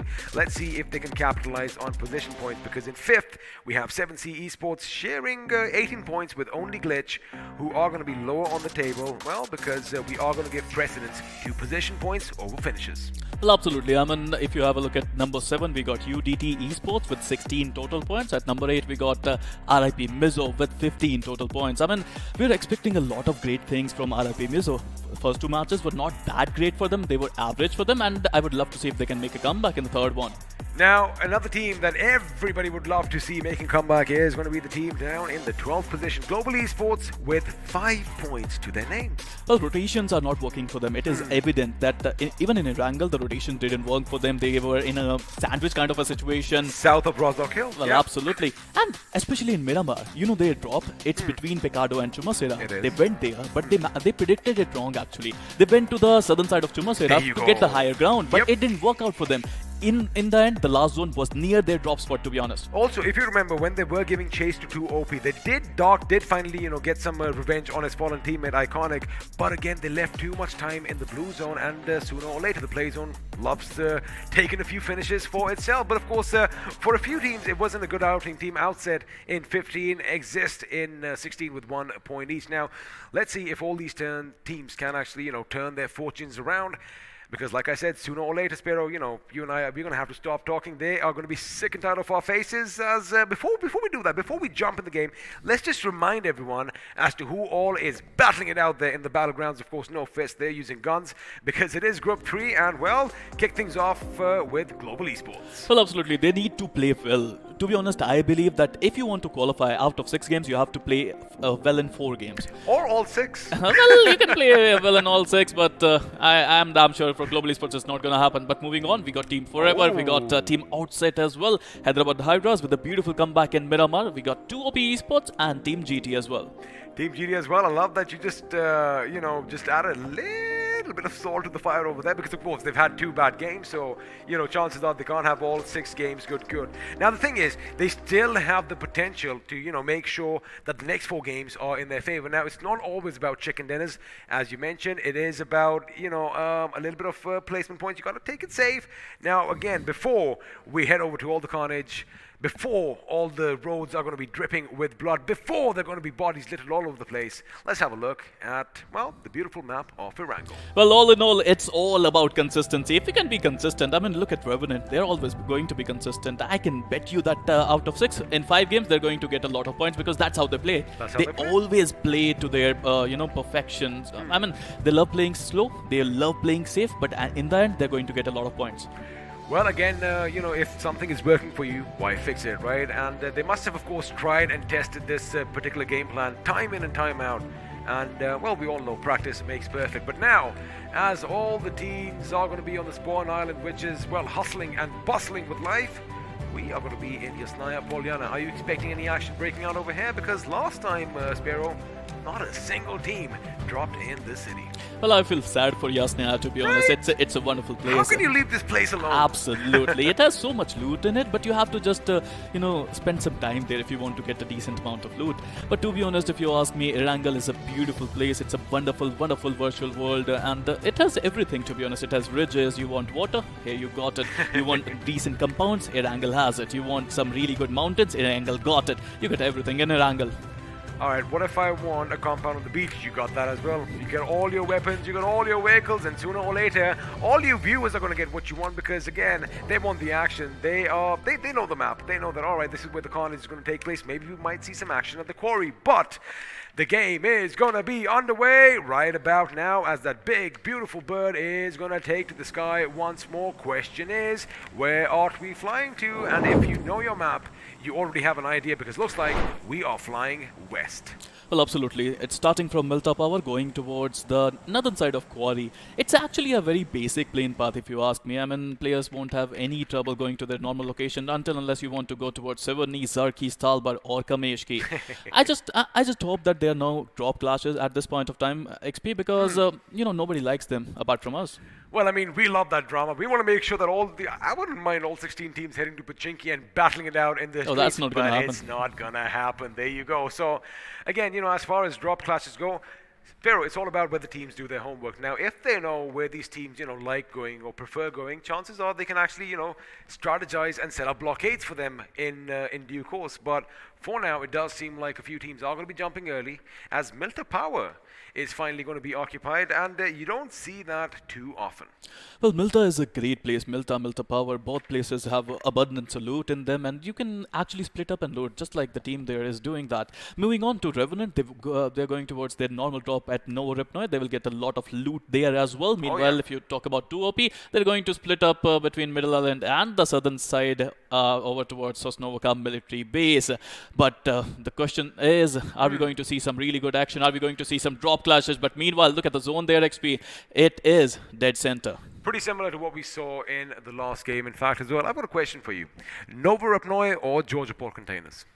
Well, I'll pick Georgiapur Containers because you got a beautiful city There just you go. around the neighborhood. Plus, I think you, like me, are one of the veterans, old school. I mean, Georgiapur is where it all started, and well, things normally end down south. But for now, speaking of down south, Revenant Esports, good games the last couple of games. As you mentioned, they have the consistency, they have that balance, they have that thrive, they have that hunger. And of course, Top Dog, when he's on top of this game, well, they are nigh unstoppable. For now, they have the entirety of No Rupnoi for themselves to loot, as a couple of teams, like you did mention, are going to be sharing the Sosnovka military island with them. But the thing is, they are on the other side of the island at the military base. Well, absolutely. I mean, talking about Revenant, I would like to mention the fact that in Erangel, they have two drops actually. In the last one, in the first one, they went towards Kameshki. Now they are going towards Novorupnoi. So their first drop is Novorupnoi, but if they can go towards Kameshki, and they, I think they would. Meanwhile, if you have a look at the zone, it's a beautiful zone, and I think Pochinki is going to be dead center, and I think Team GT is going to get a lot of loot towards Pochinki. Well, Team GT, of course, is occupying Pochinki as we speak, which means sooner or later that city is going to be looted to its full potential. And I beg your pardon, like you did mention, you know, if the circle does shift there, all they have to do is lie in wait and, well, strike at the right time. Because for now, a team that does need to strike at the right time is the team on your screens, Team Forever. Now, OS and the boys, they have been putting up quite a fight. Unfortunately, falling just a little short. Especially, they had a good game in the first Erangel. I do believe Sparrow 9 finishes for them. But again, you know, once one of your teammates goes down, once that smoke is deployed, once you start clumping together and the enemies are just relentlessly firing at your position, it can be a little tricky to get out of harm's way. Well, to be honest, in the Erangel, the zone was not in their favor. Still, they managed to salvage some really decent points in Erangel. And, you know, that's why they are, you know, experienced. That's why we'll be talking about them forever. Absolutely. I'm a Team Forever. They got the experience. They got all the experience in the world. And if they can perform at their level best, if they can perform at their 100%, they're going to play. They're going to get a lot of points. But meanwhile, if you have a look at the teams right now, Hyderabad Hydras, they managed to go towards the northern Georgiapur city area. They're going to get a lot of loot. But just like Yasnia Polyana, you have to wait a lot there. You have to make sure that you you know, take your time looting those big buildings. Absolutely, and speaking of building, well, even I just almost forgot how to English. But again, you know, the thing is, you have so many similar buildings all over the place that sometimes it can get a little bit confusing. But right now, we of course are in northern Georgia, as Hyderabad Hydras, the winners of the last game, despite not winning the chicken dinner. They are looking good, and as you mentioned, they pretty much have the entire city for their taking, which means loot is going to be good on this team. Now, of course, we have access to the map on our side of the screens, and something funny is definitely happening, which of course is weird because buggies are flying over the place, and well, some are burning. But now, sooner or later, the teams are going to be forced out of their little havens of sorts because, again, the circle is going to implode on itself, and I kind of feel it's going to be a concentric implosion at first. It is going to be somewhere around Pochinki. There you have it, the teams pretty far away from one another here, Sparrow. Nobody's looking to have a fight early on in the game. Nobody wants to be the first team who's going to go out at number 16. Even though XP, it is a little silent right now, but believe me when I say that, in the final few circles, they're going to be utter chaos between all these teams trying to get a spot in the zone, which is not going to be easy at all. Of course, when you do have a storm heading your way, chances are there is a calm before the storm, and let's see how long that calm phase is going to last, because another team that does need to be calm but does need to hit like a storm are the boys from Global Esports on our screens now. Now, they haven't had the best of games. Sparrow, 12th position is not where you want to be, especially when you have so many expectations attached to you, because of course this is a team with a massive fan base, and well, the boys are some of the old ones from our esports industry, and you know, I think a lot of hopes and aspirations are going to be riding with them. But like you said, they've got to take it slow. They've got to make sure that they play from the periphery. Again, you know, you got to have that back against you have to have your back against the wall, and then when time comes, move right in the center and pretty much try and wipe everyone out. But the question is, can they thrive under pressure? Well, that is a very important question, not only for Global Esports, but for all of them. But meanwhile, Global Esports Wangwan, yes, it's going to happen, and this could be the first fight that we all are waiting for. The best thing is, it could be a bit of a revenge fight here, because it's only Glitch, and remember, Global Esports were taken out by them in the first Erangel. Absolutely, it's going to happen right now. I mean, look, if they can, they would back out. I don't know. And I'm not talking about global esports, because if they want to fight, they are going to take this fight. But look at Sangwan is stuck there. He's calling for his teammates to come and save me. And let's see if Sangwan could be saved there. Slayer is coming in. Iconic at Dark, looking to provide cover to Sangwan. Let's see what is the plan of Only Glitch there. Now here's the thing. Global Esports' Slayer is going to go up against Bot Slayer from Only Glitch. Which one is going to come out on top? Because again, Sangwan's position right now could be pivotal. Now they have an idea that someone is coming in. If Sangwan does not make a peek, if he gets that little early knock and finish, it could be brilliant for him. But looks like Only Glitch are going to come under fire as Blaze is going to take a few shots from the opposition. Now, Global Esports, again, they have everything in their favor because they are dictating the terms there. Sangwan, even right now, just needs to make sure that he holds his ground until his teammates are ready to provide him with assistance, as Slayer is going to sneak his way even closer. Oh boy, they have no idea about Sangwan, to be honest. I mean, he's just there. He's just so silent. He's just waiting for them to come in, and he's going to surprise them. And if he could do that, if he could get at least one knockdown there, his teammates can come in and they can rush at the same time. Now, even Slayer's position is going to be pivotal, right? Now, he's found himself in a compound, and now there you have it. Bot Slayer, he doesn't know the enemy's in there. He wants to go inside. He's seeing whether I can get some loot. He's trying to hear for any sort of commotion. They know the position of Dark and Iconic, and they're baiting them. They are baiting them right now. Now, this is where Bot Slayer... Oh, you see those... I thought smokes were deployed. No, they're grenades. Wait a second, what? Yeah, they're nading each other. I mean, I get it, you know, the enemy aren't making any moves. Maybe they're trying to make a little bit of a hustle. Maybe they're trying to, you know, fake them out a little bit. But for now, Sangwan again, holding his ground, not batting an eyelid at all. Well, even Sangwan knows if he goes down here, his team is going to just abandon him and go away. They need points. They need this Erangel. They just can't risk saving Sangwan at this point of time. But have a look at how Bot Slayer from Only Glitch. Oh, looks like all the waiting time is over. Now they are going to be in one position as Dark and the boys are going to come in. Iconic is going to go in. Little does he know there is an enemy in his building. Even though this is happening, Sangwan is still making sure he doesn't make a peek, as Slayer might be joining them as well. Dark with a grenade. I think he heard something upstairs, although this grenade is going to hit nothing but thin air. Now, we do have a couple of their members from Only Glitch in the same building as them. And Sangwan still hasn't moved a muscle. Now, what he is expecting is that, you know, someone might just come in his building for some cover, and that is when he is going to strike because, well, Bot Slayer is dangerously close to doing just that. Nobody wants to take a fight right now. Nobody wants to be the first guy to get knocked in this one. And to be honest, the zone has shrunken. Doesn't even matter because this compound is still in the zone. They can still stay here for the next until the next shrink in. And I like Bot Slayer's position. He is trying to get that high ground, but I'm pretty sure if I was Sangwan right now, I would be itching for a fight. I would be thinking, God, oh God, why is nobody coming my way? Why are they playing so safe? But now, Bot Slayer is going to do something amazing. He's going to be on the roof of Sangwan's house, so all his waiting days are now going to come for nothing. It looks like Dark is going to be spotted as Bot Slayer is going to lay down some shots. He's got to be careful, though, because we have another Slayer nearby, and boy, oh boy, although his position has been given away, that man and his accuracy could put Bot Slayer down on his back. But again, if Bot Slayer goes down below Sparrow, if he goes in the house thinking there's no one there, that is when finally someone can make some nice before now. Shots are going to be fired, smoke grenades are going to be deployed, and well, it is still as we left them. Well, again, I think Only Glitch got a better position right now, but not anymore. Dark would come in and he would get the first knockdown. Now Sangwan can come out and he can surprise his opponents at this point of time. Oh, but he's gone down! He did come out, but Blaze is going to take him down, and now it's going to be an even trade. That means they are going to be 3v3 right now. Bot Slayer, first taken now. Global Esports comes in, Dark is taken down. Pre-fire coming in from Levi. Iconic in a world of trouble. He does have to end the corner, but he is going up against 3 members from Only Glitch, and this could be problematic. Slayer is brought down as well. Iconic is the last man standing. Can he do something Iconic over here, or is he going to back away to live and fight another day? For now, he has left the building. He is outside. He is going to try and patch himself up. Looks like the first aid is going to come in again. This could go either way. He does have a few options. He needs to back away a little bit slowly, or he needs to take the fight right to the enemy. But oh my God, Sparrow, in the blink of an eye, Global Esports look like they are in a world of trouble again. Well, they are in a lot of trouble. I mean, look at him go.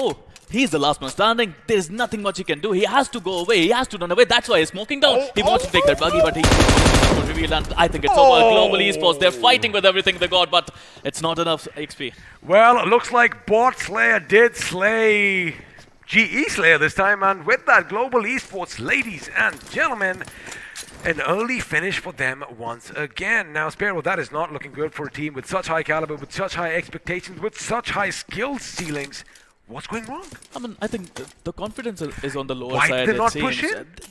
You know, they didn't want to take that risk. They didn't want to be the first team who got eliminated, but they are right now. They got eliminated, and I think it was Sanhok. He wanted to save himself. He was waiting there. He wanted to surprise his opponents, but it didn't work out for him. I like the idea, but again, the execution needs to be looked at once again. But that is all she wrote as Global Esports once again are going to bite the dust, and this time again, no finishes to their names. Now, as the circle is going to shift in on itself, I do believe we might just see a bit of a school, a bit of a Pachinki circle coming in, as 2 OP are going to be running across the bridge. Now, the thing is, someone is going to be chasing them sooner or later, and that someone are the boys from NFC Fearless. Well, if they can come in right now, they're going to get a lot of value out of this fight. They can just surprise them. I mean, this is hide and seek, and whoever is the seeker, he could be the winner as well. Speaking of seekers, no 50 points over here for that because, well, you know, it's all about the finishes, but now the circle is going to implode in. Is it going to be the school? Yes, it is going to be the school. Yes, it is Pachinki. Looks like I have a little bit of a crystal ball in my pocket myself, as all the teams are now going to be trying and taking control of, well, Potato Hill is going to be popular, Pachinki is going to be popular, everything around the school is going to be popular, but what's going to happen is, Sparrow, there's going to be a mad influx, and that is not how you drive a vehicle, ladies and gentlemen. You're supposed to make sure all 4 wheels remain grounded and not go up a tree. Well, imagine someone nearby taking a shot at him at this point of time, and that would be horrible, right? Ouch! That would be horrible for him, but he needs to be careful at this point of time. You know, his team, their nerves, they are under pressure, oh, yeah. Their hands are shaking, and, you know, all the kind of things can Still, go wrong. It doesn't justify driving up a tree like that, Sparrow. Well, I agree with you on that, but meanwhile, if you talk about Team GT, I think they spotted Team Forever, and I would love to see if they're going to take the shot down. I mean, Team Forever, they found a really decent ditch there, and let's see how they're going to use that now. Well, we might just see some trench warfare coming on, but elsewhere looks like only Glitch again are taking the fight to the enemy, and this time Exist are going to be in a world of trouble, but DT69 is brought down via a grenade. Now, this is why Levi and Blaze could be coming in. They could be storming the location, and, well, the opposition could be pretty much decimated, but it looks like we are going to have a little bit of a truce over here, as Exist Esports are going to go in for revives, while only Glitch's Spot Slayer is going to do the same. But it looks like Levi is trying to find the enemy elsewhere. 7C Spray God opens up on RNT's Encore, and, well, the Revenants are going to come under heavy fire. Oh boy, both these teams, once again, I mean, even in the first Erangel, they were just, you know, boxing it out against each other, but meanwhile, they're rushing in right now. Only Glitch already took out Team Global Esports, and now they managed to get a couple of players from Team Exist Esports as well. You know, Exist Esports already on the back, but just like the first Erangel, they are players down. Well, their existence is definitely going to be brought up in question sooner or later, but elsewhere, as you did mention, Revenant coming under fire now. For now, they are going to retaliate just a little bit, as lo and behold, the Hyderabad Hydras, in fact, joined the party as well. And in fact, Sparrow, they did manage to steal one of the finishes from the Revenants, and Carrie was in the mood to go out for some blood. But looks like that call was aborted because another enemy has taken the compound just to the northwest of them, I beg your pardon. And, well, it looks like lagging experts are going to be joining them as well. Now, all the action is going to break out at the mountain itself. Pachinki has a few teams, as I do see Team Forever heading towards the fuel barn houses. I'm talking about Hyderabad Hydras. Who doesn't like free finishes? Of course. Everyone does. And, of course. I think Pachinki is going to be really crucial in compound there. I think the zone can go towards the western side of the areas. The ridgy areas, the ruins are just empty, and I would love to see who's going to take that compound. They're going to stop it there. Manti with a beautiful spray, getting the better of Austin Vortex. Oh, he got both? He got both as well. The car blast. That's it. 3 finishes for Team Hyderabad Hydras without working that hard. Didn't do anything. A, they first came in and stole that finish. B, they saw a little bit of an opportunity and they grabbed that opportunity, but now what's going to happen is we are going to have a little bit of a curveball thrown in by the zone, because it has shifted away from Pachinki, as Kiddo Plays is going to fall from NFC himself. A little bit of a footing over here issue over there. Wait a second, the play zone is going to come in as well, as a few teams are going to be breaking up on one another. That is a good grenade. Unfortunately, it is going to be just a bit too long, so Aladdin is going to adjust his trajectory once more. But the thing is, Kiddo Plays is on the other side of that little boulder. Well, Potato Hill is going to be a really important area, and 7C has the control over it. I mean, look at their strategy. They are spread it out. They are holding a really good position there. They managed to get the first knock in, and let's have a look at the instant replay XP. Let's see what's happening there. Man, he was not able to see anything. He just 6 rounds. Sprayed randomly.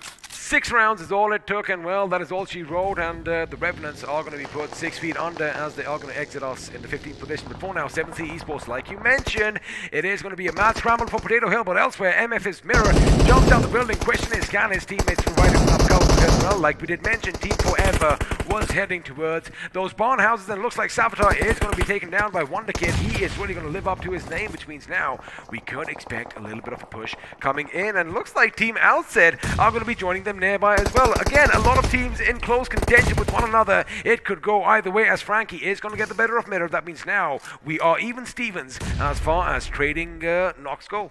Well, Wondergate got a great opportunity. If he can, just throw some leads towards Team Forever, he might have gotten some really good knocks there. And if he can get some knock, he can push into the team. But at this point of time, Frankie with that beautiful spray out of that window, didn't even get a single bullet there. Well, looks like Savitar is going to be knocked down instead, because Blade did throw in another grenade. And again, when somebody calls in an artillery strike, it could be problematic for the opposition to do anything. Now, the thing is, they do have them cornered. Savitar is going to bleed up. Wait a second, I think the revive is going to come in. There you have the push is going to be coming in. Blade and Wonder Kid moving in fast, moving in hard as Hitman is going to be on the left flank. There you have it, grenades going off. Looks like Frankie is going to get the better of him. No, it's going to be someone else with a grenade. Blade once again blowing Savitar to his feet, and now the bullets are going to be talking as Max Kosh is taken down as well. Now OS, Bolte and Frankie are the last two men standing. They do see the enemy, but OS is brought down, and now Frankie is going to pass himself up, but there is only so much little he can do. Question is he going to go in for the fight? Is he going to give it his all, or are the enemies going to patch up as well? Around. He does come down. He wants to take the fight to the enemy. Again, surviving on a sliver of HP, but it is inevitable. Sooner or later, he is going to go down. There you have it. One boom, and out goes Team Forever. Not a great match for them, it seems. I mean, they were defending it beautifully well, but one nade, and, that was enough. One nade, and that is all she wrote, Sparrow, because again, like we mentioned, if you're clumped in together, chances are one grenade going boom can do a lot of damage. And now looks like another team is going to be under fire as Team GT goes down. Yush with that AK rattling off. Contra goes down, and wait a second, they are still not down. We still have the members flagging X right in front of them, but again, Wakel so close to something burning. Stay away, keep your distance, as Hatara is brought down to his knees. Looks like a revive just might come in, Sparrow. Well, absolutely. I mean, the rescue mission is on the cards, but at this point of time, it was utter chaos. The cars were flying, and it didn't work out for them. But I have a strict Hyderabad Hydras. What is that rule? If I see smoke, I run away. If I see smoke, I shoot at it. There you go. Meanwhile, Hyderabad Hydras, smart. if you have a look at Carry there, I mean, the IGL is coming, again, you see a smoke, you shoot in the smoke. There you go, and looks like we might just see a repeat of what we saw just moments ago, and the Hyderabad Hydras again racking up all those finishes, but it's going to be Yash over here with one big grenade, and well, we are going to bid adieu to lagging experts VA as they exit in 13th position with just that one finish to their name, which means now we are down to the final 12 teams, 35 people still vying to get their hands on that delicious chicken dinner. But for now, looks like 7C Esports could be in prime position to just rake in all those finishes. Well, they have the best position in this map. They have the zone, they have numbers game, and they got a really nice split going in the favor at this point of time. I would love to see what the other players are going to do.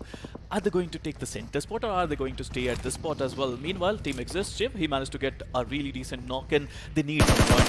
His name is Spraygod, and is spraying beautifully well. I think it's going to be really difficult for 2OP to survive in this one, but Spraygod again trying to do his level burst, and he would get one. Would he be able to get the second one? Yes, he would, and 7C Spraygod is wrecking havoc on 2OP. And he throws a molly, he gets the third, he could go in for the 4K right now. Ankit is going to be dangerously close to being blown to smithereens. Is it going to be Spraygod, who is legit the god of men amongst all us mere mortals, because looks like a squad wipe could be coming in, but now the Prince of Thieves himself is coming. Oh, there's fire down below, but the moment he touches ground, lucky for him, that flame is going to be extinguished. But now 2OP, they still have one man standing, and Ankit is going to be in the distance. Spraygod does spot someone else nearby, and that someone else is going to be Team Outset's Evac. He is in trouble. Another team is going to be coming right below. NFC Fearless in a fearless position. Oh my goodness, they are going to be pinched. But again, Ankit from 2OP is just 2OP, as Prince did go in for the kill. But Sparrow, he was taken down and put in the ground pretty quick. Well, the nade is coming. Spraygod knows his position. The nade would come in, and would that be able to enough? Yeah, it was enough. 2OP Ankit, he was the last one standing, and here you go. Team 7C would get the better of 2OP, but they lost Prince as well. Well, of course, that is the case, but right now, MF Esports' Mirror is going to go through now. MFE Sports, they still have all 4 members alive, and looks like Aladdin is going to be brought down. We just said that, 7C Esports are in a good position, but the thing is, when you have the good position all to yourself, everybody wants a piece of it, and it looks like 7C are going to pay a heavy, heavy price elsewhere. It looks like MFE Sports, again, they have to make sure they keep the enemy at bay as Yash, the last man standing for Team GT, takes cover behind a vehicle, but the grenade is dangerously close. And there you have it. Carry is going to carry his team forward with yet another finish as Team GT are eliminated in the 8th position with 4 finishes to their names. Oh boy, the captain, the IGL of Team Hyderabad, the Hydras, doing whatever he does best. Those nades are actually quite good. Homing missiles here. Well, absolutely. But meanwhile, if you have a look at MF, I think they got the better spot now. Team 7C used to have a really good position, but now they're out of the zone. And Team MF, they have the best spot in the zone, and let's see how much value they can get out of it. Again, even if you have the best position, Sparrow, chances are, it's never going to work out for you, because we've seen numerical advantages being dissipated, so anything can happen in this game of Battle Royale that we all love. BGMI, of course, this is the BGIS 2021, and well, we did promise you some intense action in the quarterfinals. There you are, Day 1, Group 3, Match 3, and still 7 teams are going to be alive and 19. Well, out of 7 teams, only 2 teams, only 3 teams, I think, I presume, are in the zone. All other teams have to come in, and to be honest, it's not going to be easy XP. They have to make sure they have the numbers game advantage in their favor. They manage to, if they can manage to smoke their way inside the zone. Well, speaking of number advantage, 7C definitely don't have that. However, what they do have is the momentum of all those finishes, 11 to be precise. So if they still have the confidence pretty much coursing through their veins, they might just be unstoppable. Now they have to make a quick decision. I see how the way they are going to align their vehicles with that rock cover, but the thing is, Sparrow, the circle might just shift away from them in the not so distant future. Elsewhere, looks like Hyderabad Hydras are going to be opening up against MFE Sports. So last game was good for Hyderabad Hydras. This game again, they are in top 7. They have 7 finishes. All 4 of their players are still alive. But Mila, 7C, Sarang, that was what I was thinking about. They have the higher ground advantage XP. Right. And from there, they can spot a lot of enemies. And if 7C is going to spot someone, they are going to shoot. Oh, we know they have precision shooting over here. But Gary does a little bit of a thing. No, he takes Crazy down, and it looks like the winners of the first game are going to come under fire. And of course, the IGL himself is going to be relentless with all those abilities. And now he's like, you know what? Why waste the Molotov? I'm just going to put a few bullets in Crazy's head, and well, looks like the team is Old Hood is going to lose out on yet another member. Now OG Blaze is going to go down as well, which means only Glitch could be in trouble. MF Blade is going to be the target for this grenade. Question is it going to hit its mark? Well, the short answer is no, because I love the way that they are moving. Elsewhere, have a look at Sultan's community still in the game. Oh, Spray God almost taken down here in a flurry. Now his position has been revealed. He has to be a lot more careful at this point. No, he can't peek now. I mean, every single one of MF players must be looking around Spray God and wants to take him out. But meanwhile, Nati just trying to survive at this point of time. Someone gave him cover. It was iQOO who managed to give him some cover there. Well, it was iQOO who managed to give him some cover, but it is going to be Manti who steals that finish, and as he does, looks like Paige is going to catch up with him because, well, he gets taken down, and a striker coming under fire. iQOO dodging a few grenades, but finally he's going to be taken down from afar, and it is going to be Ace Black who is going to be the ace up the sleeve for Hyderabad Hydras coming to the rescue. Now smokes are going to be deployed, so it does seem like, Sparrow, they still are going to be a 4-man squad as Flick YT caught in a very bad position. Well, to be honest, Hyderabad Hydras, their position play is really good, but their teamwork is just immaculate. The way they are providing cover to each other is really good. But meanwhile, 7C, if you talk about them, 14 finishes XP already, and they are just ripping things apart. But with only 2 players, are they going to get the chicken dinner? That is the question. Well, with only 2 players, that is the question. But also, Hyderabad Hydras, they've racked up 10 for themselves, which means, well, they are not too far behind. That was a grenade too close for comfort for Hitman, as he is going to be on the back foot right now. But again, you said it from a top 7C, they still have that good position, but now Hyderabad Hydras, they have the numbers. MFE Sports, they have the numbers. Now, although MFE Sports are on lower ground, they are going to see the enemy a bit quicker before the enemy sees them. And of course, if you have grenades like that, it could set something up. Now, Blade, oh, he's hungry. He's itching for a fight. He wants to go in for the flank, but I like the fact he's making sure his back is secure. He could spot out Carry. He could spot out Manti. It could have gone either way. Now, if they were spotted over there, if Hyderabad Hydras lose another couple of members, it could be devastating. But Wonder Kid is going to be playing around with the Grey God, but it's going to be the God himself who's brought down, which means now Sarang is the last man standing for 7C Esports. Question is he going to come in from the same flank? Is he going to try and do something different? No! He sits in a vehicle, gives his position away, and well, everything is still fine for the time being.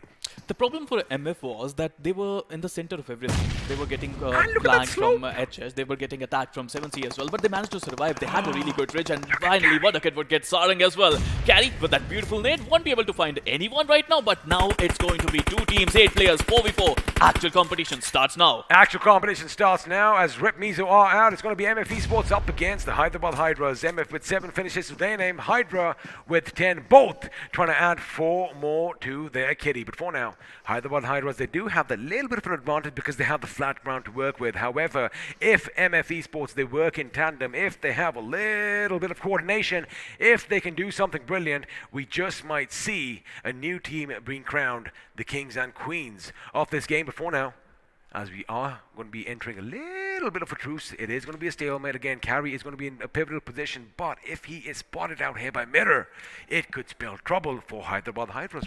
Absolutely. I mean, nobody is making a move right now. Everyone is just silent. They're just waiting to spot the Oh, enemy. they saw And him. the one guy who's going to spot them first is going to the one who's going to get the knock as well. But here you go, straight away, Mantiopi with a beautiful retaliation fire there, taking down Mirror. Now it's going to be a 3v3 situation. And let's see who's going to be the last man standing. It is going to be a 3v3, but now this is where MF have that little bit of an edge. If they do kind of go around the enemy and try and engulf them from all sides, and again, like I said, do it in tandem, it could be a game well worked. And right now, he is going to be spotted. Oh, he goes to the ground in the nick of time, and all those bullets from the AK are going to go. What's that right above his head as Mantiopi hits the deck once more. Hitman is in a very close position. Blade almost getting taken down, but Mirror with that M4 is going to make sure Manti is brought down onto his knees. And now that grenade is going to take a massive chunk out of his HP as well. Looks like HH might finally lose one member, and well, MF Esports could have that advantage. Striker goes down as well. He did go up on a little bit of flank. Now Mirror is going to mirror his opponents as he goes down as well. Wonder Kid and Blade now are going to be a 3-man squad, in fact,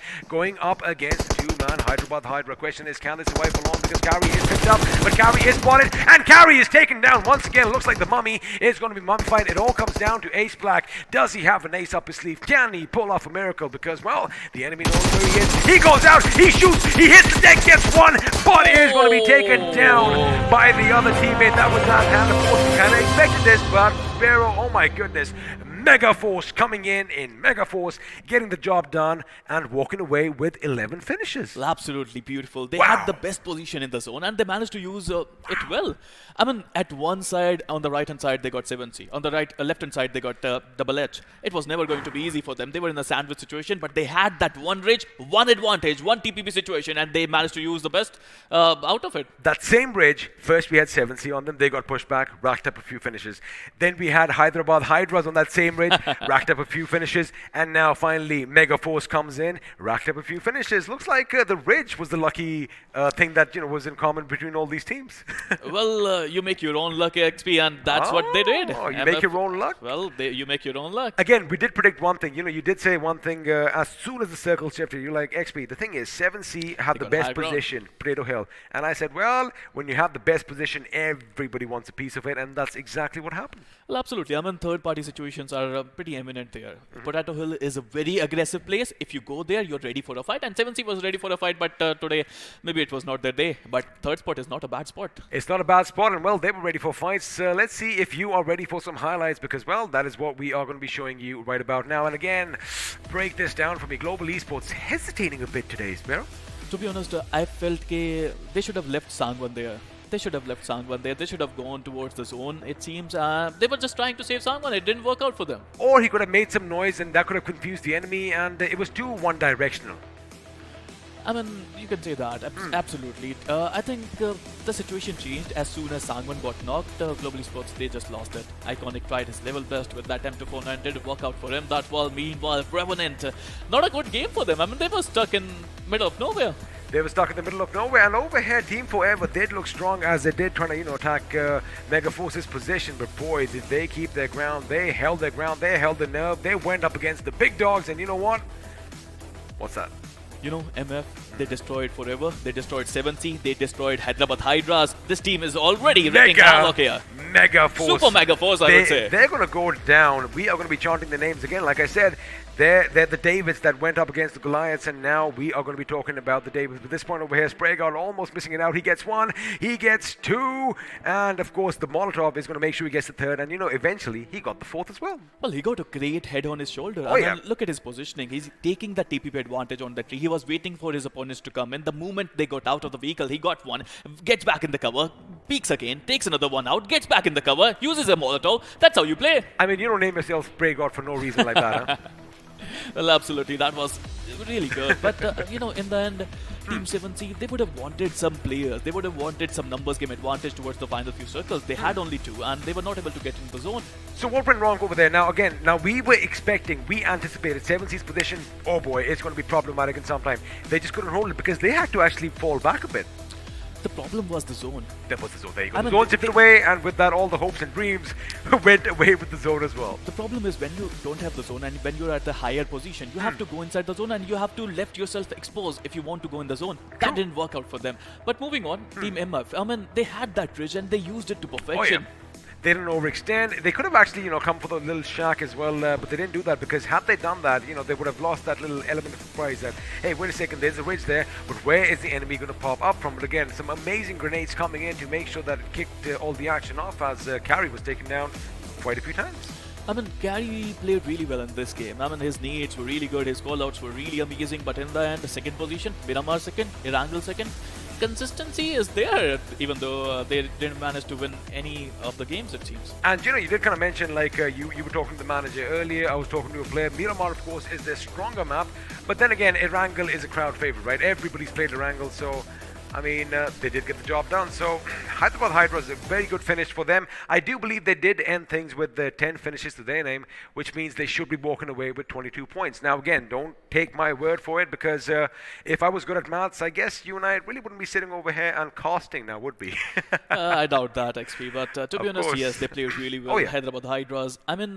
It's not about getting the chicken dinner. It's only about getting those points. They got those points. They are happy. And the next map is going to be Sanhok. Oh, that's going to be brilliant as well. But before that, now we already know who won the chicken dinner. It was Mega Force. But let's have a look and see how all the other teams did, because, well, the point standing is going to be up on our screens now. There you have it. 11 finish points, 15 from placement, and you get that hashtag #1 next to your name. It is going to be Mega Force with 26 points, followed by 7C Esports again. 14 finish points, a big game for the team. Absolutely. Hyderabad Hydras also played really well. RFA Mizo, if you talk about them, they got 12 points out of this game. They would love to get some really good points in Sanhok. Of course, Sanhok is going to be unpredictable, so you have to make sure that you don't take unnecessary fights there. You have to respect the zone in Sanhok, but talking about the points table, only Glitch with only 11 points. Well, we did see them take down a few big dogs in the previous games. Looks like the pressure was mounting up. But again, that is what happens, right? You have some good games, you have some bad games, and you got to make sure you keep the balance. Now, we've had a look at the points. Let's have a look and see who is going to be walking away. Well, the much coveted iQOO MVP of this game. And, well, it's going to be 7C Spraygard as expected. Much deserving, I would say. Oh, yeah. And assist, look at the number of assists there as well. 3 assists they did. 1467 damage. That is actually insane, to be honest. Also, he's been healing himself. 236 points of healing. That means he was in the thick and thin of the action. He gets knocked down, but then he gets back up again. Absolutely. MF Blade also played really well. You're talking about damage. Look at his damage. Wow. 1,130 damage for 4 finishes. That is absolutely insane. Well, that's where those lovely 5 assists come in, because, of course, he is a team player. Now, of course, joining in, we have Bot Slayer from Only Glitch. We did see him earlier. And, well, Hyderabad Hydras, they have Carry and Manti with 4 finishes each to their name. So overall, I think all the teams that have been doing good so far, they have been rather consistent right from game one. But again, since we are looking at some facts and figures, Pero, let's have a look at a few more, as the match summary is going to be coming up on our screens now. And well, everybody wants to know how many grenades do all the damage. This time we have one short of a ton. It is going to be 99 grenades used, and well, 7 of them ended up putting people 6 feet under. Absolutely brilliant. Who doesn't like nades? We all love nades. But to be honest, if you have a look at the total knock, 67 people got knocked, 57 were finished. Total rescue are 48. 2 airdrops were looted, and the total healing is 6, 6, 6, and 0. I mean, we almost had 50 rescues over here. I mean, that is just phenomenal. And of course, I see your little devil number over there with the 6660. Now, let's have a look at some diagrams because we do have the finish to the damage performance graph coming up on our screens. And it looks like, as you like saying, the city of Manhattan over there. But the tall buildings are just in the center this time. Well, absolutely. Hyderabad Hydras, Team MF, Team Only Glitch, and Team 7C. All of them got a really good, I think, points out of this game. They got really good value out of this. But I would again say these guys are consistent. What about other teams? I mean, what about global esports? Sanhok is going to be super important, and of course, Sangwan is known for his Sanhok gameplays. Now, I get it. Sanhok, tremendous amount of RNG. Now, of course, the fact is, you might have a lot of drop clashes. That is the first thing that is going to be a bit tricky for people. The second is the first circle actually dictates how the game's going to go. Now, after that, if you keep your head down and you expect something or the other, lurking in the shadows of the bushes, you can kind of do something. But again, it's small, and you fire a shot, everyone's going to know where you are. And again, it's going to be creeping in the shadows. It's going to be basically crawling through the grass. That's what we're going to expect right about now. Well, to be honest, there's a lot to win and a lot to lose. But you know what? Our fans, our people, they have a lot to win as well. There's a link in the description where they can win a lot of great goodies, to be honest. You can. And, well, all you have to do is tell us which team will be at the top of the leaderboard. If you think you are good at predicting stuff, if you think, you have that little crystal ball in Just your like you. hands as well. Oh, baby, of course I do. All you have to do is click that link in the description and, well, go and give a little bit of a guess. Who knows? You just might win some amazing goodies. And you know what? I think in the next break, I'm going to do just that because I'm going to give my predictions in as well. Now, before we get on with the next game, oh boy, it's going to be Sanhok. So let's just take a moment. Let's just take a little bit of a breather because things are going to be chaotic. I mean, good luck to the two of us for trying to keep up with all the action. You know what's B? It's going to be super important. I mean, the value that Sanhok has in this one is just immense. Imagine Global Esports not playing well. Imagine Team Forever not playing well. It's going to be so difficult for them to be in top 6 right now. It is. Now, again, see, we've already crossed the halfway mark as far as all the games that are going to be played today are done. Now, let's ask the tough questions right now. Global Esports and Team Forever, I know a lot of you out there, of course, they can still make it. One good game is all it takes to, make sure you turn your fortunes around and, well, let that momentum carry you forward. But, as you did mention, if you aren't going to do good in the fourth game, then you have only 2 left. How does that affect you mentally? So, if you were in Global Esports right now, what would you be doing? I would be saying to my lads, GE fighting. That's their motto, right? GE fighting. They always fight. Even if they're losing, even if they are the back seat, they always, go out fighting. And that is what Iconic actually proved. He still held his ground and, well, almost they got it through. But now, once again, let's just shine that light a bit brighter on a squad that kind of just, well, stood out amongst everyone else. This time around, we're going to be talking about Revenant Esports, who do have, in fact, 13 finishes to their names and 3,343 points of damage. Well, the best thing about Revenant is their consistency. And you know why they're consistent? Look at that average survival time. 18 minutes, almost 19 minutes in every single game. So it's as clear as daylight. And they are in the spotlight as well, but there you go. I like that. Little wordplay over here, courtesy Sparrow. But of course, that is true. I mean, if you have that high average survival time, you are going to rack up those placement points. But then again, if you have finishes to go along with it as well, oh boy, that is just a little bit sweeter.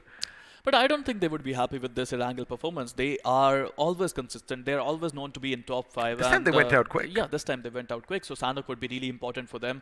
I would love to see some squad performances as well. Let's have a look at squad performance, combining all 3 games, and it is going to be Hyderabad Hydras. First match, they went decently. I think they got 4 finishes. In the second one, they got 16 finishes. In the third one, they got 10 finishes as well. So they're racking up a lot of finishes there, XP. Well, maybe the finishes would have decreased just a little bit, but the damage just keeps on increasing. And the Hyderabad Hydras looks like they are getting in their momentum right now. Like I like saying that they are a runaway truck with the brake lines clipped. Now that we've had a look at Hyderabad Hydras in I love this new graphic. Let's have a look at another team, Revenant Esports. Now you did mention, Group 1, I beg your pardon, match 1 wasn't the best for them, but they had decent amount of fights. Now, the second match, they did rack up 12 finishes for themselves, more than 2,700 points of damage, but match 3, Sparrow, I do not see them anywhere. The problem for Revenant in this match was they got stuck in the middle of nowhere, to be honest. Everyone was taking a shot at them, and in the end it was Hyderabad Hydras who managed to get the better out of them. But still more games to go. Still 3 more games to go. Still more games to go. Of course, just to remind all you lovely viewers watching out there, first of all, thank you for stopping in. Happy New Year in case you are just joining in right about now. We have hit that midway mark, and if your favorite teams aren't doing as well, we're expecting, show some love in the chat, because you never know, it just might boost your teams to do that much better. Because, we are a superstitious bunch over here. But now, I think you have something to say. It helps. I mean, suppose if I'm having a bad day, right, and if I'm a gamer, and I'll just be like, all right, let me just go see what's happening in the chat, and I see some love for me, I'm going to be like, you know what, all right. I know that the odds are stacked against me, but let me give it my best, and let me just put it all on the line, and who knows, you just might see your team make it through to the next round. Well, it's not over until it's over, right? There's still 3 games to go. If you can get, imagine, if you can get 60 points out of these 3 games, you're going to go through. But yeah, we are imagining only. We can't, no, it's imaginable, because I do believe there was a team, you might have heard of them. You might have TSM, maybe you've heard of them. So in 3 games, forget 60, I think they did 113 points. So doing the impossible is possible, and let's see what the mentality is going to be when the teams come in for the next game. Now, of course, before we head on to newer things, of course, greener pastures, this time it's not Erangel, we are going to talk about Sanhok. Again, a massive shout out to the iQOO 7 legend for basically making all of this possible. Again, it is a pedestal, it's all the teams that they can come in and make it or break it, it's all on them. But you know what, let's actually have another word from our sponsors. It's the iQOO 7 legend.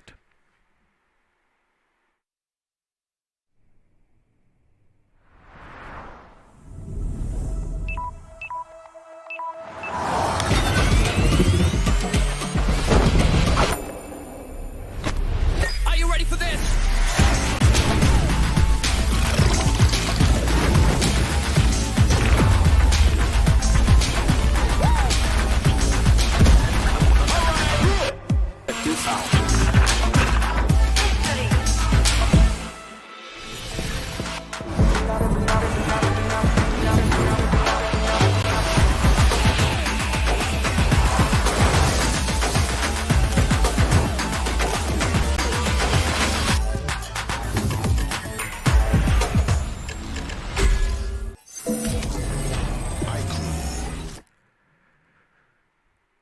Again, Sparrow, so it's a pleasure having you on.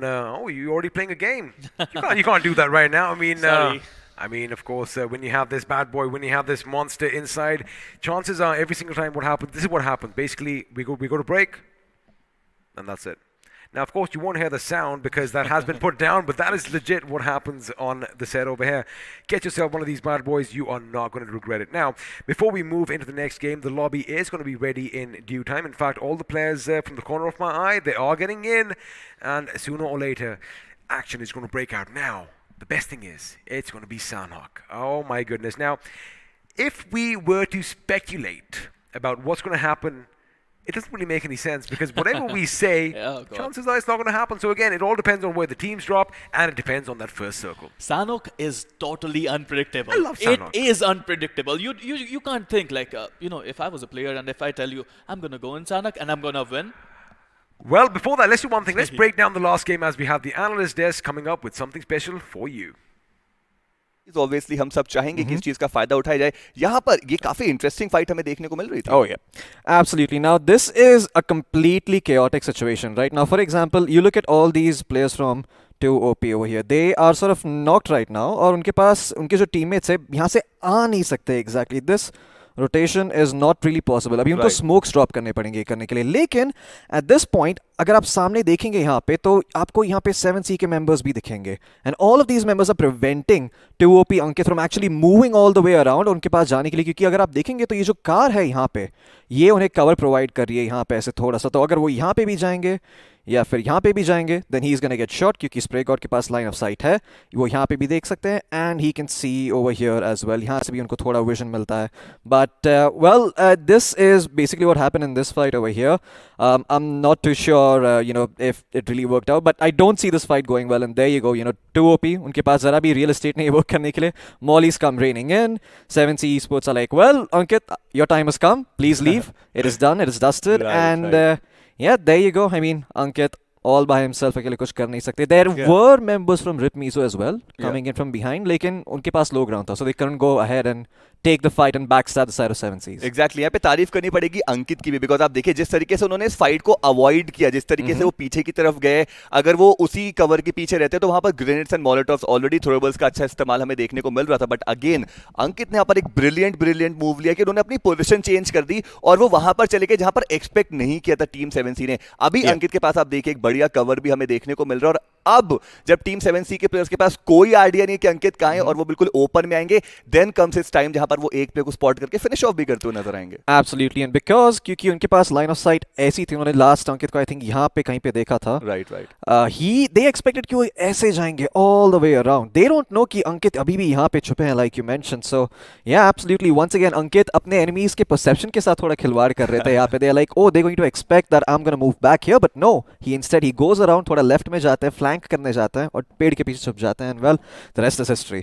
Exactly. Well, if it's iQOO presents BGIS और वो भी quarter final, so you need to expect the unexpected. और कुछ वही चीज हमें देखने को मिलती हुई वहां पर टीम 7C ने अपना एक खिलाड़ी खोया, यानी कि टुवर्ड्स द एंड हमने देखा कि वहां पर मात्र 2 प्लेयर्स थे और 2v4v4 का सिनेरियो था. माइट भी पॉसिबल अगर वहां पर वो एक खिलाड़ी रहता तो कुछ और फाइट्स विन की जा सकती थी जो लेटर ऑन टीम 7C के फेवर में जाती, और ये छोटी छोटी चीजें होती हैं. बट अगेन यहाँ पर फिर कुछ बढ़िया ग्रेनेड्स का आदान प्रदान हुआ, एंड हियर वी गो, एक बढ़िया कनेक्शन भी आया पीछे की साइड से जब फाइनली पता चल गया उनकी पोजीशनिंग, एंड उनका एलिमिनेशन भी हमें देखने को मिला. Now this is the best part of the game for me, क्योंकि यहाँ पे अगर हमने देखा होगा तो ये जो स्मोक्स देख रहे हैं हम, ये सारे ये पहले सारे 7Cs ने डाले थे. एंड सबसे बड़ी प्रॉब्लम एमएफ के लिए ये थी कि उन्हें पता नहीं था, that they didn't know that where the members from the other team are. They did not know where the members from 7Cs were. And when they deployed these smokes, they were like, okay, well, here are the members from 7C, so let me just, go on ahead, use the smokes that they have deployed against them. They use these smokes as cover to prevent themselves from being shot at by Hyderabad Hydras, because you see this little smoke, it blocks their line of sight. They can't see anything that's going on over here. So in the meantime, they were able to finish off all the players over here from 7Cs, and they were like, all right, we've got ourselves the position. And then they also spotted out Manti OP. He got knocked on his feet. And at that point, when one player is out in the open, you just need to rest and wait and make sure that the enemy team makes a bad move, because the incentive is not on you to be aggressive. You have the advantage. So you let the enemy team just continue making mistakes over here. Manti bleeds out. Everyone else keeps moving forward. They get knocked, sure, but it's setting up for this flank coming in from Blade over here.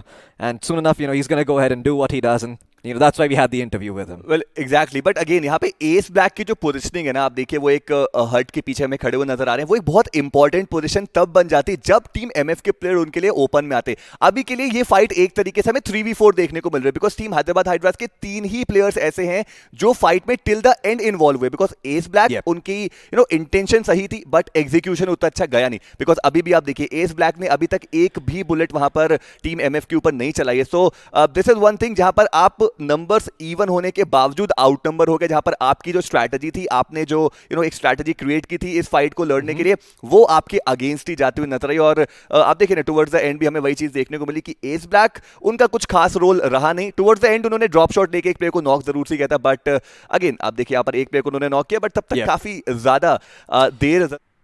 Man, it was good to see our boy Floki on the analyst desk this time, and he did have a few good points. And let me tell you one thing. That last fight has me out of breath right now just watching it.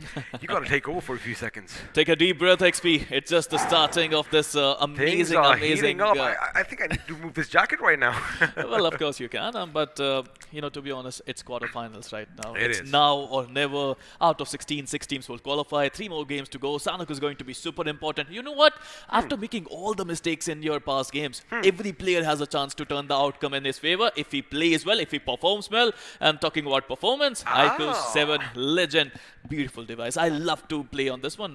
Beautiful device. Talking about chances, they have provided us all the chances. But once again, let's have a listen from a word from our sponsors.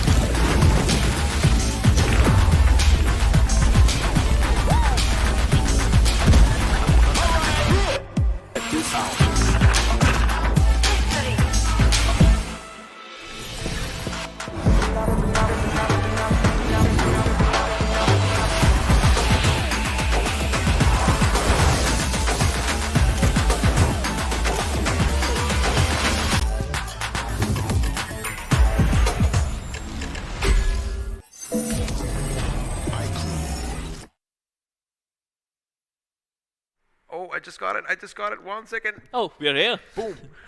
Alrighty, we are here again. We get up to shenanigans. I get it. We might see a few -50s in the chat, but let me tell you one thing. This is legit. We are trying to make sure we get those photography skills. Now, with the iQOO out of the way, of course, again, a massive shout out to the legend itself, the monster inside, for giving all these players, like you said, they have this chance.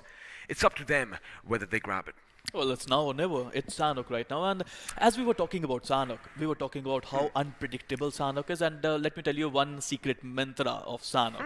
If you want to win Sanhok, send a friend request to the zone, it seems. There you go. You better befriend the zone. But before that, again, if you were joining us, question 1, where were you all this time? Let me just remind you as to which all teams are going to be battling it out in Sanhok, because it is going to be Global Esports, Team Forever, Old Hood Esports, Revenant Esports, who didn't really have a good game last time around, UDT Esports, Only Glitch, MF Esports, and of course the sailors of the 7 Seas, 7C Esports. We got Team Outside as well with Team Exist, and right now I think Team Exist is off to a very bad start. They need to do something. They need to manage to preserve their players to the final few circles, and if they can do that, they can make a good comeback.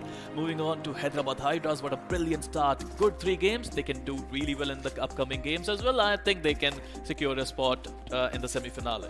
They could, and again, like you said, it's all about balance. It's all about the momentum. You've got to make sure that you have that balance, whether it's in game or in life. So that is a little bit of a lesson for all of you people watching. There you have it. I mean, we do have a little bit of gyan over here. But again, before we head into Sanhok, let's see how all the teams have done in the last 3 games. Because, well, we are going to have a look at the overall standings right about now. And at the tippity top, it is going to be Hyderabad Hydras with 54 points to their names. Well, this is the most important graphic in this stream. And to be honest, if you are in top 6, you are secured. If you are not in top 6, you have to work really hard right now. Wow, you couldn't have been any simpler than that, huh? So top 6, they qualify, right? Yeah, absolutely. Top 6 will qualify, others will go home. Talking about top 6, number 2, we got 7C Esports with 21 total finishes, 21 position points.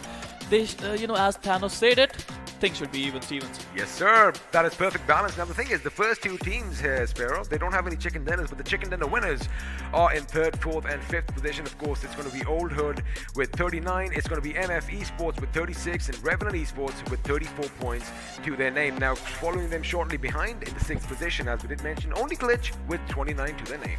Absolutely. At number 7, we got RIP Mizo. And you know what? I had a talk with these lads recently, and oh boy, they are super hardworking. They're from Mizoram, but right now they are in Delhi in a boot camp. So they are working hard, they're grinding really hard, and I would love to see them playing well in Sanhok. Again, the fact that they have left the comfort of their homes, they are all in a new city, in a foreign city, and they're giving it their best. Now, Team Forever in the 8th. Let's see if they are going to rise up in the ranks. But again, the one name that is going to stick out. Actually, a couple of names stick out for me. 2 OP Esports in the 12th with 8 points, and Global Esports 0 points in the last game. Sparrow still with 5 in 13th. Oh, this couldn't be worse for Global Esports, to be honest. I mean, 3 games down, only 5 points on the table. They need some points, and they are desperate for them.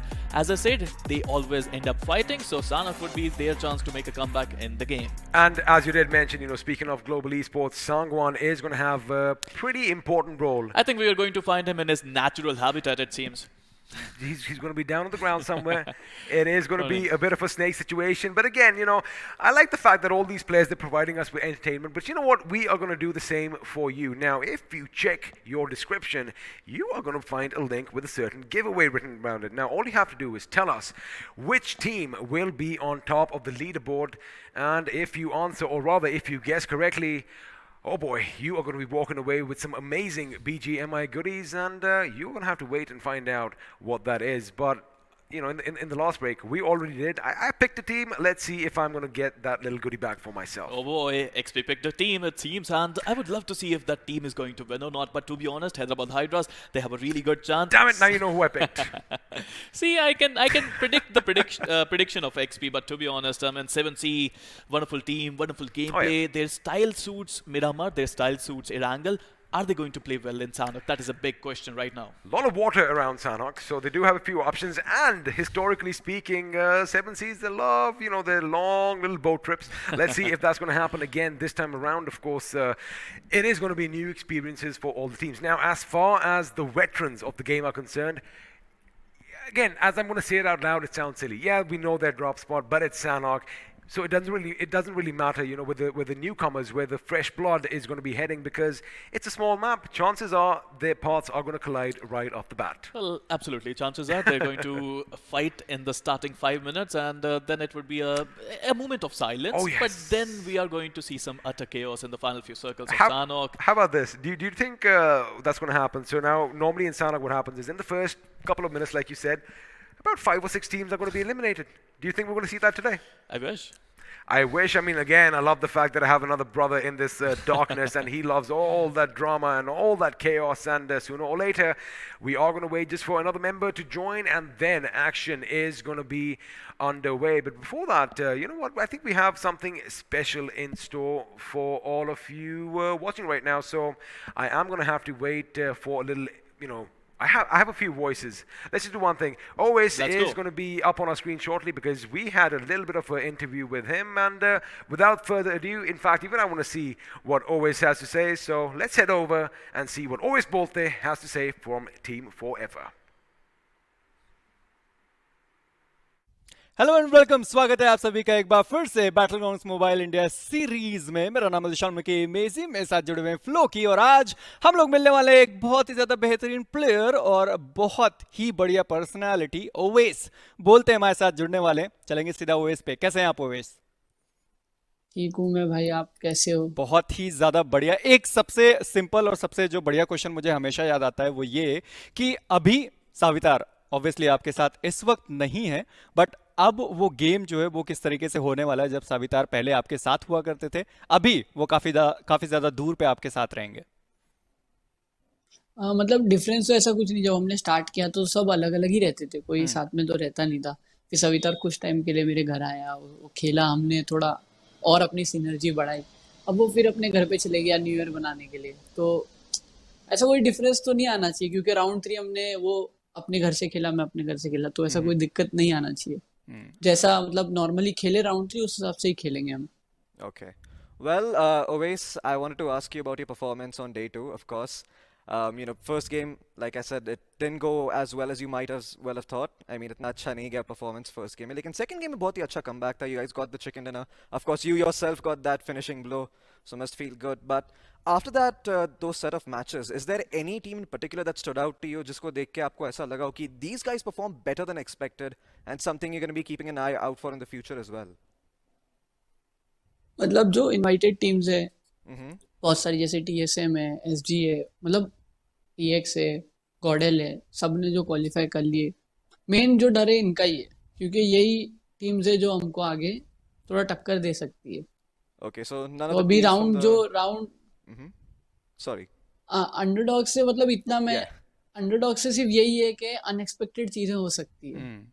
Okay, got it. So वही मेरे को डर लगता है बस, कि कुछ भी अनएक्सपेक्टेड हो सकता है तुम्हारे साथ। जैसे आपने बोले कि राउंड 3 में मेरे साथ वो एक कार में 4 लोग आके स्लैम करे थे, जो पहली गेम थी जो इतनी अच्छी नहीं गई थी, तो वो अनएक्सपेक्टेड था मेरे लिए। कम से कम उनके रोटेशंस एंड बाकी सारी चीजें पता नहीं होती, तो कभी कुछ भी हो जाए। बट एक अगेन सेम चीज वही कि अभी सावितार आपकी टीम से बहुत अच्छा खेल रहे हैं, आप आपकी टीम से बहुत अच्छा खेल रहे हैं। हमने ग्राइंड में देखा था फ्रैंकी, मैक्सकाश चलिए फिर भी थोड़ा सा ऊपर गए थे, बट फ्रैंकी वो अभी भी थोड़ा सा डाउन है जरूर। आपको क्या लगता है कि अभी क्वार्टर फाइनल में चारों प्लेयर अगर एक साथ खेलते हैं, या फिर जिस तरीके से अभी तक आप 2 खेलते आए, बाकी 2 सपोर्ट करते आए, वही चीजें रहने वाली हैं, या फिर कुछ चेंजेस हमें देखने को मिलने वाले हैं? मोस्टली चेंजेस तो नहीं करेंगे, क्योंकि जैसा खेलते हुए है वैसे ही खेले तो ज्यादा अच्छा है। फ्रैंकी थोड़ा बूस्टअप हो गया है, जैसे हमने राउंड 3 क्वालिफाई किया उसके बाद वो थोड़ा बूस्टअप हो गया है। तो अभी ऐसा प्रॉब्लम तो नहीं आना चाहिए, हम जैसे खेले वैसे ही खेलेंगे। मतलब फ्रैंकी का रोल तो असॉल्टर प्लस स्नाइपर है, और सवितार का भी असॉल्टर है, बाकी मैं आईजीएल और आकाश फिल्टर प्लस असॉल्टर। तो जो रोल्स हैं सब वो रोल्स पे ही खेलेंगे, और कोई बात नहीं, फ्रैंकी का आ जाएगा, सबको दिखेगा फ्रैंकी आएगा, बिल्कुल, मतलब उसका परफॉर्मेंस दिखते हुए आएगा। Okay, well, absolutely, Oweis. Well, I kind of also want to ask you about something else, you know. So, Miramar was the map where you performed well. Is that something that you guys had practiced previously? सोच के आए थे कि okay, Erangel might not go as well, लेकिन Miramar के बारे में हम लोग definitely practice करेंगे, and you have something lined up for them. क्योंकि of course first time आप क्वालिफाइड टीम्स के साथ सामने खेल रहे हो. You know, you said something unexpected might happen, वो हुआ भी आपके साथ. लेकिन second game you guys came back strong. So was that the plan from the start कि कुछ नहीं तो मीरामार तो निकल ही जाएगा? या हमारा ऐसा था कि अगर एक गेम खराब जा रही है जाने दो, दूसरी गेम भी खराब जा रही है जाने दो, तीसरी में भी कमबैक करने का चांस रहता है, तो होप मत छोड़ो. और हमारा जैसे इरेंगल सबका फेवरेट मैप है, मतलब इरेंगल सबके लिए इक्वल है, तो मीरामार हमारा थोड़ा स्ट्रांग है एज कंपैरेटिवली. अच्छा, हम अभी लोग मीरामार में थोड़ा प्रिपेयर्ड रहते हैं.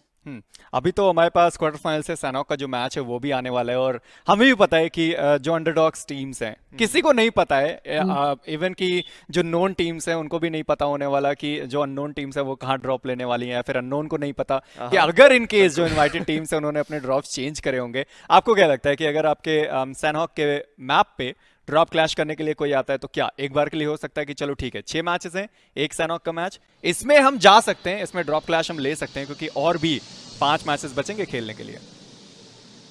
देखो, सैनॉक का मैप तो सबको पता है कि मैं स्टार्टिंग से ही सैनॉक में बूट कैंप पे उतरता हूँ, चाहे कोई भी आ जाए, चाहे एक टीम है चाहे 2 टीम है, मैं बूट कैंप नहीं छोड़ूंगा. और मैं पहले ही बता सकता हूँ कि मैं बूट कैंप ही जाऊंगा, चाहे 2 टीम है चाहे 3 टीम है. जी बिल्कुल. तो सैनॉक मेरे को कोई टेंशन नहीं है, और सैनॉक मेरा स्ट्रॉन्ग मैप है. अगर मैं बूट कैंप उतर जाता हूँ तो फाइट भी होगी, तो फाइट जीतने के भी चांसेस ज्यादा है, तो टेंशन नहीं है. Well, काफी कॉन्फिडेंस है always, अच्छा लग रहा है देख के. I hope कि you continue to perform and you get to see more of you. Hopefully grand finals में भी आपको देखने को मिले. But thank you so much for coming over here, taking the time with us to do this interview. I wish you the best of luck for your upcoming matches, and we hope to see you again. Thank you so much. Thank you, Mezi bhai. Thank you. Thank you, Waze. Well, there you have it. Words of wisdom coming in from OS Bolte, of course, with Maisie and Floki at the helm. And it was a wonderful, wonderful time. Again, beautiful words coming out, and that is the sentiment you're supposed to have. You're supposed to have that confidence, and, anything can happen. You get this opportunity that the iQOO 7 legend and, of course, the Battlegrounds Mobile India Series 2021 has provided to you, and, well, you make the most of it. But now, let's get back to brass tacks. By the way, for those of you joining us right now, my name is Angad the Experiment Chahal, and joining me is Sparrow. And, well, Sparrow, let's get into the good news. Sanhok is about to be underway. Well, it is going to be the first Sanhok of iQOO Battlegrounds Mobile India Series right now, and teams, they must be so excited about it. And you know why I'm super excited? Because I would love to see some heal battles towards the end. Well, let's have a look, because first off, we are going to be flying high. We're going to get a bird's eye view of, the island of Sanhok itself. And I know that it's called Paradise Resort, but I do want to head down to the Paradise City where the grass is green and the girls are pretty. But for now, we're going to start things off at the ruins. Well, absolutely. Ruins, it's a beautiful place. I mean, personally, you know why I like Sanhok a lot? Because there's a lot of loot there. It's filled with loot. You can go anywhere. You'll get decent loot. There's all that ancient treasure down there, mate. Well, absolutely. The treasure is there, and it's up to you how you're going to use that treasure, to be honest. I mean, there are a lot of teams who would love to get some points. Right now, if you don't play well in Sanhok, I think your esports dream would be shattered, it seems. Damn, I mean, I like the pressure that you are applying on all our players here, Sparrow. But of course, I think this is where we are going to see some action. Hearten is definitely going to see some action early on. And even the caves could have a few teams dropping in. Because, of course, you have all these different vantage points you play from. But all in all, it all comes down to where that first circle is going to form. Because, well, I want to see action down here at the Paradise Resort itself now. All that blue water in due time is going to turn red if and only if a few teams do drop down here and, well, battle it out to the death. But in about 30 seconds, ladies and gentlemen, we are going to be flying into Sanhok, and it is going to be a quick and short flight. The best thing is, it is a sunny day for some beautiful killings here in BGIS 2021. Well, again, my eyes would be glued and I would be searching for some drop clashes. It's going to be chaotic, to be honest, and we would see some really good action in Sanhok. But, before we start, XP, what's your favorite spot in Sanhok? Paradise Resort every single day. That is what I've dropped. Bootcamp was my thing before that, but oh my, Paradise Resort is my jam. And, well, there you have it. The game is going to be underway, as the Big Bird is going to take to the sky, but this time it is going to be a different island down below. It's the island of Sanhok, and, well, it doesn't really matter where the plane path is. You can jump anywhere, but this time, Sparrow, it's dissecting the map in half. Absolutely. For the first time in BGIS, we are witnessing Sanhok right now. And as you said, plane path does not matter that much in Sanhok because it's a small map. You can glide anywhere. But the best part about this map is that you are going to get some really close encounters. Third-party situations are going to happen. Third-party shots are going to be in play. And I would love to see what teams, what are their plans, what are their strategies, to be honest, because we are yet to see them. Now, you know, if teams do drop down early, I wouldn't be surprised that before the circle is formed, we already hear a few gunshots being rattled off in the background. And, well, it does look like a few teams are going to be contesting one another. Paradise Resort, as expected, could be the site for the first clash breaking out. Also, if you have a look at Painan, well, we could have some action over there as well. The circle is going to be up to the north, but now we are going to focus our attention at the Paradise Resort, where Reverend Esports, who need to have a good game, again, 0 points in the last game is not good, but elsewhere looks like Global Esports, as expected, open up on 2 OP as Arthung is brought down in Painan. With everything on the line, Global Esports is trying to fight their way out, and they managed to get the first pick in this one. And believe me when I say that, it's going to be super important for them to get off to a wonderful start. 2OP is a wonderful team, Global Esports is a wonderful team. Both teams right now are not looking good in the points table, but anything is possible right now. Anything is possible, and the thing is, Sparrow, these two teams have been going at each other from game one. They've had a few skirmishes, and, you know, in case you missed the action, which in fact we did as well, let's have a look and see what Doc did with that Uzi. Oh, he caught the opponent off guard without any weapon, and of course, the first one to the finish line usually wins. He picks up that Uzi, and, well, that is all she wrote as Opthunk. Well, he isn't going to be harassing anyone else anymore now. His team is going to be reduced to a 3-man squad, I beg your pardon, but again, 2 OP. They have done some miraculous things in the past. Well, Dark needs to be a little bit careful right now. I mean, 2 OP, they can just go in and use their number game advantage in their favor, and if they can take out Dark, it's going to be so bad for Global Esports. Meanwhile, Sangwan is trying to loot his way out, level 2 helmet, without any bags, without any vest. He got 4 bandages, 1 first aid, 1 drink, and 1 painkiller with a beautiful weapon, M249. Well, and this weapon up close and personal is like, you know, it cuts through enemies like a hot knife through butter. And if you are good at your accuracy, well, it could be pretty deadly. Ooh, over here, Sangwan with the grenade. He has an idea where the enemy is, and looks like he makes the right decision again. That angle would not have been possible. But remember, you did speak about Dark. This is Dark conveying all the information to his teammates, and now they are going to be making a move as one of them is going to go inside the building. The other takes the high ground, but little do they know, on the other side of that wall, the enemy lies in wait. You know, somewhat similar. One guy was stuck somewhere. 3 people were coming to save them. Oh, yeah, we did something like that. Nice one. They were not able to do that last time around, but now they have the numbers game advantage in their favor. And 2 OP, they're not aggressing like, you know, the team did in Erangel, so they have to be a little more careful. They don't have loot. Look at their loot right now. They don't have helmet. They don't have vest. They have AKM though, but without helmet and vest, you don't want to take fight, especially early on in this Sanhok game. Well, of course, you don't want to take fights, but it looks like another fight is breaking out elsewhere as UDT Esports did get the better of now they're going to come in. Newton gets 1 knock. In fact, he's going to be taken down as well. It is going to be a trade-off over here. Iconic pulls it in with the QBZ, switches to the AK as well with a few shots, but Slayer is going to be at hand. Sukuna is going to be the last man standing for his team. Well, there are still 2 members standing, and now it looks like Global Esports, although they have 1 member down, they could be brought up. That grenade could be devastating, but it's not a grenade, it's flash. Is he going to come in? Are they going to be lighting them up? Because that is, again, a tactical outing over there. Sukuna is going to go in with the QBZ, gets Slayer, gets the better of the opposition. Global Esports in a world of trouble once again, ladies and gentlemen, and Dark is the last man standing. Oh boy, what has happened here? They have fizzled out. They kept falling one off the other, and in fact the flashbang coming in with the grenade is perfect. Ankit is taken down, and now he's got the advantage. He has the health, but no, it's going to be Global Esports that are taken out of their misery once again in the 16th position. Take a bow, Sukuna, with a sliver of HP. He eliminated them once again. Right there, right now, Sukuna is a champion, to be honest. I mean, look at that flashbang.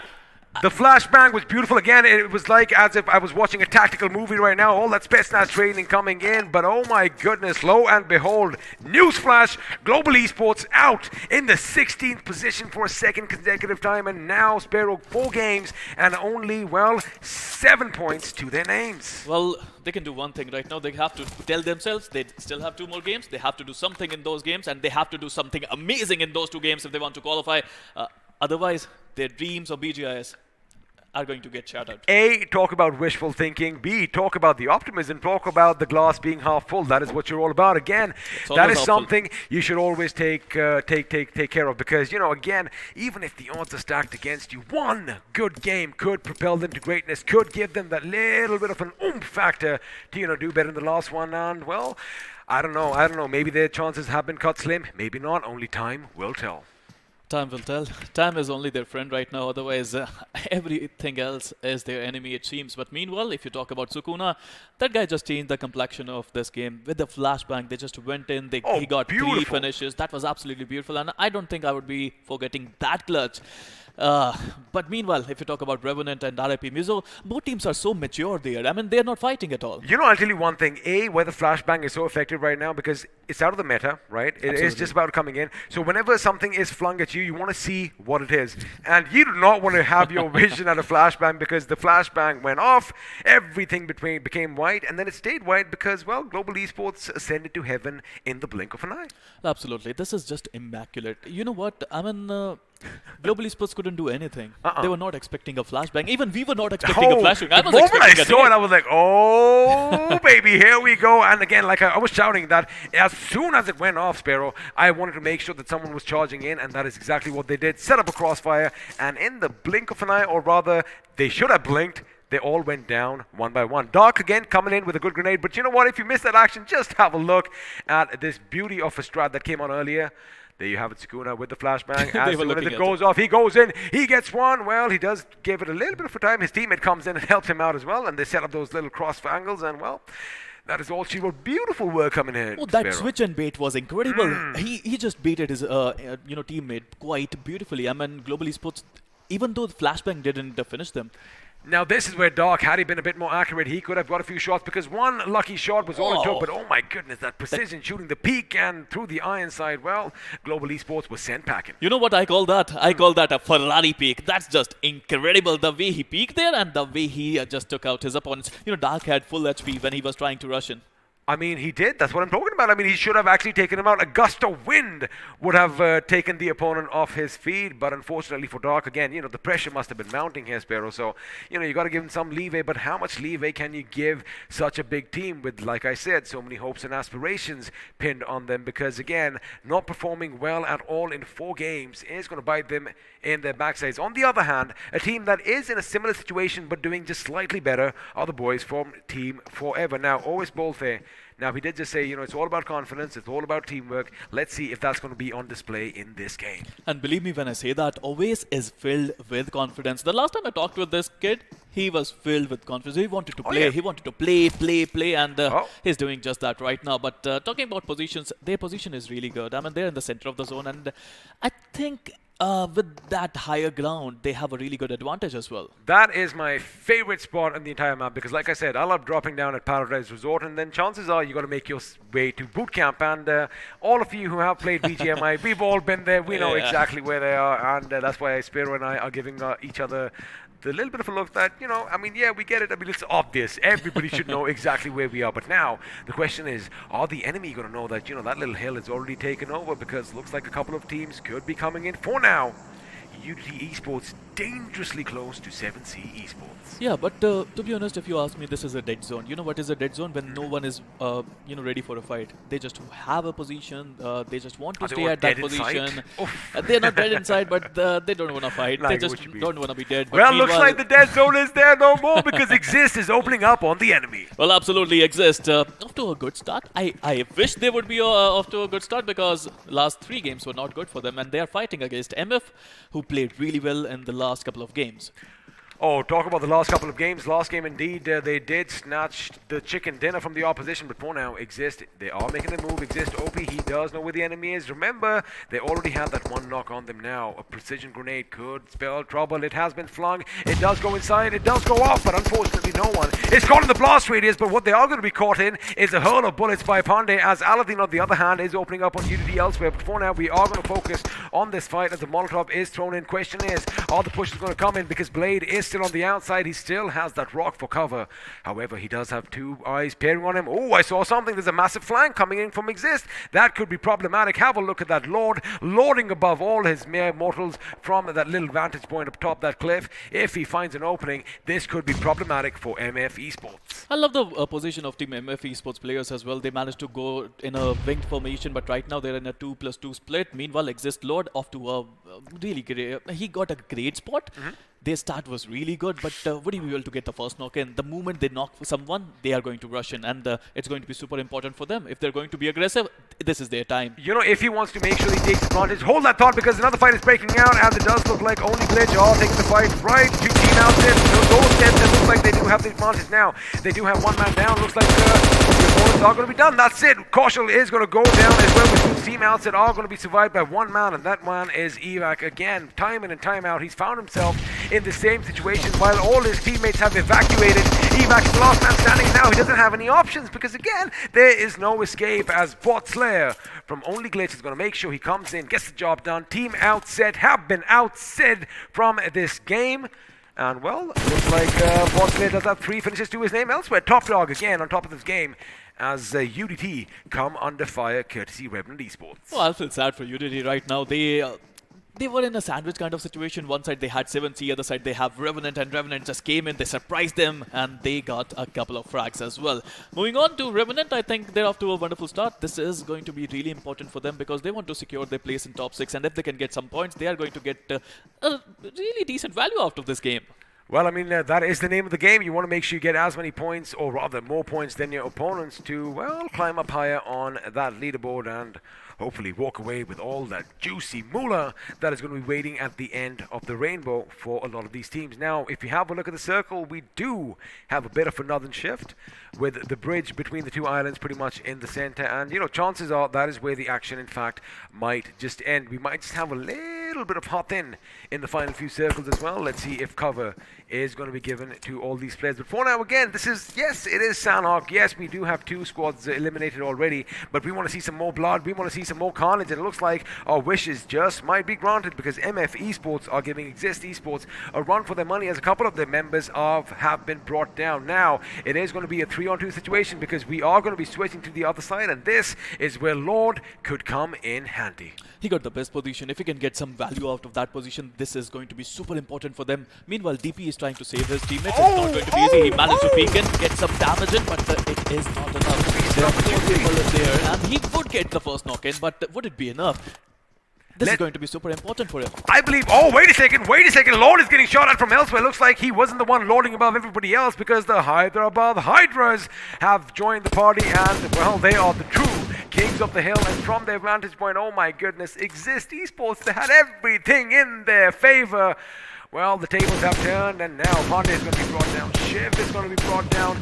DP barely has any HP left. No way any respite is going to come in. And now MF Esports, they have no idea what's happening. Looks like Ace back over here could get a few more finishes for himself, as Manti OP is going to make sure DP is put down. That means Lord is now the last man standing from Exist Esports. What has happened here, Spero? How the tables turn, my friend. Once again, I mean, this is the story of every single game. Exist Esports comes in, they try to attack someone, and they lose players.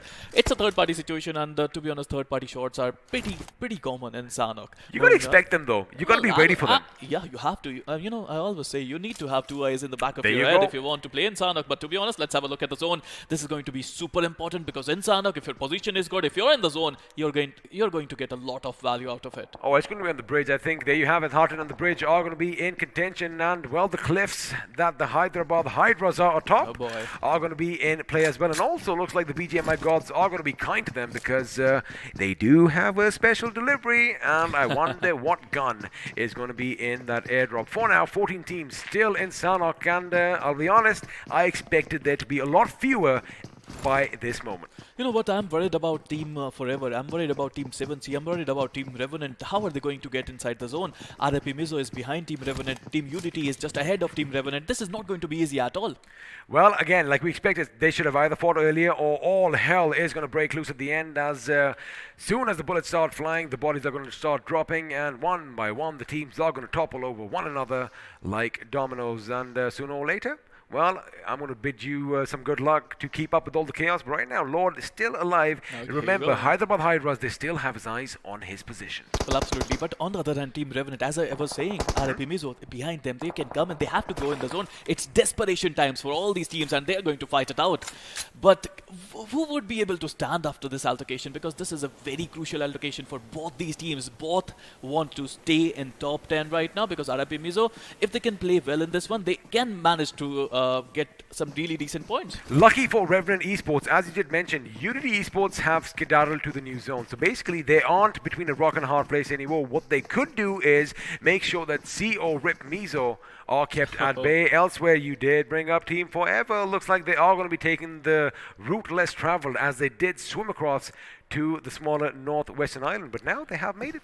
I just love the maturity of RIP Mizo and Team Revenant. They're again, you know, RIP Mizo, they got the first knock in, but they didn't have a fight. Again, they were in Paradise Resort as well. There you have it. Look at the map. Go. They were pretty much neck to neck right now, and they're like, you know what, we're going to call They're not fighting right now. a little Maybe white, in the last zone. A little white flag was waved at both ends. They're like, all right, you good? You good. All right, we'll see you in the next one, and that's what's going to happen. But the thing is, will they make it to the next one? Because although CO Rip Mizo, they have gone down south, like I mentioned, Team Forever, they've already crossed over, and well, they could be lying in wait elsewhere. Ooh, this is the predicament. Team GT brought out in the open, but looks like lagging experts aren't shooting at them.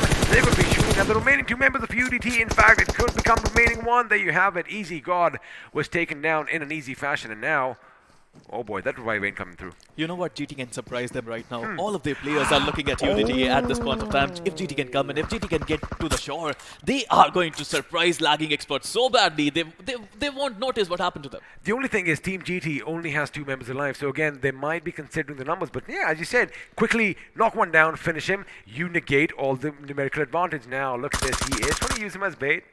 But I think he's like, you know what? Nah, I'm gonna put you in the ground right in front of your teammate to basically add a little bit of insult to injury. Absolutely, they managed to get the point there, but at this point of time, all these teams, they just want to survive. Lagging experts, I believe they have the best spot in the zone because, you know, these zones, a lot of times they go towards Hatin area. A lot of times they go towards the bridge area. So 7C also got a really good spot. If they can manage to get that bridge under their control, they can get a lot of finishes from there. But RFP has been about them. It's going to be so hard for them to manage to get to a decent spot in the zone. They're in the water, and they are just swimming at this point of time. And Team Forever, they want to catch some fish. Again, we did predict exactly this, that, you know, Team Forever are going to be set up and, well, RIP Mizo are going to be in some trouble. Now, the thing is, question is, how long can they hold their breath for? Because a little respite is going to come in because the blue zone is going to make sure that Team Forever are going to be forced up north. And boy, oh boy, is this a drastic shift, Sparrow. You know what, Hyderabad Hydras, it's going to be hard for them as well if they want to go towards the zone. They have to leave the higher ground in the next few circles, and it's going to be super difficult for them. But right now, they're looking to finish a fight there against Team NFC, it seems. Well, the thing is, it is going to be NFC Fearless. You are absolutely right. I think for Hyderabad Hydras, we're going to hold on to that thought because we are going to bring you all the action as Manti is trying to lay down some shots elsewhere. 7C's Prince is going to be opening up on the enemy, and well, as expected, RIP are going to come under fire, but it is going to be lagging experts who are dishing out damage as well. Of course, you can have a look at the real-time standings on the right of your screens, which has gone away now, but for now, NFC Fearless do have one man down on the knees, and oh, this is not a spot where you want to be in because, well, you have nowhere to hide now. Of course, smoke grenades are going to be deployed on water, defying all forms of physics or gravity or anything.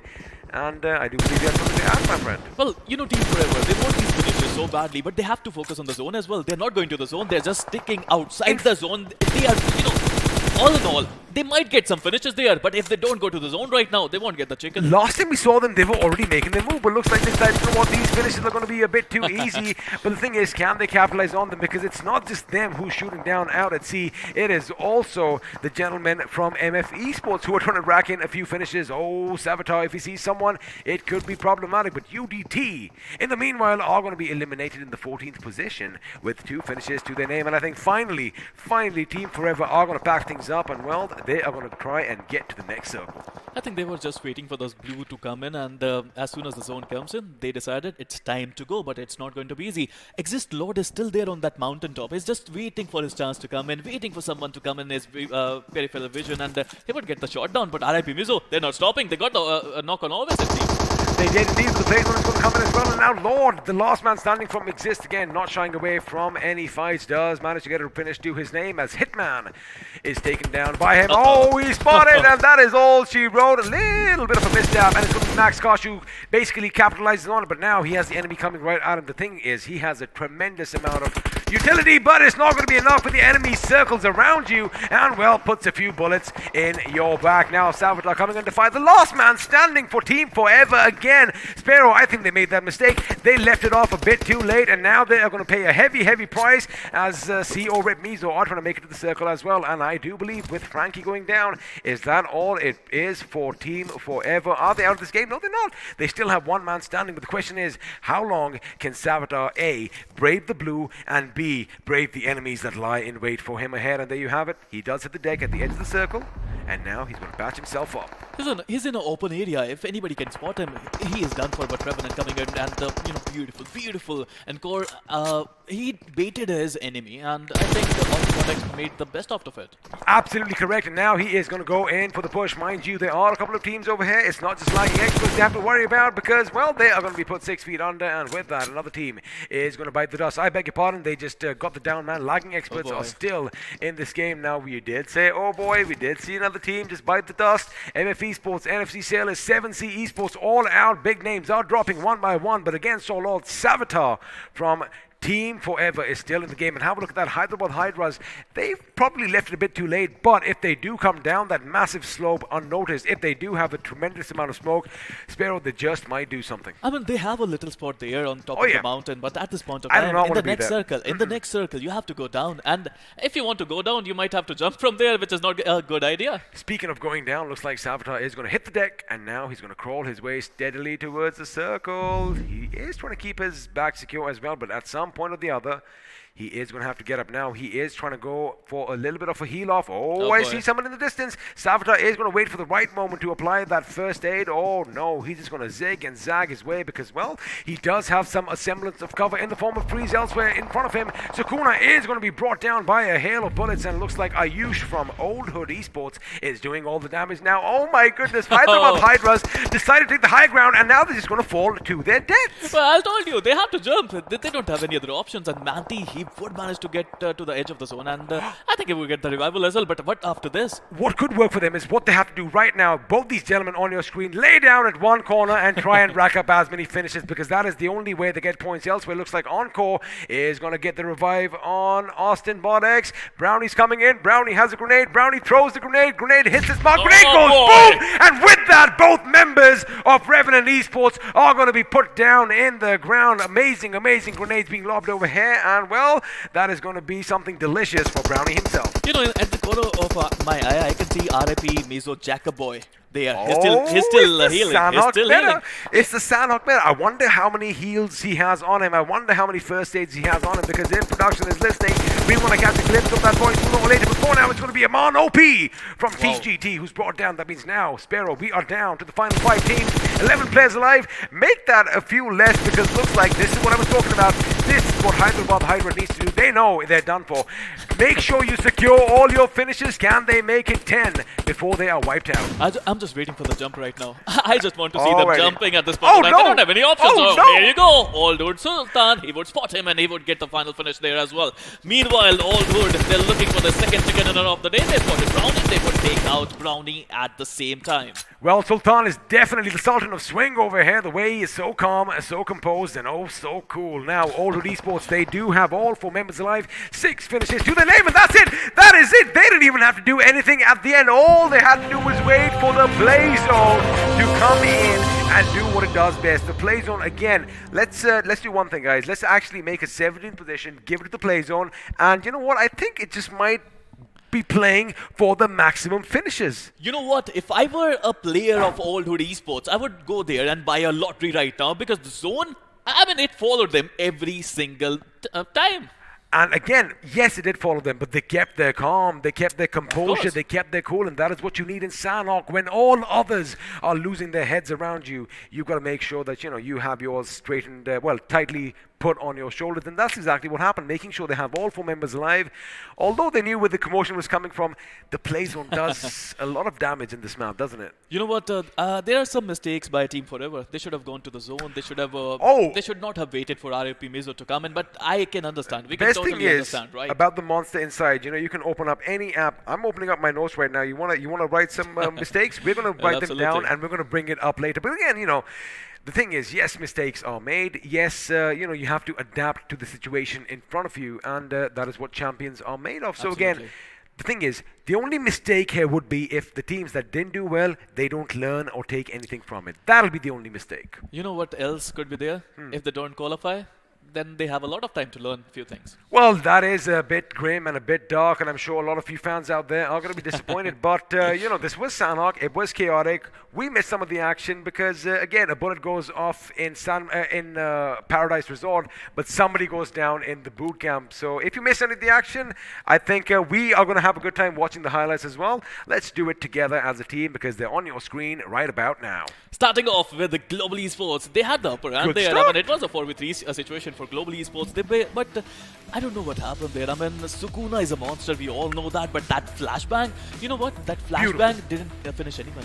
It didn't finish anyone. They didn't push in. But what happened? They changed their position. That's where magic happened. And also, it just completely disoriented them. You know, it discombobulated them, and that is what you want. You want to just keep the enemy guessing. There you go. You talked about the bait and switch. They switched their positions. Shots were fired. Angles were set up. A crossfire was set up, and GE could do nothing. I think it was more of a mental game. That flashbang came in. They were like, "Oh, we are going to get rushed. Oh, they're coming. Oh, they're coming." Panic was set in. No one came. Panic was set in. Yeah, and then they went out themselves. There was no need. Credit where credit is due. Sukuna, like you like calling it, the Ferrari peak, boom, boom, and he's already done. And Dark unfortunately went down. And GE again, a 16th place elimination. Oh boy, their position is kind of contested. The weight on their shoulders, Sparrow, must be tremendous. Absolutely. I mean, all these teams who are not in top 6 right now, 2 more games to go. Their esports careers on the line. Let's see what's going to happen. Well, I mean, we won't go as dark as, you know, put their esports career on the line. By the way, you do have a wry smile on your face. You're lucky that the camera can't see it, but I am going to say it out loud. Now, the thing is, you know, of course, they are homies as well, right? We've known them for a long time, so we know they're going to bounce back. But again, they still have 2 more opportunities here, but lovely fighting coming. Now, Revenant, mind you, they did manage to push in on lagging Expert's position pretty well, but that one grenade from Brownie spelled trouble as the last man standing. He's like, you know what? I'm a Brownie. How about these hot potatoes coming in? And, wow, this little matchup over here. Just break this down for me. I mean, to be honest, if you ask me, I'm super duper impressed by RIP Mizo. Yes, Manti jumped in, and that was a beautiful moment, but he they got taken down by the play zone while they were on the tippity top of the mountain. They should have moved a bit quicker. I mean, you know, at that point of time, they had a really decent situation. They had a really decent position, but Savitar was spotted, Striker got the better of him. But in the end, it was a brilliant team who managed to get the chicken dinner, and it was Althood Esports who got a brilliant position. If I'm not wrong, it's the second chicken of the day. It is the second chicken dinner of the day, and in fact, this time around they have 7 finishes. That means, again, looks like Santa. They have a clause in their team. I think he just came and revisited, and well, I mean, a second chicken dinner. Now, we were talking about Hyderabad Hydras as well, right? Beautiful position. I was saying that, you know, when they were on the top of that little cliff, all they could do was pretty much shoot out. They did manage to get 10 finishes. Not a bad outing. Well, absolutely. I mean, they played really well. They got decent amount of points. I kind of feel you're going to say something cheeky. I'm not going to say anything, He's going to smile on his face. He wants to say something cheeky. Sparrow, come out with it. I'm a smiley guy. You want to say something. Oh, I can see that glisten in your eyes, buddy. What is it? I just wanted to say Team Hyderabad Hydras, it's their 3rd game in a row, which was good for them. Well, I mean, he is going to be saving himself. I'm telling you, that was not it. There was some more juicy gossip. And it had the juicy gossip undertone. But of course, Team Hyderabad Hydras, boy, they have been playing well. A 5th position finish with 10 finishes is not a bad outing at all.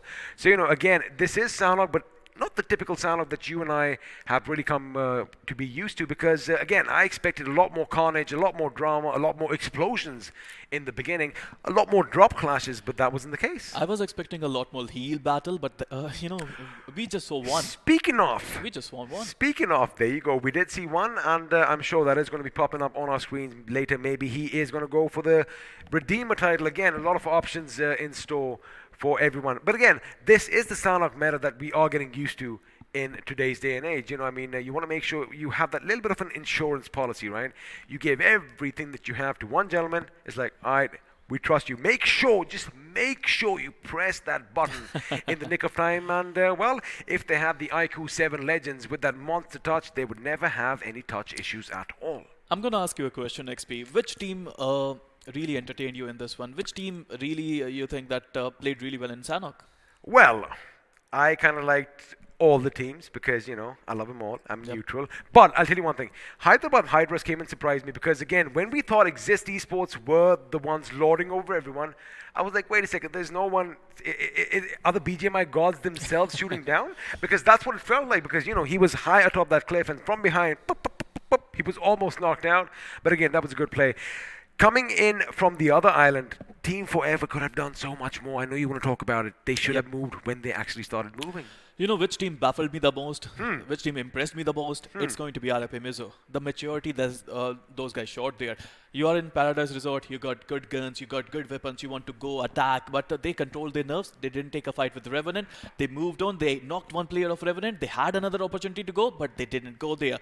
They went to the zone. They are in the water. People are shooting at them, and they still managed to survive. They went to the shore. They took out Team Forever. They took out their healings, and they managed to survive.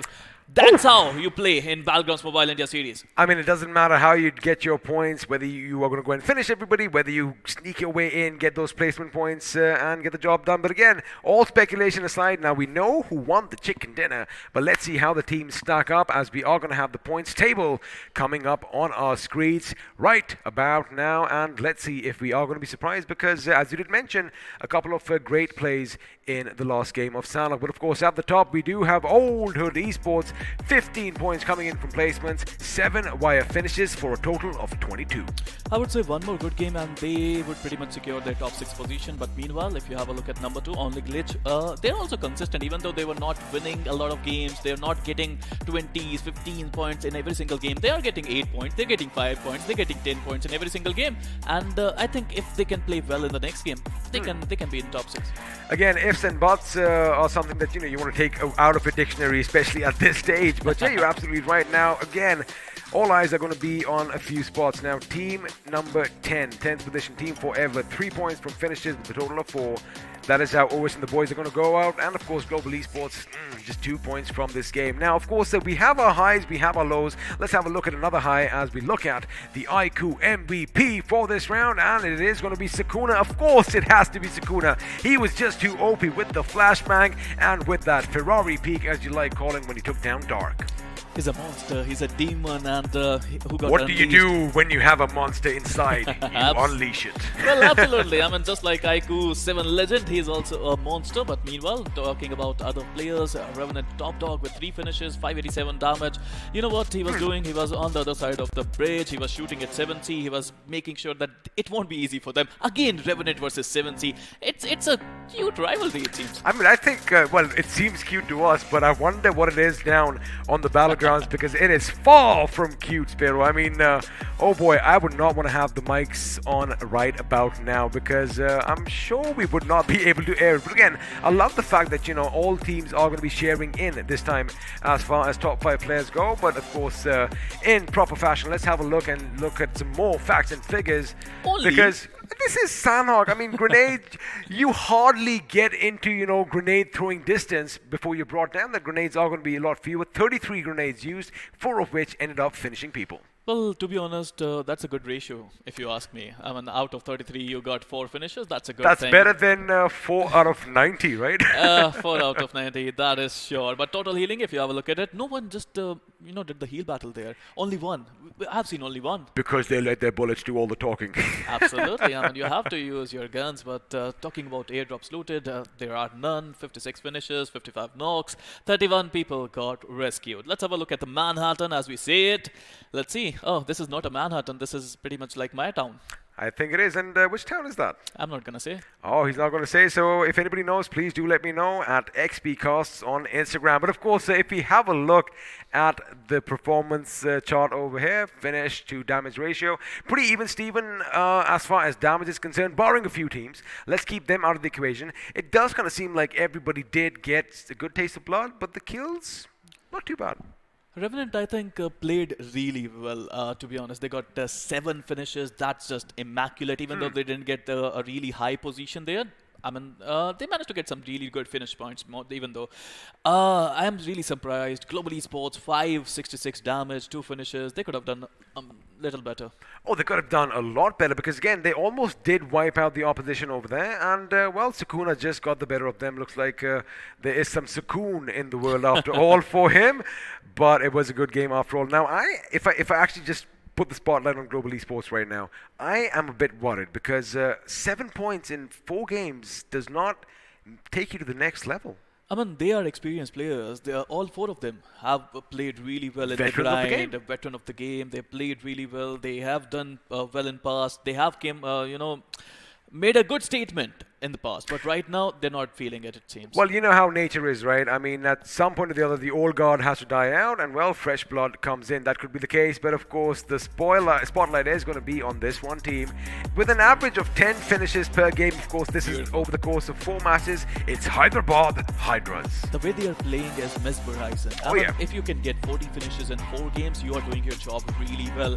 And, look at the damage, 6,459 damage, 28 assists, 3 headshot, and the average survival time of 23.28, and that is what I call a beautiful team. We've increased it from almost 19 the previous time we saw them after 2 games. Now they've increased that even more. Again, maps like Miramar and Erangel do help, but it is what it is, and these guys are going to be, well, basking in the spotlight right now, and well, it is deservedly so, because again, they've been hitting heavy right from the beginning, even though when all the odds were against them, even though when they knew that, we made a mistake, we could have gone down that slope, but they were up on top of the mountain. They were like, yes, we are going to go out, but we are going to go out fighting. They took 2 with them to the depths of hell. You said it right. They're basking in the glory at this point of time. I mean, 2 more games to go.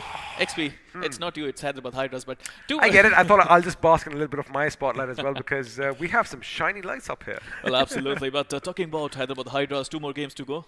Next up. Why can't I enjoy and bask in their glory as well, huh? Well, let us both do that. Fine. Not alone. I'm saying don't do it alone. Let's do it together then. Anywho, that of course was all the action from Sanhok. Again, the first Sanhok to be played in the BGIS 2021. And before we go anywhere, let's have a look and see how the teams are going to be lined up, because we do have the overall standings coming up. Is your favorite team going to make the cut? Here you go, the most important part right now. After 4 games, Hyderabad Hydras, they are on top. With 40 finishes, 30 position points, they have 70 total points after 4 games. Number 2, we got All Good Esports with 23 total finishes, 38 position points, 2 chicken dinners to their name, 61 total points, and they are feeling it right now. Oh, they are feeling it, and of course, we are going to come down to the 40s now with Only Glitch, 7C Esports, and Revenant in the 3rd, 4th, and 5th position with 46, 44, and 43 points respectively. Now this is where it gets interesting. MF Esports and CO Rip Mizo with 40 points apiece. So again, it is pretty close to call. I mean, I love the fact that the competition is razor thin, but Sparrow. The question is, when this page turns, when we have a look at the latter half of the overall standings, I'm pretty sure a few tears are going to be rolling down a few cheeks in the chat. Absolutely, Team Forever, Team Global Esports, Team 2OP, everyone is going to be on the other page. Team Forever, here you go, with 27 total points after 4 games. It must be disappointed, but at this point of time, I mean, imagine, next game is going to be super important. If they can get 25-30 points, they're going to get back in contention. Oh, even Global Esports, yes, they have single-digit points. Even Global Esports, get a chicken dinner, right? Get a few finishes, get about 25 points in a game or whatever. You can still do it again. This is what it is, right? I mean, there's always light at the end of the tunnel, Sparrow. I mean, there's always that little spark of light, right? So again, there is some hope. Yes. Is that hope a lot? It's going to be dwindling down. I know you're already gesturing. It is a little, it hurts a little bit as well. Hope is the name, XP. Hope is the name of the game. Hope is the name of the game, and well, that is your name as well. And I do believe, is it Latin or is it? It is Latin. Oh my goodness, I love the fact that I did my homework, and I have a good memory because I remember you telling me about it. The problem is you won't shut up about it, so you talk about it constantly. So of course I remember, buddy. Of course I'm just kidding over here. But now again, Global Esports, are you writing them off? I'm not right now. I mean, not- as you said, G fighting hope is the name of the game. There They you can go. make a comeback, but thing you know is- it's going to be super difficult. They need at least 60 points in the next 2 games, and if they can do that, they can qualify. But at this point of time, 40 points is the cutoff. I mean, 6, 7, both teams have 40 points. If you can get 60 more, then you have 67 in the total, and then you can qualify. But it's going to be super difficult. Believe me when I say that, XP. Right now, Global Esports, they have 1 foot in the grave and 1 foot in BGIS. Well, 1 foot, yep, 1 foot in and 1 foot out. But the thing is, again, anything can happen. Again, we're just optimistic people over here, and we love all the drama. But you know what we're going to do? We still have 2 more amazing games in store for you. But from Sparrow and I, we're going to say goodbye. Of course, joining us after, it's going to be Sparrow and Floki. We're going to see you on the other side of this quick break. Do not go anywhere.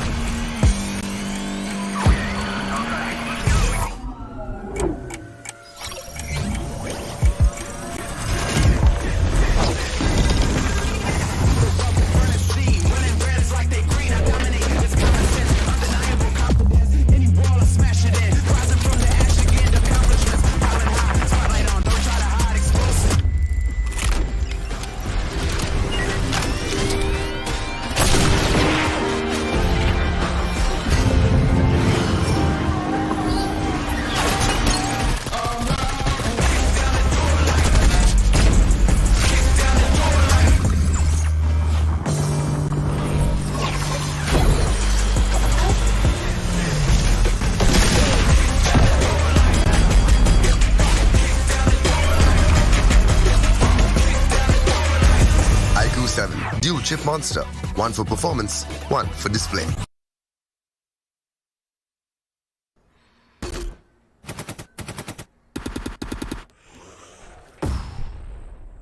Enemies ahead.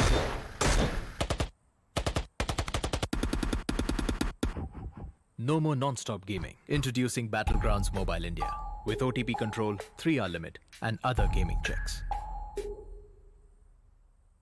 Battlegrounds Mobile India. Game responsibly.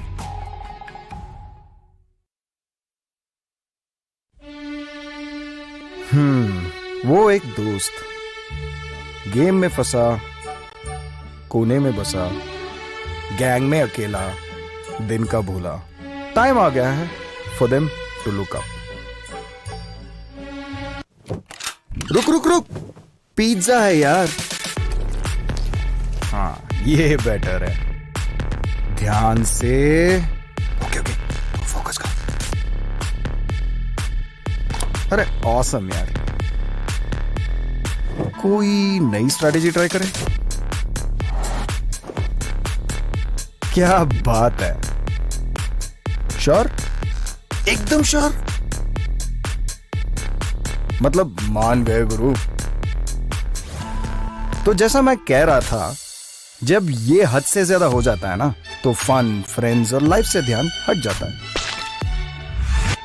तो कुछ भी करो, पर कैसे भी make them look up. अरे वाह, जल्दी समझ गए. Well done boys.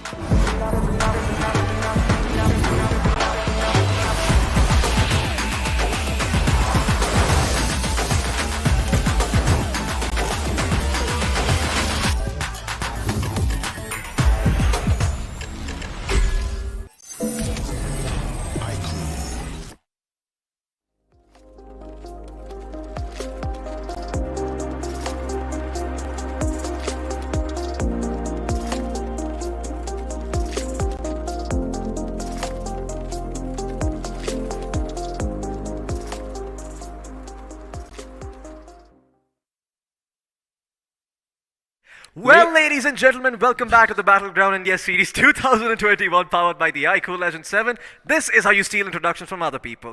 Well, I wanted to be the host for once, but TK, okay, Floki, it's up to you. You can do whatever you want to do. Thank you so much, Peter. Thank you for letting me have the mantle. There we go. But yeah, once again, welcome back to the Battleground India Series 2021, or should I say 2022, considering that we are now in the new year. Well, talking about that, Happy New Year to every single one of you. And well, Floki, I think we should stick to 2021 because it started there. But at this point of time, let us talk about the matches. Miramar is coming next. 2 more games to go. A lot of points on the line. A lot of lives on the line. You know, I always love talking about dreams and reality. This is a dream for a lot of people, and they are living it right now. Oh yeah, absolutely. I feel like being a professional player is the best possible thing that could happen to you. But you know what? Just in case you haven't been paying attention, here's the matchup to jog your memory and make sure you know what teams are going to be playing as we head right in. So there you go. We've got Global Esports, Team Forever, Older Esports, Revenant Esports, UDT Esports, Team Only Glitch, MF Esports, and 7C Esports. Joining with them, we have Outset Esports, Exist Esports, but at the same time, there are a lot of names here who I feel would be disappointed by their performances, but they have to do something in the next match. Moving on to Hyderabad Hydras. Oh boy, they are performing really, really well, and I love to say that they are quite consistent. Yeah, they're very, very consistent over here. But we've also got 2 OP esports. We've got Team GT, Exist Esports, like you mentioned, NFC Fearless, Lagging Experts, and Go X Rip Mizo. So I do feel that some of these teams have sort of been struggling to perform over here, especially when it comes to Global and Forever. They haven't had the best of times. Now, Forever, of course, they did very, very well in a couple of games, but it just seems that they're lacking the edge that all of these other teams have. Right? I mean, Global Esports as well, for that matter, are struggling right now. What do you think needs to change about the way Global Esports is playing, or, you know, Rip Mizo is playing, or any of these other teams on the bottom rung of the ladder playing that could help them become better and, you know, maybe even come out on top in the top 6? I think they need to calm down, especially Global Esports. They have all the experience. Take a deep breath, relax, and focus. Focus is important. What I feel is right now that they are panicking a little.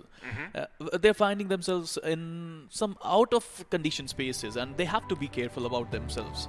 Yeah, absolutely. I mean, you need to be a little bit more mindful about what you're doing, you know, just to relax, assess your situation, and then make a decision based on that. But, well, we were talking about Miramar, and here we are into the beautiful desert dunes of this little map. And I have to say, it seems like Miramar is one of those places where some of these teams can make a comeback. Absolutely. I mean, Miramar is a professional map, if you ask me. There's no hiding spots. If you make a mistake, you're going to pay for it. It's going to be super important for a lot of teams to get a lot of value out of Miramar, because if they don't, I don't see them climbing the ladder right now. Really? Is it that bad? You think that if teams don't perform on Miramar, Erangel is not going to go good for them? Well, even if they play well in Erangel, they're not going to get 60 points from Erangel alone. Well, yeah, mathematically, absolutely, I agree. I feel like mathematically speaking, this is the time for any of these teams to start performing. Forever, if they want to make it to top 6, well, they better start pumping out some numbers. Good news for them is that they did perform well on this map, so, you know, maybe if they just push it a little bit further this time, they may actually get the chicken dinner. But any other team that comes in mind when you talk about the top 6 and teams who are at the cusp of breaking in that you want to bring up? Well, I think RIP Mizo can break it in. They're at number 7 right now with 40 total points. If they can play well in Miramar, they're going to be in top 6. And to be honest, I am super impressed by the team. Their maturity levels are just extraordinary. Being a team who just, came to the scene, I feel they can do miracles in coming future.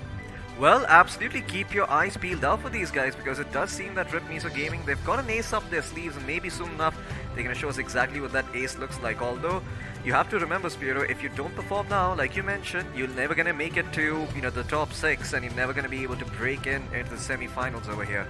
Well, Floki, there are 2 kind of people in this world. One who will write history, and the other one who will read history. And there are some people who are going to write history right now, right here, because Miramar is about to start. And let's have a look at our beautiful, beautiful plane there. Always Bolte is the pilot, and I'm looking forward to see the plane path. But if you are good at Miramar, you can see that it's starting near Los Hilgos and going towards El Hazar. It's going to be a southern-eastern kind of plane path where people find it difficult if they want to go towards the northern area. Absolutely. It seems like La Cabrera and El Pozo are going to be a little bit harder to access, but once again, a lot of teams should be dropping into Los Leones. Puerto Parecio should also be on the table over here. El Azahar, Tierra Bronca, Cruz del Val is also a couple of places that you can go in if you drop super late, but I don't imagine a lot of teams are going to want to go to the northeastern part of the map. Usually, you kind of want to stick to the western edges of Miramar because that is where the high ground is. That is where all those tall mountainsides are that give you tons and tons of vision and information on the surrounding areas. And well, once you have that, you can very easily just understand how you're supposed to rotate and where you can take a fight, or where you can do something, and where you can't do something. Absolutely. I mean, this is pretty much basic, right? You want to go in, get some decent loot, go towards a higher ground area, and just stay there. You just wait for your opponents to rotate from there, and you just boom, boom, take them out. But it's not going to be that easy for a lot of teams. First, you have to make sure that there are no drop clashes. If there are drop clashes, just make sure that you don't engage in them that much until unless you have that advantage in your favor. Absolutely. You kind of want to make sure that you've got that advantage in your favor. And, well, if you engage them without that, it's going to be a little bit problematic. And it does seem that the circle has formed towards the southwestern part of the map for the time being. You can see all these teams. Oh, God. Yeah, this is going to be interesting. Lots of teams over here. You're going to see some action breaking out soon enough. In fact, Global Esports, this is super risky. They're in the amphitheater in Picado. And, man, they're all split up. It's not their drop. It's not their drop. What are they doing here? Picado is not their drop, and I would love to see how they're going to play in this. Dark with that UMP already losing some HP. He does not even have a single bandage to heal himself. Without a helmet, with only a vest. Now he'll get some bandages, but this is going to be so risky. They want some fight. GE is fighting, and I would love to see how they're going to fight it out. Yeah, well, I'm curious to find out if they are actually going to be able to fight this one out, or if they're going to be biting the dust over here, because like you mentioned, it's do and die for these guys. So, yeah, the boys in blue better start performing soon, otherwise they're going to miss their bus to the semi-finals, and you don't want to be that team who doesn't make it there. I mean, especially for Global Esports, considering that they have been invited to this tournament, I think a lot of people are going to start raising eyebrows if they're unable to make it. But in the meantime, it looks like everything is going all right for the side of Team GE. Well, as soon as I say that, Sangwon comes under heavy fire. It's not going to be easy for them. I mean, they are not accustomed to Picado, where a team outset is there, and I would love to see how outset is going to behave when someone is on their drop. Right now, they don't know which team is it. As soon as the first knock would come in, they would do... I think either they would just go all in or they could just go all out. They found out that Sangwon is there alone and they are making full use of it. They want to use the numbers game advantage in their favor, and if they can get Sangwon, they're going to get the rest of the people as well, maybe. Uh-oh, yeah, but Neo's going to get shot from the side over here. Neo98 is going to have to be careful because it seems that other members from Global Esports are making it a little bit harder for him to push in. Team Outset, they're going to have to be careful with how they approach this, because if they go out on a limb over here, they could very easily be shut down. Sangwon is just going to go further deeper towards that petrol station, just try and make sure that he can, just dodge opponents in the meantime. But in the meantime, he's also acting as bait for Dark, because Dark is able to fire off a couple of shots towards Neo and make his life a lot harder. Now you have to remember, given the position that Sangwon is in right now, if they do come around the corner to try and check for him, they're all going to line up for Dark, and this should be easy picks for him. I'm not sure if they know exactly where Dark is, but I'm quite sure they have an idea, and I think those last few shots should let them know exactly where he's located for now. Well, I'm thinking about Sangwon right now. Right now, Dark is giving him information that people are coming towards you, and Sangwon must be panicking at this point of time. He must be hearing footsteps. People are coming towards me, and he needs his team to perform well. Team, as I say, together, everyone achieves more. Let's see if they can do that. Sangwon just hiding in that container, waiting for his chance to come. And Neo98 is nearby. The smokes are coming in, random sprays from Dark. But would he be able to save Sangwon from that demise? Absolutely. Well, that smoke is a little bit interesting, but the circle's going to be shrinking soon enough. And, well, you better start making your moves now, because it looks like it could be a long drive for some of the teams who have dropped in towards Camp Military. But Sangwon is actually going to get the hell out of that burning Molotov, stay alive for the time being, and heal himself back up. But he's actually going to get shot in the meantime from another side. It's going to be members from Team WTF coming in and just surprising them. Well, I wonder where other people of Global Esports are, where other players are. They're not here. They're not giving cover to Sangwon. I would love to see what their plans are. Smokes are coming out, and I think it's Dark, a huge responsibility on Dark. And look at the angle. He's in the dark as well. He's not on the window. He's just behind the window, so that opponent won't be able to spot him. Yeah, it does seem like Sangwan is going to be in a world of trouble over here as Global Esports. They're doing their best to just try and make sure they can keep Sangwan alive. But look at Team Outset. They're not leaving. They're going to let this guy bleed out and make sure they get that extra finish point because they are already inside the circle. They have nowhere to gun. They have nowhere to go, nowhere to hide. And as long as they make sure that they stay over here, well, they're going to secure that finish onto Sangwan. It's so important to save Sangwan right now. I mean, they did a mistake in Erangel. That was first game. At that time, they could have left Sangwan. But at this point of time, they should not leave Sangwan. If they leave Sangwan, they are already three men strong, 1 man down. It's not going to be easy for them in Miramar to survive. Either go all in or go all out. I would love to see what they're going to do. Absolutely. Well, they are going to go all in over here. Looks like Neo will be able to eliminate and secure that pick onto the member of Global Esports as Sangwan is going to go down. But elsewhere, it looks like one of the Team GT members have been lost in the meantime. But look at Kushal. He could be in a world of trouble as everyone from Global Esports is going around on the flank and trying to push him. And there you go. He hears those footsteps. He goes behind the wall and he lets his teammates know. Does he have nades to work with? It does look like he has some. So can drop them if need be over here. And there you go. The first nade's going to go in. But okay. Beautiful. 2 nades coming from the side of Global Esports. Both on either side. Making sure that Kushal has nowhere to run. Nowhere to hide, but once again, look at that, the flank being watched by Neo over here. It's going to be problematic for Iconic to go forward. It's not going to be easy to cross the AKM of Neo 98. He's managed to spot another play from Global Esports. Oh, look at that as well. What a sick headshot coming in from the man. Didn't even need to ADS for that, because he's going to go forward and secure the final finish on the member of the Global Esports family. And there you go. They should be fighting the Dota soon enough. This is not how Global Esports wanted this game to go. They're probably going to be eliminated over here if they aren't careful. Although it does seem like the last member is making it a lot harder. Are they going to go and secure those knocks that they've already found, or are they going to go all in for Slayer? Slayer holding the corner. Spear, this could be dangerous. Well, absolutely. Global Esports Slayer is the last man standing, and he is not only fighting for his team, he is fighting for Battlegrounds Mobile India Series. And here you go, Global Esports. They are out of Picado at number 16 spot, and I think they only got one finish. No, they didn't even get a finish there. Yeah, absolutely. It seems that Global Esports were having some trouble over here, just trying to get themselves on the board. They went for a risk early on. They dropped to a position that you said it wasn't really their drop location, and well, they ended up paying for it over here. It's just kind of sad to see them go out so early over here, and well, I'm pretty sure at this point they can't do much to come back in this series. Heartbreaking for the side of the members of Global Esports, but hey, if the stars align, maybe, just maybe, they might be able to pull something off in the next game, although it's going to take a big mental reset. In the meantime, look at where the circle has formed, right? Look at all these teams coming in from the northern part of the map. Older Esports, they're tanking a little bit of the blue, but they should be able to get towards San Martin and maybe even Picado and hold the high ground there close to the edge. Does that circle remind you of the last Miramar? I mean, it's pretty much similar, to be honest, and I would love to see if it would end at the same place there. But Team Outset, what a brilliant move coming in from them. I mean, as I said, as a team you have to play, and the full form of team is as simple as that. Together, everyone achieves more. They went to take out Sangwan, they took him out, they went to save their player, they saved their player, they took out Global Esports in Picado, and they're off to a wonderful start, Floki. Oh yeah, absolutely. I mean, Team Outset with 4 finishes, this is the best performance I think they have had so far in this entire series. So yeah, this is about as good as it gets for them. But the question is, where are they going to go from here? In the meantime, Team Hyderabad Hydras, well, a team that has racked up those finishes like we've seen earlier, are going to be, well, driving off-road with a vehicle that is not really meant for that purpose. The McLaren is going to be dented, it's going to be crashed. But it's fun, Floki. It sure is fun. Not even gonna lie. I mean, it is fun doing all this kind of stuff, but please, if you've got a sports car in real life, do not drive it off-road. I mean, absolutely. I mean, I don't think they would, but right now they can have all the fun in their life. You know why? Because they are number 1 on the table, and they can do whatever the hell they like to do. And plus, it's Miramar. It's their favorite map. They love playing here, and they love winning here as well. So I would love to see what Hyderabad Hydras have in store for us. Now, one other thing that we didn't notice in the meantime, while Global Esports were eliminated, it seemed like Team GT, they've lost 3 of their members over here with only 1 surviving, so that's going to be super hard for them to get, out of. And, well, guess what? I think we've got an instant replay just for that to see what happened on the other side of the map, that the sort of action that we missed out.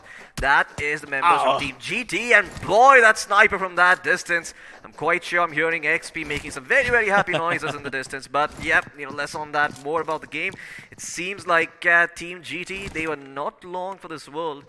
Only one of their members was, and he's going to be carrying their hopes and dreams forward over here. But once again, this is the second last game of the six match series, and if you're not able to perform over here, if you get eliminated early over here, well, your spot could be in jeopardy, your throne could be in jeopardy. Let's see if Rip Mizo can actually inch closer and make it to the top 6. But in the meantime, it seems that elsewhere on the map, there is a fight breaking out. Lagging experts, they've lost some of the members who has been knocked down, and Team Forever are the ones responsible for this. We talked about how the performance on Miramar is very strong, and this is them doing exactly that. This is them just trying to go forward and get those finishes. This is going to be super important for Team Forever. I mean, BGS is on the line. If they perform well in this one, I think they can manage to get back into top 6, but let's see what they are going to do. Savitar with that M249 trying to and he would get the first knock in. Actually, the second knock in, and they would get the second finish as well. Meanwhile, Team Lagging Experts, I think they're not interested in taking this fight. They are very far away, the remaining players, and I think they want to go away. Absolutely. Team Lagging Experts are like, you know what, we are alive, let's just get the hell out of here, rotate to someplace safer, because if you look at where they are, it is not exactly safe. They got a lot of teams hot on their tail right now, and if they aren't careful, they're going to end up losing a lot of their players. I like the sort of precaution that Evac is taking, but this is not safe at all. 4 members driving in one car, this could be devastating. Oh, they have to be really careful. Miramar is not the map where you can have 4 players in one single vehicle. Meanwhile, Exist Pandey coming in, getting the knock on always Bolte. And oh boy, if Team Forever, they're going to lose their IGL straight off the bat under 12 minutes. Absolutely. I mean, losing a waste right away is going to be super hard for them to work with, but they've got 3 experienced players who can maybe just carry their team forward and keep the dreams of Team Forever as well as always alive over here. Speaking of which, it looks like Team Exist is going to come under heavy fire from those same members, as despite being on the low ground, these guys are making it a little bit harder for the side of Exist to find some real estate to work with, but this could be problematic. Look at that, he's got the long range sniper over here, he's got the perfect scope for it as well, so he can see exactly how far he needs to aim and where that notch needs to line up for the shot to connect. Absolutely, look at the loot here. Level 3 helmet, level 3 vest, 20 bandages, 3 first aid. I think this guy is jacked up, is ready for some action, and I would love to see how he's going to perform. Meanwhile, on the other hand, Klaus is there, and I would love to say Team Old Hood, how they're going to perform. They managed to get 2 chicken dinner out of today's schedule, but would they be able to get another one? That is the question in my head. Well, if they do, they're certainly going to be securing their spot at the top 6, and it seems that in the meantime, they are going to be focused on getting themselves a couple of finishes, but it does come at a price. Sultan has been knocked down. Klaus is low as all heck. I see he's only a tiny sliver of his HP bar, and that medkit is going to protect him, but for how long? Only Glitch prepping up that nade.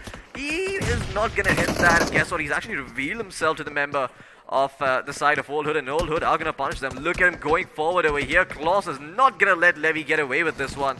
And Klaus, well, he's going to drop a couple of smokes to secure the position of his members. Make sure they're not picked off from a long range angle. Another smoke coming in just to block their line of sight. No, never mind. It's actually a frag grenade. Can it find the mark? No, it cannot. Levy will be safe in the meantime. But another grenade being lobbed in from the window. And well, it looks like it didn't really work, but now all the members from Old Hood are here, and we're going to be saying goodbye to only Glitches. Well, the member who is stuck up over there, it is going to be 8, I believe it is 69. Well, absolutely. I mean, Levy is down already, and I think DT69 is the last one standing. I would love to see what he can do right now. Would he be able to save himself? Would he be able to get some really decent points out of this game? Because you know what? There's only one question in my mind right now, Floki, and I'm gonna say it. How bad do you want that trophy? Oh yeah, absolutely. If Old Hood Esports really want it, well, they better start moving and they better start getting into the zone right now, because otherwise they are gonna have the blue tearing away at them. And on top of that, they're gonna have to worry about being gate kept. In the meantime, Hyderabad Hydras just picking up freebies. Managed to get themselves another pick over here. And I do believe it was Team Lagging Experts who lost a member, so it's a little bit unfortunate that they now only have 1 member to survive. But once again, I don't think we're in the map Miramar. I think we might just be on Sanhok. Well, I mean, Sanhok is green, this is brown, but that's okay. I understand your feeling, Floki, because yes, this is looking like Sanhok to me. The chaos is happening from the moment these players landed here. It was utter chaos. Oh boy, look at that. Nade MF played with a beautiful nade there, getting the better of UDT Esports, and I love this zone, to be honest, on the other hand, Floki. Oh yeah, me too. I mean, that zone is just such an interesting place. Once again, we go towards Chumasera and Menasdale Val. We'll see who ends up coming out on top over here. But in the meantime, UDT Esports, they're going to have their hands full with some action. The AKM with the red dot side. Oh, it does not connect. Looks like lagging experts who are Abhi is going to try and secure that knock and convert into a finish, maybe get themselves 1 point, but it might be super costly over here. UDT also going to end up losing one of their members to a knock, while MF only have 2 players surviving. In the meantime, Team Forever, despite the lack of a waste, they're sticking together, they're surviving for now. And well, it looks like they're even going to be able to take fights at that distance, but look at Titan White, he's going forward, he's got the perfect flank angle, but they've got a member watching. It's going to be Blade who turns around and prevents that flank from coming in. Great awareness, great soundness coming in by him. And now Sultan could also be in trouble over here, as he is also going to be knocked. Hitman's going to be responsible for that, as MF, despite being a 2-man roster, are fighting. But finally, Easy for God is going to come in and get 1 knock for themselves. There's just 1 member standing from the side of MF. It's going to be Blade. He's going to go for the rest, though. He's actually going to go forward. Catch him off guard, and Unity Esports will be eliminated. A 2-man roster takes out 4 members from the opponent team. And my goodness, MF, well, he did say, Blade, that if you want my piece of real estate, you're going to have to come and snatch it out of my hands. And that's exactly what Team Forever are doing. They're going to hear the commotion, they're going to come in, and they're going to try and put Blade out of his misery, and they will succeed. Well, the glory, while it was short-lived, it was fun to watch, and well, MF Esports, they are going to be going home, or rather going out of this match with 3 finished points to their name. Well, you live by the sword and you get finished by the sword as well. Meanwhile, Team Outset, they're off to a wonderful start, if you ask me. 4 finishes they got. Now they are trying to take out Revenant. This is going to be super fun. If they can take out Global Esports and if they can take out Revenant in the same game, this is going to be super fun for their confidence. But oh, he spotted him beneath the vehicle there. He would get the first knock in. Absolutely, look at that Team Outset. They're going to be able to fight Show. I mean, guess what? They've lost one of the players as well in return, but it looks like Krishnan is going to go forward, trying to create some space, but while he was trying to do that, it seems that Revenant Esports are going to bite him more than they can chew and get away with it, as Neo 19 is going to get powered over here. Look at that prone coming in. Beautiful movement from this man. Keeps himself alive, and with the M249, finds himself so many finishes. And now once again, we're going to be saying goodbye to Team Outset as they get eliminated in 12th place, but the action isn't over yet. Look at Rip Mizo. Well, looks like Flick YT has got some flicks to make over here, as Old Hood Esports are now under attack on the low ground. And this is what we talked about in Chuma's area. If you're not on the high ground, if you don't have the vantage point, then it can be really, really hard for you to get anywhere on the map and just try and survive over here, because with the zone at the back, there's no natural way inside the circle. Absolutely. I mean, they have to be careful. I don't think the nades are going to go there. It's not going to reach at that point of time. Either you have to use a jump nade or something like that with accurate precision, which is not going to happen at this point of time. Meanwhile, although Esports, they're stuck outside the zone and they don't have any other option. They can't climb this mountain, so they have to do something else. Meanwhile, Team Revenant, they're on the back foot. Exist coming in, Pandey getting knocked, Shiv getting knocked there, Austin Bordex surviving and fighting at the same time. Meanwhile, with that tempo, he can pop some heads. Absolutely, he can certainly pop some heads, but let's see if he's actually going to be able to connect those shots. In the meantime, Revenant, well, oh my god, look at those nades come pouring in and putting one of the members from Exist out of his misery, although there is still one standing and he can get the other one back up on his feet. But looks like Revenant, once again, they might be going in a bit too deep, because from the back, it's 2 OP Esports coming in and trying to make a name for themselves in the top 6. You have to remember where they were. They're not in a very good spot. If they perform well, they could potentially get in there, and Revenant will be eliminated by the hands of 2 OP, as they're going to get credit for all of those finishes.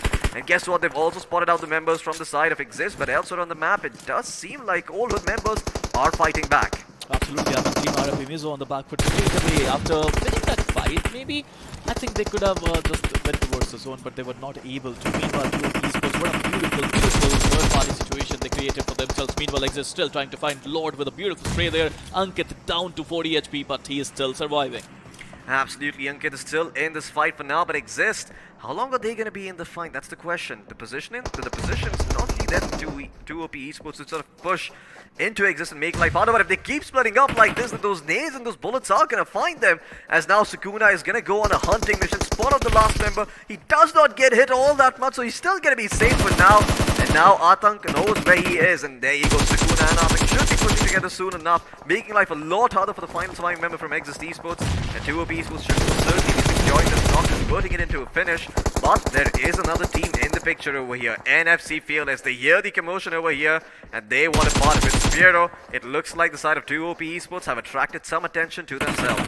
Well, Well, absolutely. I mean, these third-party situations are really important for you. If you can get a lot of value out of it, you are doing well. This is a game where you don't have to always go 4 versus 4. You can go when you have the upper hand. Meanwhile, if you talk about Team Forever, a lot on the line, but they are fighting with the mighty Hyderabad Hydras, who are in some really good form. Matching up, they would get the finish on Frankie, and I think it's just amazing. Team Forever on the back foot. Max Cash being the last man standing, he would manage to survive by using that smoke, but you know what? When I see a smoke, I use a nade.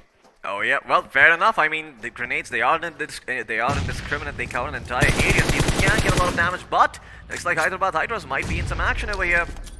You know the best thing is, Max Cash is so experienced. He, he didn't smoke himself. He smoked ahead of him so that all the nades that would come in his way won't come towards that But now they know where he is. Now they know, but it doesn't matter. Look at them go.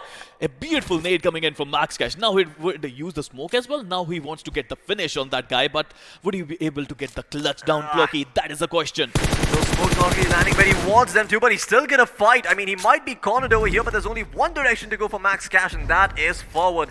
And forward he's gonna go, trying to find that finishing blow in the meantime. He's gonna pull out the UMP, and my god, he does so much damage over here. Where's the trade coming in from Hyderabad Hydras? There it is. Carry is gonna put him out of his misery, and one more elimination. Another team bites the dust over here, leaving only 7 in the fray. And guess who has a 7 in their name? It is 70 Esports, occupying the prime position inside the current circle in Chumasera. They've got vision around every single part of the circle, and they're gonna be able to pick and choose their engagements as they want. However, they are on the low ground as of now. Well, they are holding that spot for forever, it seems. But talking about Team Forever, Max Cash, what a brilliant effort. I just have 2 words right now. Well played, nice try. Absolutely. I mean, Max Cash most certainly put up a valiant effort over here, but is eventually, did bite the dust. But in the meantime, Team GT is also going to be eliminated by Team Hyderabad Hydras, and now we're going to turn our attention towards 70 Esports, who have been somewhat quiet for the last game, but maybe they can bring it back in this one. Maybe they can continue establishing their dominance in the top 6 and making sure that every other team underestimates them. They have a surprise element going into the semi-finals. 70 Esports, well, we're about to find out what they're made of. They are on the low ground. They don't have those angles to work with. We could potentially see a couple of smokes being dropped, but once again, you have to remember, when there's high ground, you can't just continue to spam smokes and toss nades, and there's not much that the side of 70s could do about that. But elsewhere on the map, NFC might be in a lot of trouble over here. They're gonna get pushed into by 2 OP Esports, and now Newton gonna end up biting the dust, or is he? Nope! Sukuna has his back covered, and that is another team biting the dust over here. NFC have been eliminated as well. But you know what? Newton got picked by a 7C player. I mean, from a long way. 7C, they are holding their spot beautifully. Now they can just enter the zone. If they can, that would be really important for them. But meanwhile, Hyderabad Hydras, would they be able to get their second position, or would they be able to get their first chicken dinner? That is the question. That is in my mind right now. Oh yeah, we're about to find out if Hyderabad Hydras can actually get themselves a chicken dinner, or if it's going to be the boys in team number 8, that is 7Cs, who are going to get that first chicken dinner to their name and finally cement their solid performances throughout. Looks like, Rip Miso Gaming, they have been eliminated, and then there were 4 members alive from the side of 7Cs, 4 members alive from the side of 2OP, only 2 alive from the boys of Old Hood. Someone is going to be walking away being a winner over here. You're going to find out who it is. Hyderabad Hydras, they could put up a repeat performance, get themselves a chicken dinner. So could Old Hood Esports and 70 Esports. They might not have a chicken dinner so far, but they certainly are in contention for one. Well, let's see if they're going to find it. For now, they are preventing anyone from coming down into their piece of the territory over here. Circle is formed upon them, so they don't really have to move. They can just gatekeep everyone from coming in. You know, it's unlike 7C. They are a team who likes to be a little bit more aggressive, but in this one, they just hold it their spot beautifully well. They have the zone, so I think that's a good one for them. Meanwhile, Aldous Sultan, he would get the first knock in on 2OP. Atank is down, but I think they would be able to revive him. Absolutely, Atank is down, and looks like Sultan is also going to share that same fate over here, except this time around there's going to be no one to pick him up, and Old Hood Esports will be eliminated in 4th place, leaving 2OP, the Hydras, and 7Cs in contention for that first spot. And guess what? Hyderabad Hydras and 2OP have both lost a member each. Could this be the first chicken dinner for the side of 7Cs? That supply drop still has not been looted. You could go forward and maybe get yourself a Groza, or maybe even an AWM at this point, although I do think you would prefer a Groza right now. 2OP just holding the hill for the time being. They know that the circle is upon them, and when it forms again, they're going to find out if they have to go low ground, or if they can continue to keep coming in over here. here. Oh, Sukuna is going boy. to spot one out and get that knocked down towards carry. Two members survived from the side of Hyderabad Hydras, and they don't know where they are. But with the high ground, they don't need to take the initiative to get that information, as they know they are going to be coming to them. But you know who else is coming to them? It's going to be 7C Esports, and they are not going to show them any mercy whatsoever. Well, no mercy at all. 7C Spray God coming in, but Sukuna is a demonic being. The way he's playing, he got 7 finishes already, and I don't think he's looking to stop at this point of time. 7C Prince with that beautiful nade down won't be able to find anyone, but they need the zone. I mean, 2 OP, they have to come and they have to go towards 7C, and if they can do that, they would get the zone as well. Absolutely, 7C Esports is all going to be about those little back and forth engagements over here. If you can spot and run away, set up another teammate for a perfect frag, well, it could be big. But speaking of frags, a lot of grenades being lobbed in the general direction of 2 OP Esports, as there's no place that is safe. My goodness! Sukuna ends up biting the dust. Well, not biting the dust, but falling down to his knees. Nice of those names coming in. God. And now 7C Esports, they're going to go in for the finish. They've managed to find themselves all the members of 2 OP Esports, and they can smell it in the air. There is chicken cooking tonight, and they want the entirety of it. They are not sharing it with anyone. Hyderabad Hydras trying to desperately hold on to their position, but those folks blocking their line of sight. And in the meantime, while they will find one thing, it does come at a cost. It is going to be an even trade, and so the side of 7C are still in favor over here. They're still in the lead. Striker gonna try and go in for the res, but guess what? His res is actually gonna come first. They might be able to push on the back of this. Aladdin could be in a world of trouble, but no, he's actually trying to make it back towards his teammates. So maybe act as maybe Prince is also gonna get knocked down over here. Striker is gonna be the one who makes sure that the retreat has been secured and that carrier is gonna be able to get back up on his feet. While Black continues to throw a couple of nades in the smoke, can that second nade find him? Yes, it can. Sanhok is also going to bite the dust over here. 7Cs, they had the man advantage, they had the numbers over here, but it looks like Hyderabad Hydras will be cooking up another chicken dinner for themselves. 3v2 situation for now, and with all these members down on their feet, all they have to do is go and push. All they have to do is cross the other side, find the member from the smoke. They see one running carry. Can he get the knock? No, he cannot. He's going to be shut down instead, and looks like Hyderabad Hydras are still in the game. Aladdin is actually lining them all up. He's going to turn it around. A 1v2 that, but Hyderabad Hydras will prevail in the end. 7Cs, they can have to satiate themselves with second place. Well, they told us that they are the best team in Miramar. I think they are right. They actually managed to get the chicken dinner finally after getting second spot in Miramar last time. Oh boy, Hyderabad Hydras, they are going places. And you know what? What place they're going to? They're going to the semi-finale. Absolutely they are. And with that performance, I think they might just have secured their slot over here. And I have to say at the same time, 7C, they came so close. They smelled it in the air. They knew the chicken was cooking. They just did not know where, despite having 4 members towards the end. Just unable to convert that advantage into something tangible. And well, Hyderabad Hydras, you go after them one after the other. Well, there's going to be, you put one down, there's going to be 2 coming back up, and they will take the fight against you, and they will make sure you're reeling and licking your wounds. You know, when the game changed, I think it was 7C Prince who was trying to give a flank there. I think he had a really good position. If he could just taken one man down from Hyderabad Hydras, it was 7C who was going to win that game. But Hyderabad Hydras, quick reaction time, beautiful guns control, recoil control was on point, and the moment they took out Prince, I thought it was over.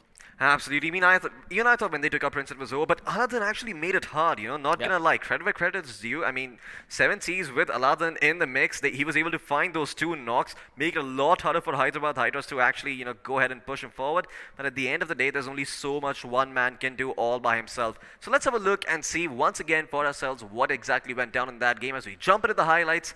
And well, we're about to find out how exactly the members of Hyderabad Hydras got themselves that first place finish. But before that, Team Outset off to a wonderful start. First, they cornered the Global Esports Sangwan. They took them out, and I think it was a beautiful game. But meanwhile, Team Unity, Titan, look at that beautiful TPP advantage that they took. That was a good one, but in the end, is that going to be enough? Look at this amazing sniper shot. Oh my god. We all love hitting that sniper shot on the head.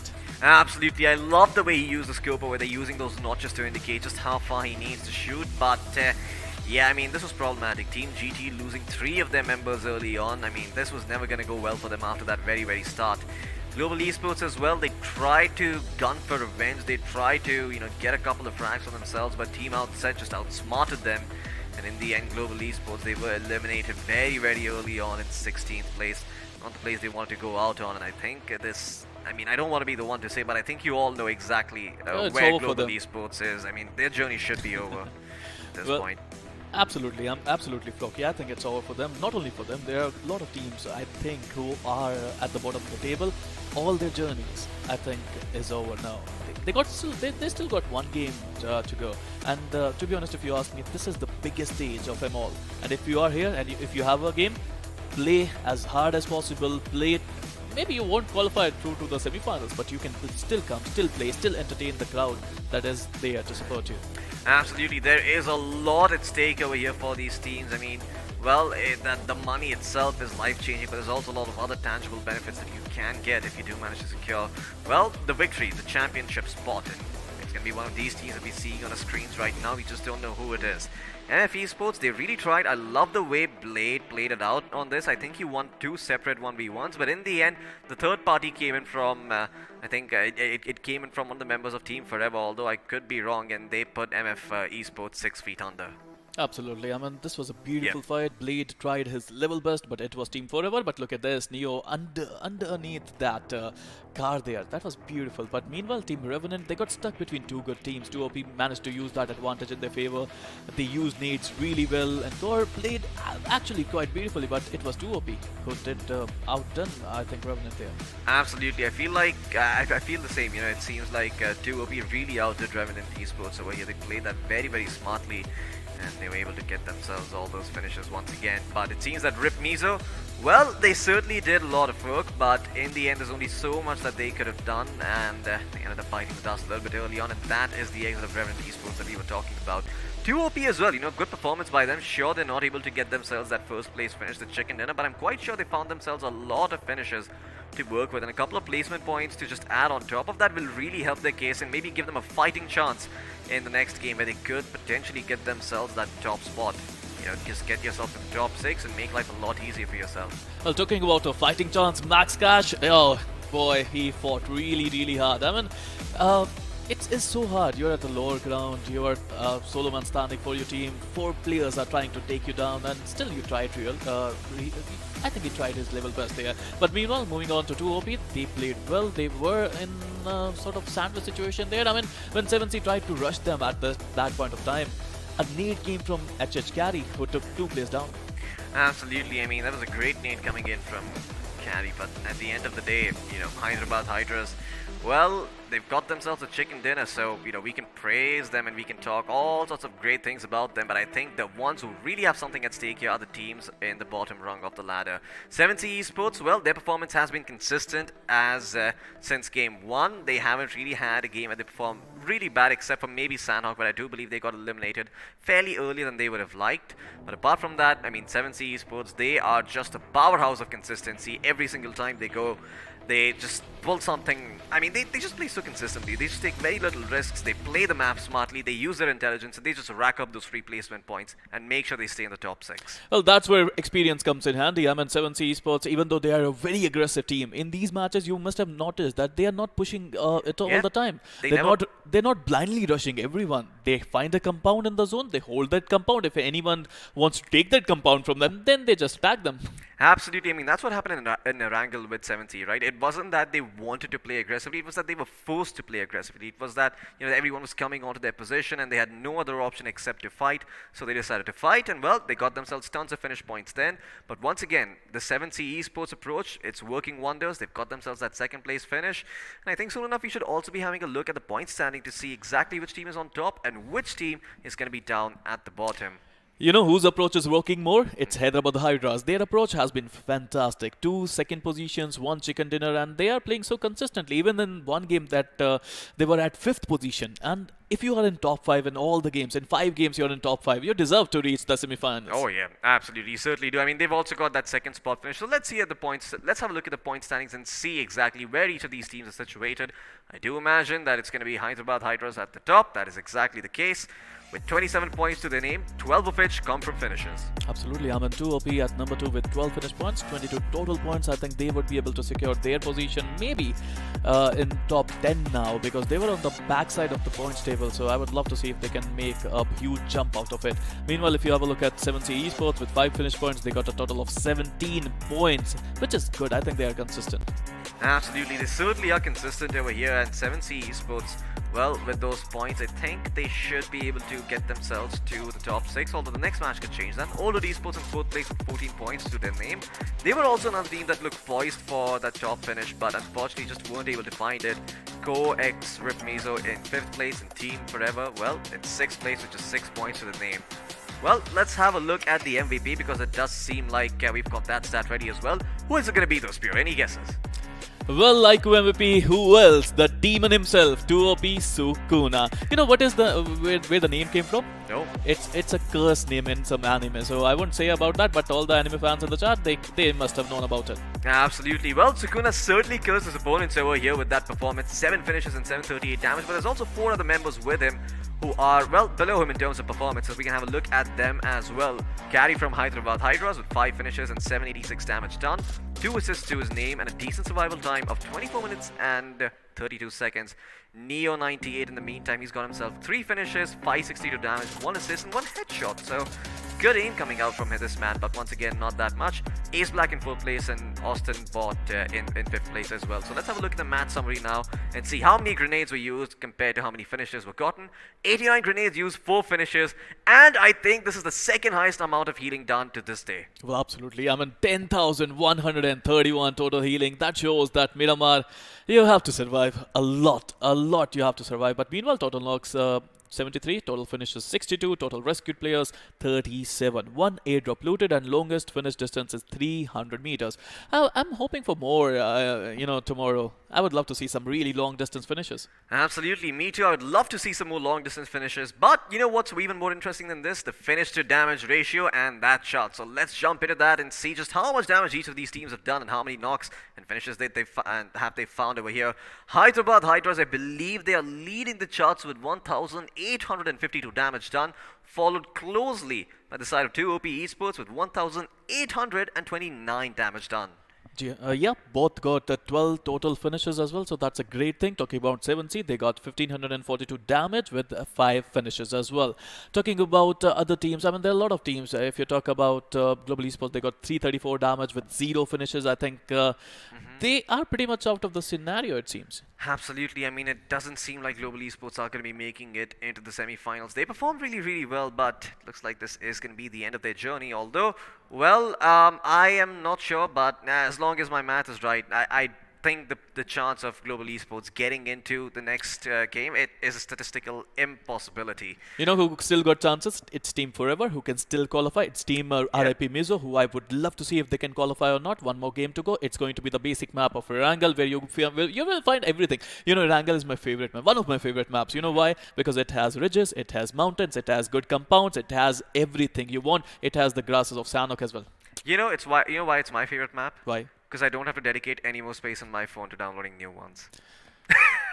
Well, you didn't see that coming, did you? Yeah, I didn't see that coming, Floki, but all the maps are really amazing. Absolutely. You know, my favorite map is Miramar, but my second favorite map is Erangel. I miss another map, but I will not talk about it right now. At this point of time, you know what I'm going to talk about? I'm going to talk about Team Forever. All right. They're playing well, they're looking good, but they're not having enough points on the board. So what do you think they need to do differently in this game? I mean, we're going to be moving on to Erangel, of course. Erangel is one of those maps that some of these teams have struggled in, especially the bigger names over here. They faltered on this map. What do you think they need to change up? Do you think it's just that everybody knows their drop location, or do you think it's the rotations that are coming in that are somewhat faulty? I think they just need to believe in themselves. They know how hard they have worked. They just need to believe in their hard work. They need to do some smart work, and if they can do that, they can get some points on the table. It's all about surviving in the starting phases of the game. If you can get a decent spot in the zone, you can survive. If you can get a decent spot, and if you can defend that well, you are going to survive. You are going to get some finishes as well, and that's the name of the game. Get some finishes, get some points, get the chicken dinner, and you are going to qualify.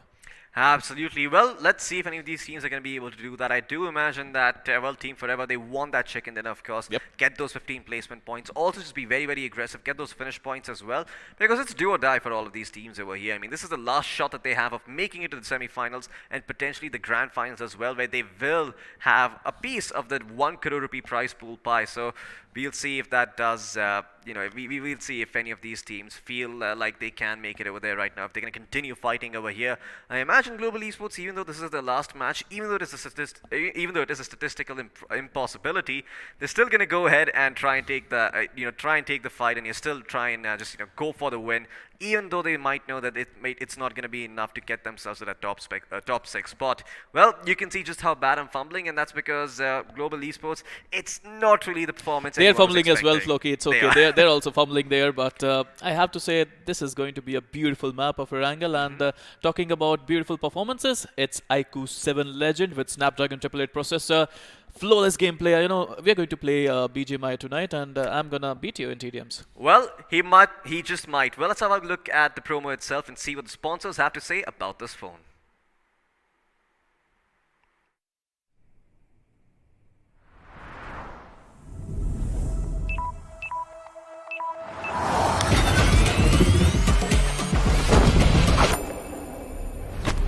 Are you ready for this?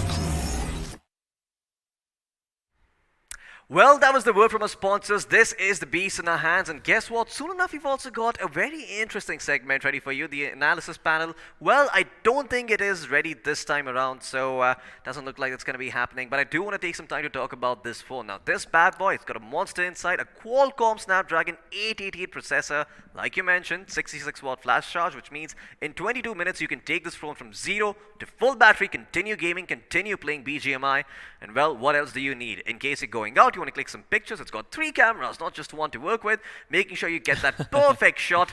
And you know what? I think I'm going to become somewhat of a photographer myself. Well, here you go. You said it all. I mean, fascination meets innovation. It's written there as well. And I have to say, yeah, it's a brilliant device. And we are going to play some BGMI tonight. Meanwhile, if we talk about BGMI, we have to talk about iQOO BGIS and semi-final slots on the line. Teams are trying their level best. One more, I think, milestone they have to complete, because this Erangel is going to be super important for a lot of teams. Absolutely. I mean, this map is going to be extremely important for all of these teams coming in, especially for teams that are just on the edge. Teams on that 7 to 8 spot. Rip Miso Gaming, Team Forever. All of these teams, if they want to get to this top spot, well, they need to start fighting on Erangel, because this is the last chance, the last opportunity you have to even get a shot at that 1 crore rupee prize pool, because you have to remember there's still semi-finals after this. So, you have to perform in the semi-finals as well, and then you make it to the grand finals and get yourself a piece of that 1 crore rupees prize pool. There are 2 options right now for players. First is qualify to semi-finale, and then you have an achievement that I qualified till semi-finale. Yep. Get out here, and then you have to say that I qualified till quarterfinals. There's a difference between that. So I would love to see. But meanwhile, there's Hyderabad Hydra Striker who's joining us right now in some short time, and I believe let's have a look at Striker. Let's see what he has to say today. Hello and welcome to the iQOO Battlegrounds Mobile India Series 2021. Now, this is a little bit of a special segment that we have in store for all our viewers. My name, of course, is Angad Singh Chehal. I go by The Experiment, and with me, you all know who this guy is. It is Anki Bot himself. Now, Anki Bot, we have a special someone in store for all our viewers, and I guess we should bring him on. It's Striker from Hyderabad Hydras. Striker, thank you so much for joining us. First question, how are you today? Yeah, I'm fine. आप लोग कैसे हो? बिल्कुल ठीक है, and I believe Ankit has a few questions for you. Yeah, of course. So Striker, asking about round 3 of BGIS. So what do you feel about the competition over here? कि teams कितनी strong है जो यहाँ पे underrated teams है जो qualify होकर के आई हैं, and what things they should change in their game style जो आपको feel हुआ? They are playing really good, bro. As of now, they have to improve they have to improve their confidence. Like घुस के मारना चाहिए, camp नहीं करना चाहिए. वही बोल रहा हूँ मैं. So you're talking about confidence, and I mean, you shouldn't hesitate, right? So आपके लिए एक और सवाल है, just to add to that point. Now, we did see you in round 3. Pehli game itni achhi nahi gayi thi as you would have expected it, right? Yeah, But you guys came back strong in game 2 with the chicken dinner and a lot of finishes. So how did you as a team, aapne wo confidence apni team ke andar after, you know, a little bit of a downhill slope, aapne wo kaise infuse kiya? मैंने बोला था team की Miramar में हम लोग का map है Miramar, सो हम लोग का मारना बंदे को. So even we lost carry, we killed, we cleared the zone and we occupied the zone, and we made that game like 12 finishes. So again, like you said, 12 that finishes and Miramar is your map. yeah. So basically it's a statement कि कोई भी team मीराबार में आएगी तो it's a like boosting confidence for my IGL. So yeah, right, you have to know, give him a confidence so that he can occupy the zone. Like yeah. Just to add another quick question before I give it to Ankit. So confidence, it needs to come from every single player, right? Normally लोग सोचते हैं कि IGL को सब कुछ करना होता है, you know, to pump up the team and my mindset is to boost my IGL's confidence because we got 0 points in my first game, so it should not affect the second game. So I'm just little bit boosting my IGL and my teammates so that we can do our next game well. Wonderful. You know, they say that you only as strong as your weakest link, and you got to make sure everybody does their part. And I believe आपके पास एक और सवाल है अंकित? या बिल्कुल. So striker अभी हम देखने के एक addition हुआ है Sanhok के map का, जो अभी तक BGIS में नहीं था. It was all Erangel and then Erangel and Miramar. So you know how crucial is Sanhok for you guys? और जैसे आपने बोला कि Miramar is your map. So do you think that like how you guys gonna perform in the map? Sanhok में जरूर finish में जाएंगे हम लोग. जरूर finish में जाएंगे. वही जैसे आपने बोला that you're not going to hold back again. Sanhok as a map has a little bit of an RNG factor. You know, छोटा map है, कोई कहीं पे भी उतर सकता है. Do or die map. Do or die. There you go. And of course, जैसे आपने बोला, just go for it. Just go for those finishes, right? Yeah. Well, again, Striker, it has been a pleasure and a privilege having you in the studio. Thank you so much for your time and best of luck in all your future endeavors. Thank you so much. Well, there you have it, boys and girls. That was Striker from Hyderabad Hydras. And again, Ankit, it's all about that confidence, isn't it? Exactly और काफी ज्यादा ready वो नजर आ रहे थे for BGIS. Let's see कि BGIS में उनका परफॉर्मेंस किस तरीके से हमें देखने को मिलने वाला है. बट अगेन कॉन्फिडेंस एंड वो जो उन्होंने एक चीज बोली कि कम बैक करना, बिकॉज एवरी न्यू मैच जो होता है वो एक नए कॉन्फिडेंस के साथ और आप बाकी की चीजें भुला करके आइए, भले आपका पहला मैच अच्छा ना भी जाए तो. And I think that's something which is great जो यहाँ पर स्ट्राइकर के साइड से देखने को मिला हमको. Absolutely. Again, you know, we can learn everything from everyone, and even if you have a bad day, put your best foot forward and, well, you might just get everything you wish for. But again, that is it from us at the studio. Ankit and I are going to say goodbye for now. Let's get back to some more BGIS action. Well, ladies and gentlemen, that was the interview we had with Hyderabad Hydras' striker. Of course, a player responsible for the great performance of the team so far and also responsible for securing that spot in the semi-finals. I'm quite sure at this point they've got themselves, what, 3 chicken dinners? Or is it 2? They got 1 chicken dinner and 2 second positions. Well, absolutely. So there you go. There you have it. I think they're going to be quite okay with the placement they found themselves in. Let's have a look at the matchup and see once again which team is going to be playing. Just in case you missed out on the action, you're tuning in right now. We've got Team Global Esports, we've got Team Forever, All Dude Esports, Revenant Esports, Unity Esports, Only Glitch, MF Esports, 7C Esports, lots of esports. Well, absolutely. I mean, this is esports and this is their life, this is their dream, and they're living it right here, right now. We got Team Outside as well, Hyderabad Hydras, as we have spoken. We will talk about Striker a little more after this, introductory screen. 2OP Esports is also there. Team GT as well. Exist Esports. They need to start winning those fights. They are playing so well. They start off really well, but they're not able to finish those fights.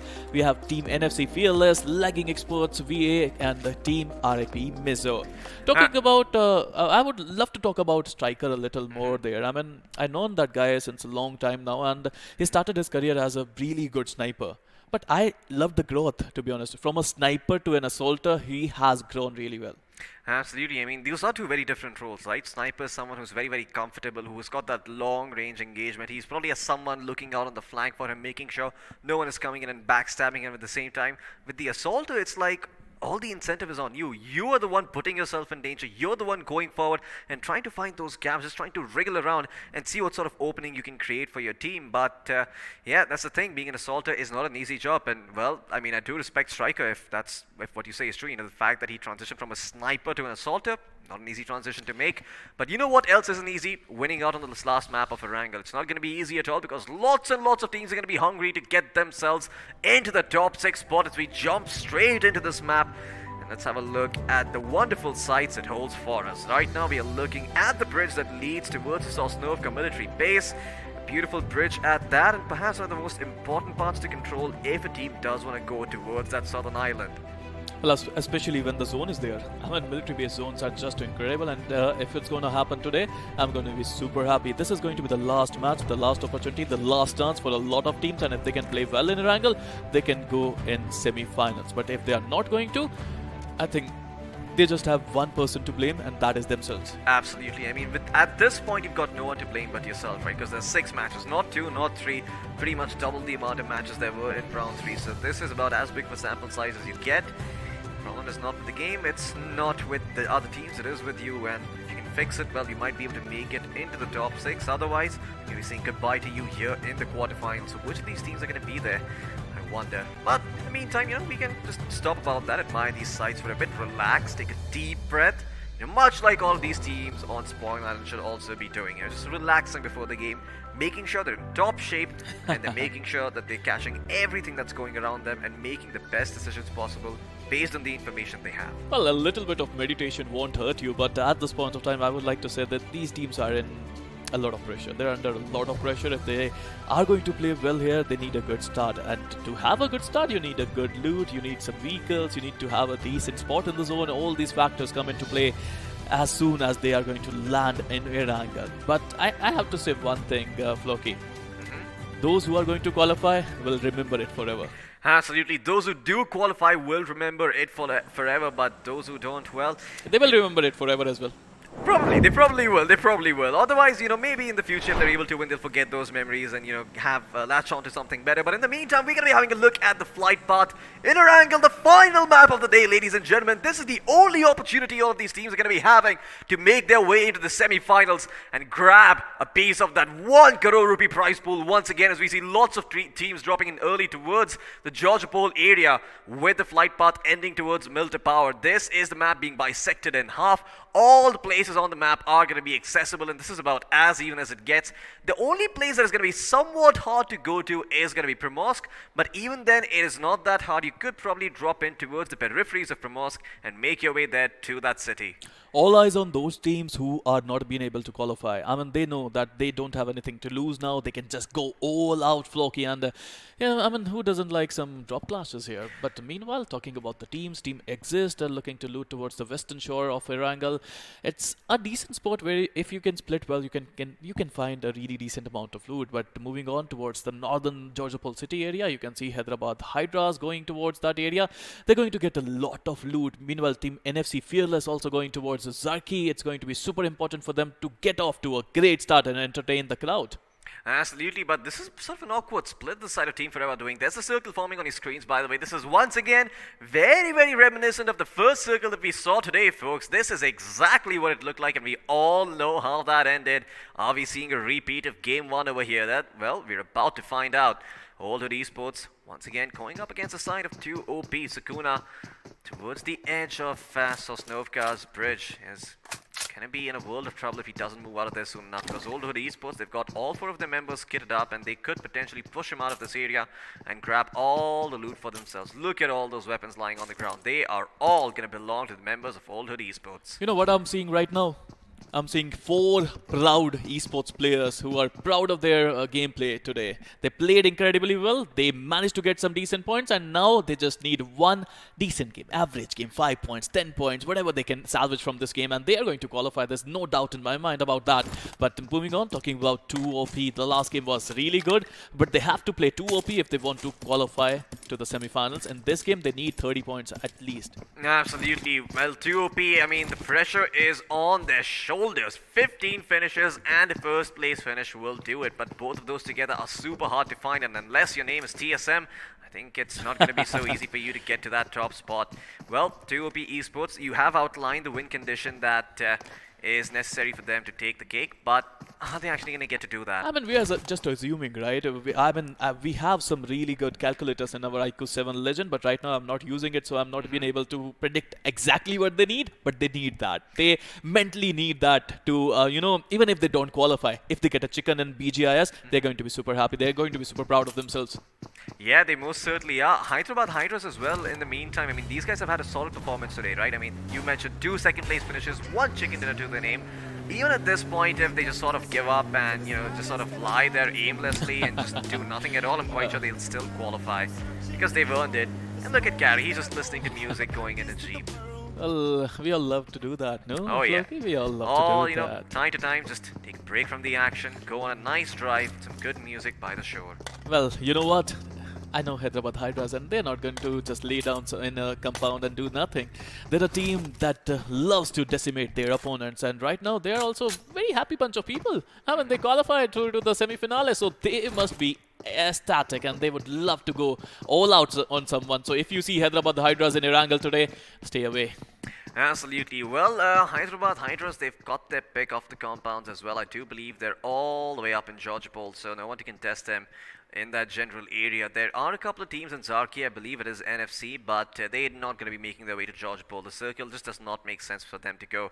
Savani is completely empty, by the way, in the meantime. Not something I was expecting, so is shooting range. But for now, we're going to turn our attention towards Team Forever, who do seem to be driving a little bit closer towards the Potato Hill or towards, you know, that simple Yasna Polyana area. Maybe they can get themselves some loot over there and potentially even some finishes if they play their cards right. But for now, they're going to make a quick pit stop to see what they can find in these houses, just loot them all, and once they've got that loot, they're going to move the hell out and try to get themselves a better position to work with. Absolutely. I mean, talking about Team Forever, they were hot favorites before the games. I mean, they are still hot favorites to qualify, but they need to get a lot of points off this game if they want to qualify. Meanwhile, if you have a look at Rozok, there was a drop clash here between lagging experts VA versus GT Esports, but it seems like they are not interested in taking the fight at this point of time. You need to make sure that you drive well, because I think driving is a skill in BGMI that can take you places. I see what you did there. That really made me chuckle.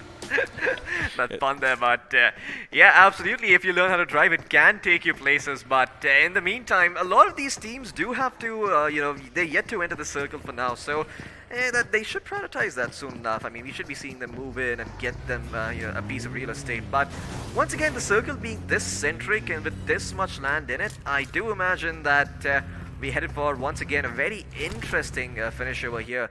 If the next circle does go over Rozok, I'm going to sort of just lose my mind. But yeah, in the meantime, everyone else in the circle, they're going to be happy with the real estate they've found. There's no reason for any of these teams to fight because the circle is big enough for all the 16 teams. No one really needs to engage each other if they just want to survive for now. They can engage later when, you know, the circle starts closing in and there's less land available. Well, I'm no devil, but I would love to see some action. If the circle goes towards 70, I would be the happiest person here. Yes, I don't have 2 horns on my head, but I would love to see some people fighting it out for the glory. Meanwhile, if you have a look at these teams, every single one of them, they want a really decent spot in the zone. I mean, I can see a couple of team exist. They are starting their rotations. They want a decent spot in the center of the zone, maybe. Maybe they would like to hold a really decent compound. Maybe they just want some loot. But meanwhile, talking about MF Esports, if they need to qualify, they need to play well. Oh, look at that. Beautiful. I mean, you know what? You press prone and jump at the same time and you go out window like that. Wow, that was... Yeah, absolutely. You just sort of leapfrog your way out of there. You just yoink away. But in the meantime, we're going to be having a look at the members of Global Esports, of course, and not a lot that is left for them to do in the series over here, but they're still going to give it a shot anyway. You know, just try and make sure that other teams, if they want to take them out and if they want to get to that top spot, well, they have to go through Global Esports first. Well, absolutely, but today was not their day. It reminds me of Velocity Gaming. Similar results, maybe. I mean, 4 experienced players there, 4 experienced players here, but now again, Global Esports starting off with a beautiful fight back, spraying his AKM completely not been able to spot anyone, it seems. Team GT, they just keep guns blazing all in a single vehicle, and well, they're taking the fight to Global Esports. They're going to be able to get themselves a knock, or are they? Well, Hathiara is going to go down, but they do find one member from Global Esports, and once again, Global Esports just not getting the treatment that they deserve, just getting contested in their drop right away. And, well, just getting blown up over here. But they will find one revenge knock as well. Dark will be able to secure that on Yash. And another member from GT is going to end up going down over here. Nico P is going to be able to get him back up on his feet. But Hathiara, we better have some medkits over here, because otherwise Global Esports are going to go in for the push. Look at Slayer. He is here as well. He has joined the party. And they are going to take this fight to the members of GT. In fact, there's another member that is very, very low. Iconic could go in for the finish over here.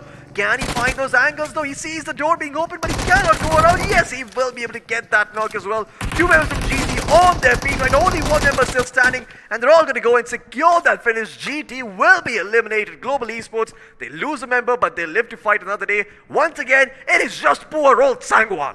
Oh boy, Sangwan, what have you done there? I mean, it's Sangwan all the time, and Erangel that takes the dust. But meanwhile, talking about Global Esports, they still have some chances there. I mean, not to qualify, but to win this game. They have 3 players remaining. They're off to a good start. They have 4 points on the board. But meanwhile, Team GT Esports and Team Exist, you know, while we were busy watching this fight, Team Exist, they got annihilated. Yeah, they did actually. I wonder what the hell happened over there. And a lot of nades were used. Yeah, it does seem like a lot of nades were used. Well, in the meantime, we're going to turn our attention towards Old Hood Esports, who are outside hospital as of now. And, well, they're looking over the shipping yard and seeing if they can find anyone for the time being. While the members of 2OP are quite close to the area of hospital, I'm quite sure they're probably in it as well, just getting all those medical supplies for themselves. Maybe a med kit here on top of first aid kits. And, well, the circle, Sphero, this is once again looking very, very similar to the first match that we had today. Well, absolutely, but let's have a look at Scott's Spotlight, Aldo Esports. You know what? You know, this team was in my prediction today in the morning, and I'm so happy that they qualified. Yeah, well, I mean, I was saying that, you know, I'm anticipating maybe a couple of these underdog teams to come in and perform, because if you remember, even in the third round, Old Hood Esports, they were in the same group as Forever, and they managed to get themselves chicken dinner. Who you predicted? Yeah, well, no, I didn't predict anything. But you know what? Let's have a look at the instant replay and see how Exist Esports got, well, obliterated out of existence. A lot of names, like you mentioned. Oh boy, well, okay, that was all she wrote. Just one single nade to do it all. 2 of the members were knocked. 1 member was taken out already. And the last standing member ate a nade to his face, and well, that was the end of it all. Well, that warehouse is not a good place to just stand there still. Both teams were trying to use some nades, but in the end, the team who will cook it better can finish it better as well. Talking about RIP Mizo now, ISO is a wonderful player, Worse, Flick, and Jacob Boy. I still remember Jacob Boy and Sanhok. I mean, the way he managed to survive, the way he did that heal battle, that was just immaculate. He managed to get a lot of value out of that Sanhok, and you know what? If they can get some value out of this Erangel, they're going to the semi-finale, it seems. Absolutely. Well, we're going to find out if Rip Mizo can actually, you know, go forward and get all those finishes for themselves. They've got the extremely dangerous weapons, those micro Uzis in their hands. At close range, those things can completely shred. But once again, they're going to have to get those angles. They're going to have to get those close range engagements to make those weapons work. Speaking of which, 2OP, they are in the vicinity, but they're kind of far over here. And look at that. They've got themselves a buggy, and they should be able to get the hell out of here on the back of that vehicle. If I see it right, I mean, it seems that Old Hood Esports is planning to do some magical stuff here. They're waiting for 2OP. If they can take a left turn now, they can get some problems, but they're not going through their way. They're going towards a different way, a different route, and I think that route would suit them better. Moving on, talking about the zone, it's going to be a really important zone, and I would love to see where the zone will go. I think it would go towards the ruin area, maybe towards some Pochinki would be in it, but we would love to see what will happen next. Moving on, Team Hyderabad Hydras at Rozok. They're off to a wonderful start once again, still surviving. 11 minutes already on the clock, and we still have some amazing teams left. Absolutely. Well, that's Outside Esports in the distance. Being spotted out by Slayer over here. And well, iQOO is not only going to spot them out, but take a couple of shots in their way as well as he knocks down Evac. Can he actually convert that into a finish though? Does he not have the angle for it? Well, for now, the energy drink is going to be popped. The bit of his HP is going to be recon along with some stamina to work with. There is a smoke over there, but at this distance, you can't really throw a nade. Instead, he's just going to rattle off with his M4, or rather his Scar, and try and see if he can connect those shots. Maybe find a second knock for his team. I mean, that could be absolutely big, but iQOO, he's going to go forward. He smells blood in the water. The Jeep is going to be pulled out over here. But what about the rest of the members from Global Esports? They don't really seem to have a vantage point or an angle where they can assist iQOO in his endeavor. Or is iQOO even going forward to try and confirm that knock? No, he's not. He's instead just going to rotate out. And guess what? Global Esports, they've got 3 different vehicles to work with, so they are absolutely not worried about getting backstabbed here. They know that they can just get the hell out of here and go somewhere else. Well, the circle, it betrays us. It's not going to be the same as the first game. It's going to shift further down south towards the area of ruins and Pachinki. And well, Pachinki seeing some action definitely makes me happy. We'll see if a couple of teams are going to be making their way there. The DP28 at this distance by outset not really being all that effective, as kind of have to account for the bullet drop as well. But once again, the circle, I see a lot of teams going in, and I imagine there's a lot of action that's going to be breaking out soon enough. You know, there's a difference there between teams. I mean, there are a lot of teams in the vehicles, a lot of teams going towards the center, but there is one team who's not going towards the center, and that team is 7C, going towards the southern side of the area, and I think they're going to play edge by edge. This is a wonderful strategy coming in from 7C. I would love to say how they would end their rotations. Meanwhile, talking about the teams, we already lost 2 teams, Team GT and Team Exist. Global Esports lost a player as well. Apart from them, every single team has every single player still surviving. Absolutely, all of these teams still have all their members up and standing, but 2 OP Esports in the meantime, they found the control of the ruins area, but can they actually make work with it? That's the question. Newton, sitting on top of this very awkward structure, has a very good vantage point to work with, but doesn't see anyone just yet. Rip Mizo in the meantime in very close proximity to the members of Forever, but Forever, well, they have no idea that there is Rip Mizo around. Instead, they're down in the trenches, in the gutters, in the sewers, in the alleyways. That is where they're going to be making their home and trying to hold out from. Does give you a lot of protection to work with, but you have to also remember it can be a death valley for nades coming in. Well, absolutely. I mean, I don't want to see this fight. I told you I want to see some fights, but I don't want to see this because both these teams can qualify, and I don't want them to fight against each other. RP Mizo played really well in a lot of games, but meanwhile, on the other hand, here you go. All the esports doing what they do best, taking out players one by one. Absolutely, NFC, well, they were caught out in the open over here. One of the players did walk away from the herd, and well, you know what happens to that member. He gets taken out. Elsewhere, though, it does seem that Klaus has been, well, put down on his knees by the blue zone, so it's going to come at a cost over here. Can they get him back up on his feet? They should be able to. I don't think they're going to be in too much trouble, but in the meantime, 7C Esports, a team was so close to getting chicken dinner last time around, is close towards Pachinki. For the time being, they have been standing strong. You know, their position is nearly secure. I don't think there's a lot that can really kick them out of the top 6 just yet, so they're going to be quite pleased with where they find themselves. But not only is their placement overall in terms of points good, but their positioning right now in this game is also really, really good. Having a high ground sort of an area to look over all the surrounding terrain and see where the rotations are going to be coming from. Well, absolutely. It seems like a eastern northern circle is on the card. Maybe if it goes towards the southern side, 7C would be really happy. But as I said, eastern northern, and a lot of teams are in the zone as well. Moving on, talking about Hyderabad Hydras, they're in the zone right now, and Global Esports, they were having I think a minor fight there. They were taking some shots at each other, but nobody got injured there, so everyone is fine, everyone is happy. They have a decent spot in the zone. Meanwhile, talking about all the esports barely managing to get out of the zone. They have all 4 of their players still surviving, and I think we have some action due for them.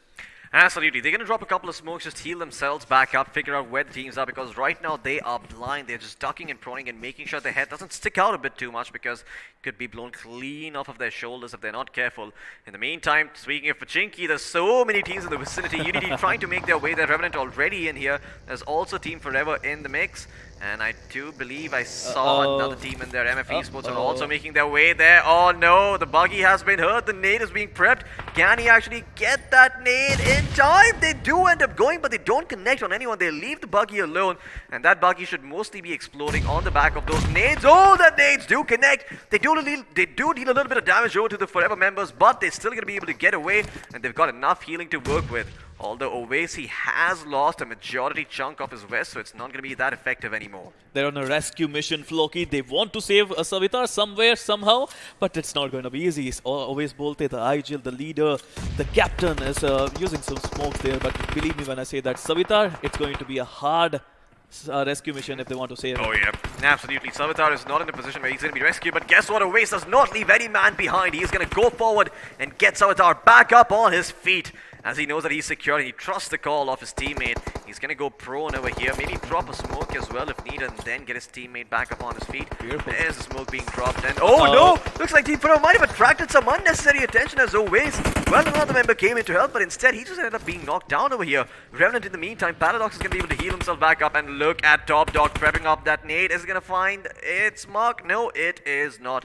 I think Max Cash should be okay. It's a bit too far forward, and he should be able to stand just a little while longer. While Forever, they get all of the team members back up on their feet. They should be able to heal them back up as well. And once they do, they're going to be in fighting shape. But Revenant, they smell that something is wrong for the side of Team Forever members. Are they actually going to be able to punish them over here? Oh boy, with BGIS on the line, Team Forever, they're trying their level best to survive in this one. Always Bolte is going to be playing a really important role for his team, but right now at this point of time, MF Hitman got the better of, 7C got the better of MF it seems. Meanwhile, Max Cash, he's down, and Team Forever, they are struggling. Oh yeah, I mean Team Forever are really struggling at this point. They are just caught in a very, very awkward position, and they're losing their members one after the other. There's no comfortable place where they can go in.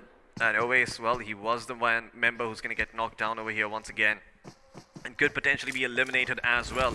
You have to remember, Team Forever, this is their only chance to actually make it into the semi-finals, and if they get knocked out over here, well, it could be Team Forever saying goodbye to us all. I don't think that's what the fans want to see as of now. Two members still standing, Frankie and Savitar still in the fight.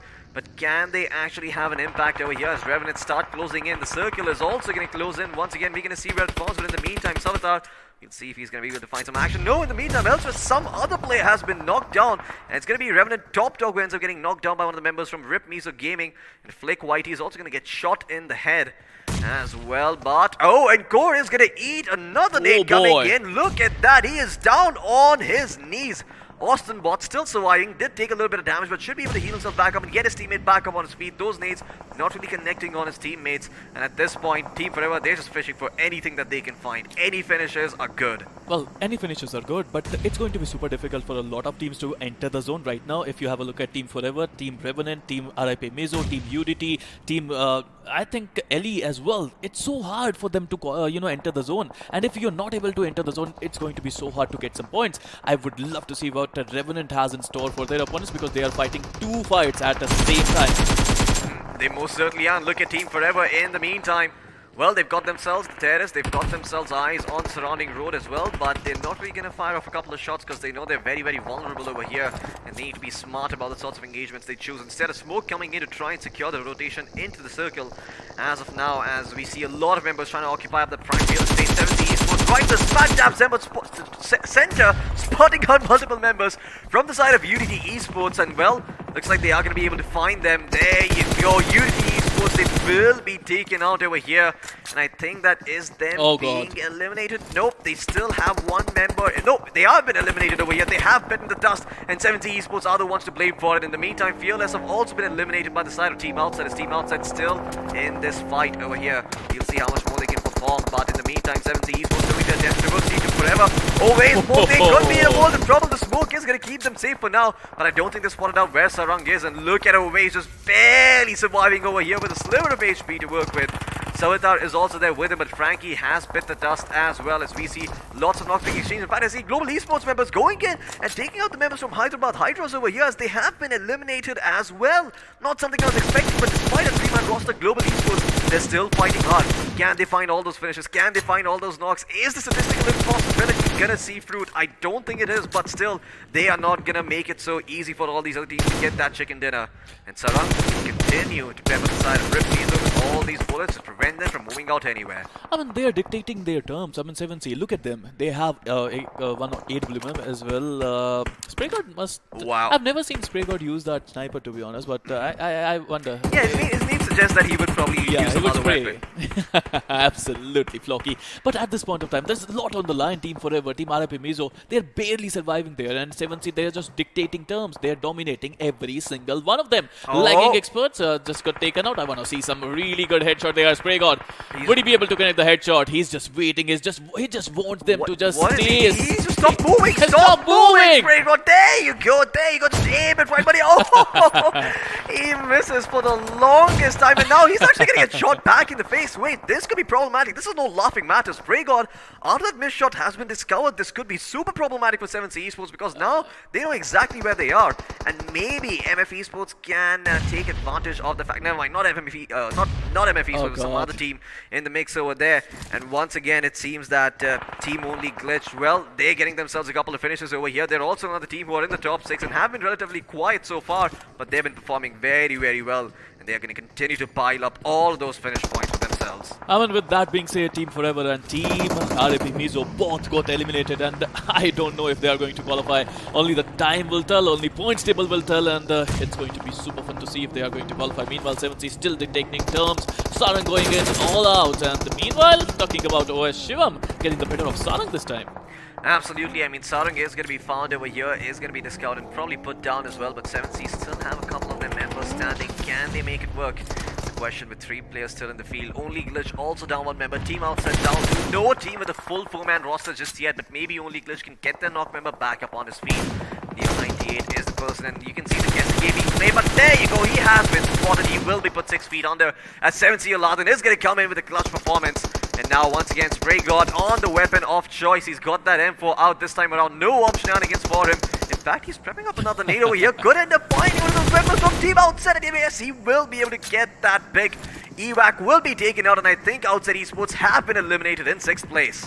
Well, there was a time, right, when I said K7C is making a really amazing move. They're rotating towards the southern side of the area. They wanted that higher ground, and that is why they wanted that higher ground. They're playing incredibly well. Meanwhile, Sultan coming in plays, I think, has a lot of responsibility on his shoulder. Let's see if he can beat OH.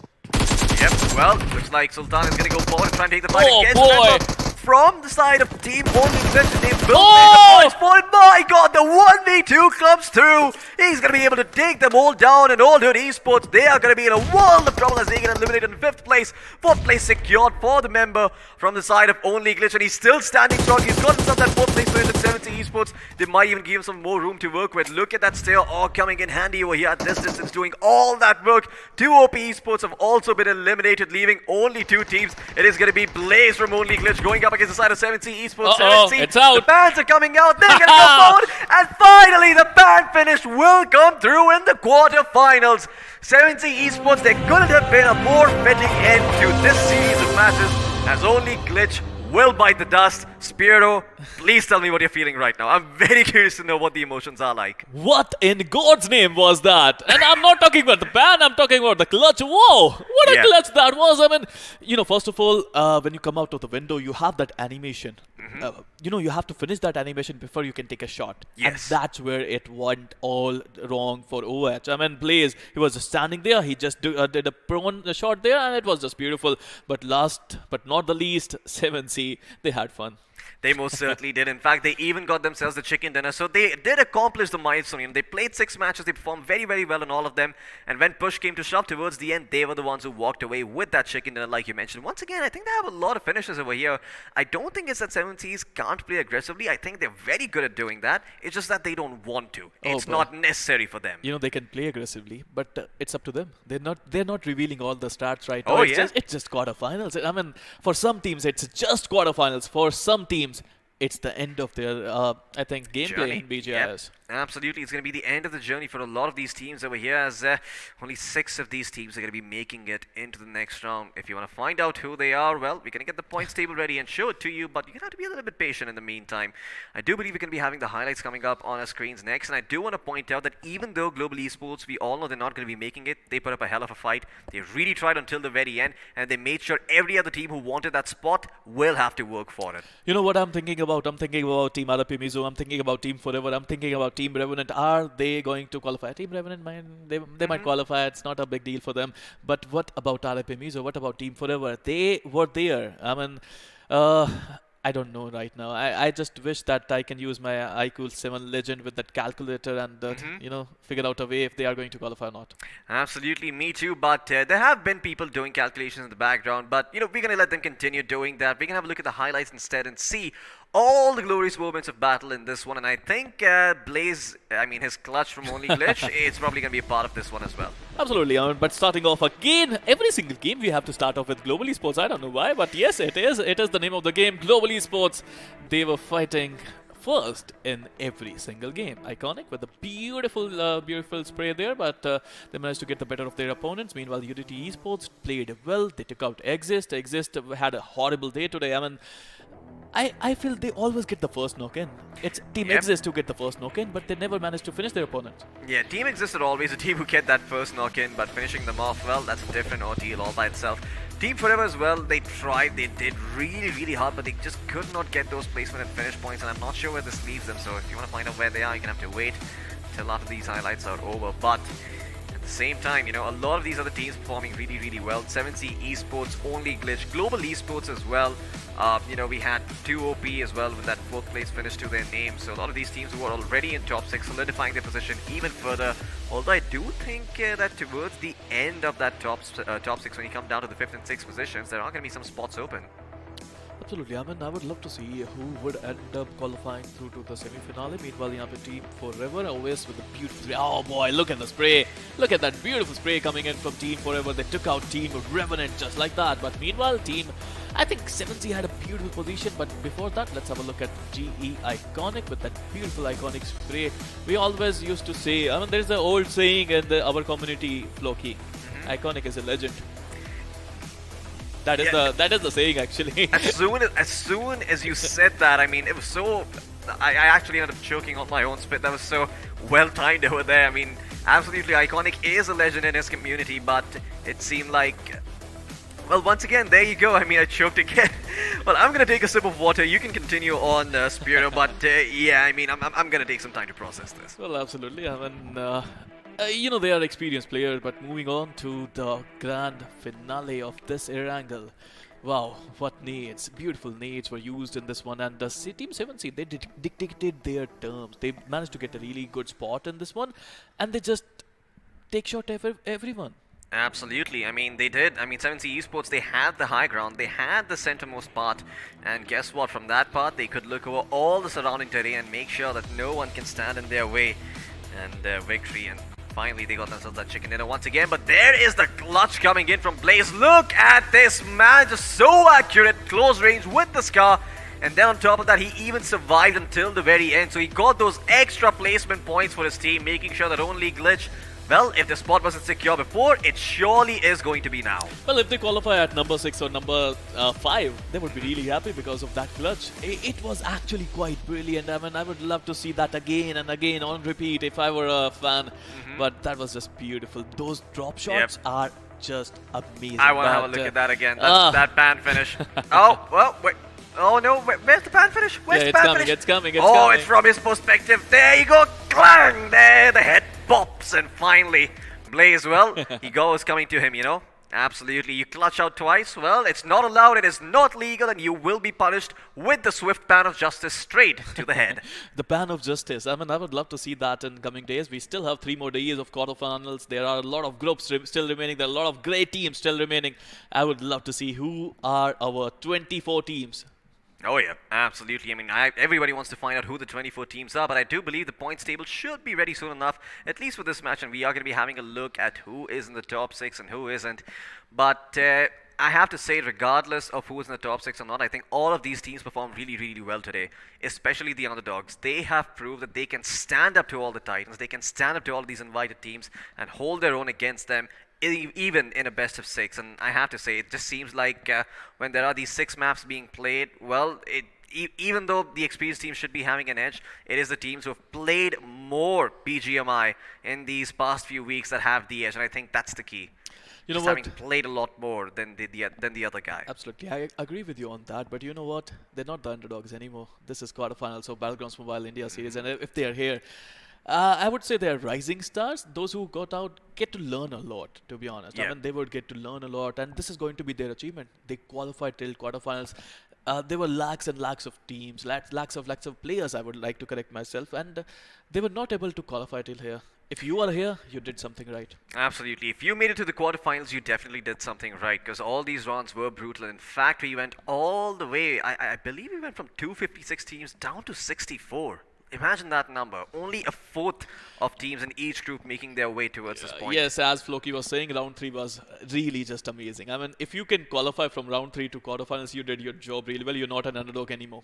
Absolutely. Well, everyone's going to be having their eyes set on you, and you better perform starting over here, because, well, I mean, some of you are going to be making it to the semi-finals, some of you are going to be bidding goodbye, but even the ones who are bidding goodbye, I think everyone's going to be looking at them and being hopeful in the future that maybe they can come in strong and they can deliver that same performance, that same punch, and get to that spot. But there's another thing that I want to talk about. I want to talk about the giveaway that we're going to be having for all of our viewers in chat over here. So, well, if you predicted correctly, if you made sure that you entered the details down in the description below using those links, you could stand to win a very, very handsome reward. And now I'm going to keep it a mystery. I'm not going to tell you what it is. So, you go down there, you make sure you fill your form, you do your due diligence.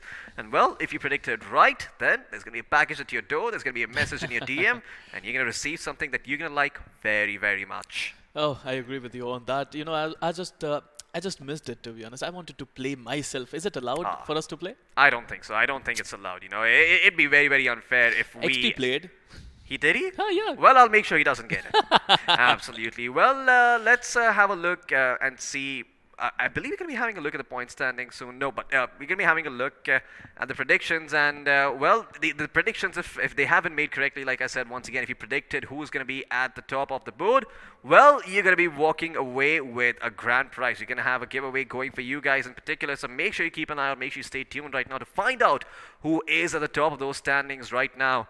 Well, I can't wait to find out myself. Although, if I did have to take a guess, I would say I think 7 Seas might have inched out everyone else. Well, the last match was really good, and it's going to be a tough competition between 7C and Hyderabad the Hydras. I would love to see who managed to qualify. All in all, it was a wonderful day. I still believe that there are a lot of really good teams who are left to play, yet to play quarterfinals, and tomorrow, day after, and day after, we would see some really, really great action, to be honest. I mean, this was Group 3. We finally got our 6 team. There's still a question mark who qualified. I think time will tell. Yep, most certainly time will tell over here. We're going to find out who's qualified and who has not. And well, if you predicted correctly, like I said earlier, there is going to be a giveaway prize for you. But yeah, we're still doing the calculation in the meantime. We're still trying to figure out just where these teams are going to be standing in the meantime. So once we have all that figured out, we're going to tell you, we're going to do the grand reveal. But it's no surprise that 7C Esports only glitch. And I also imagine, 2 OP Esports could also be in the top 6. Or no? You don't think so? Well, never mind. You know what? We're going to hold on to that for now. We're going to jump into the iQOO MVP and having a look at who has earned that mantle. Well, there you go. It's going to be Sarang from the side of 7 Seas with 8 finishes to his name and 717 damage done with 2 headshots to boot as well. This man coming in clutch for his team and giving the performance for lifetime. And only 20 healings. Yeah, 20 he only healings. healed 20 HP, so that is just amazing with 2 headshots, 1 assist and 21 minute of survival time. Let's have a look at top 5 players. So we got Old Hood Sultan with 7 freaking finishes with 643 damage, 1 assist, 2 headshots, survival time of 23 minutes and 9 seconds. I believe that Old Hood could also be the number 1 team.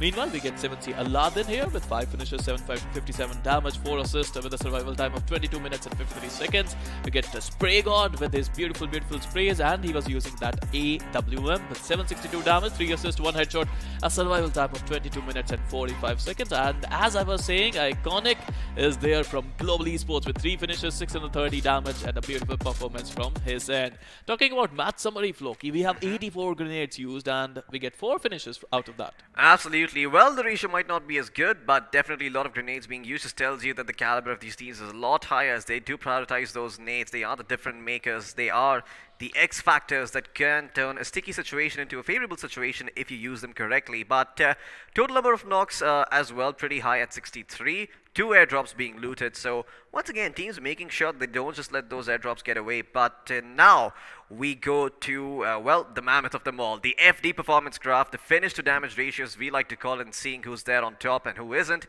7C Esports, they are right there on top with 18 finishes and 2,629 damage done. Those are a lot of finishes for a team. Absolutely, those are a lot of finishes for a team, and 18 finishes, I think they could be number one. I think you could be right, Floki, but we would see about that. Moving on to Revenant with 464 damage, 1 finish. We have Altitude Esports with 1203 damage and 7 finishes. But now it's the moment of truth.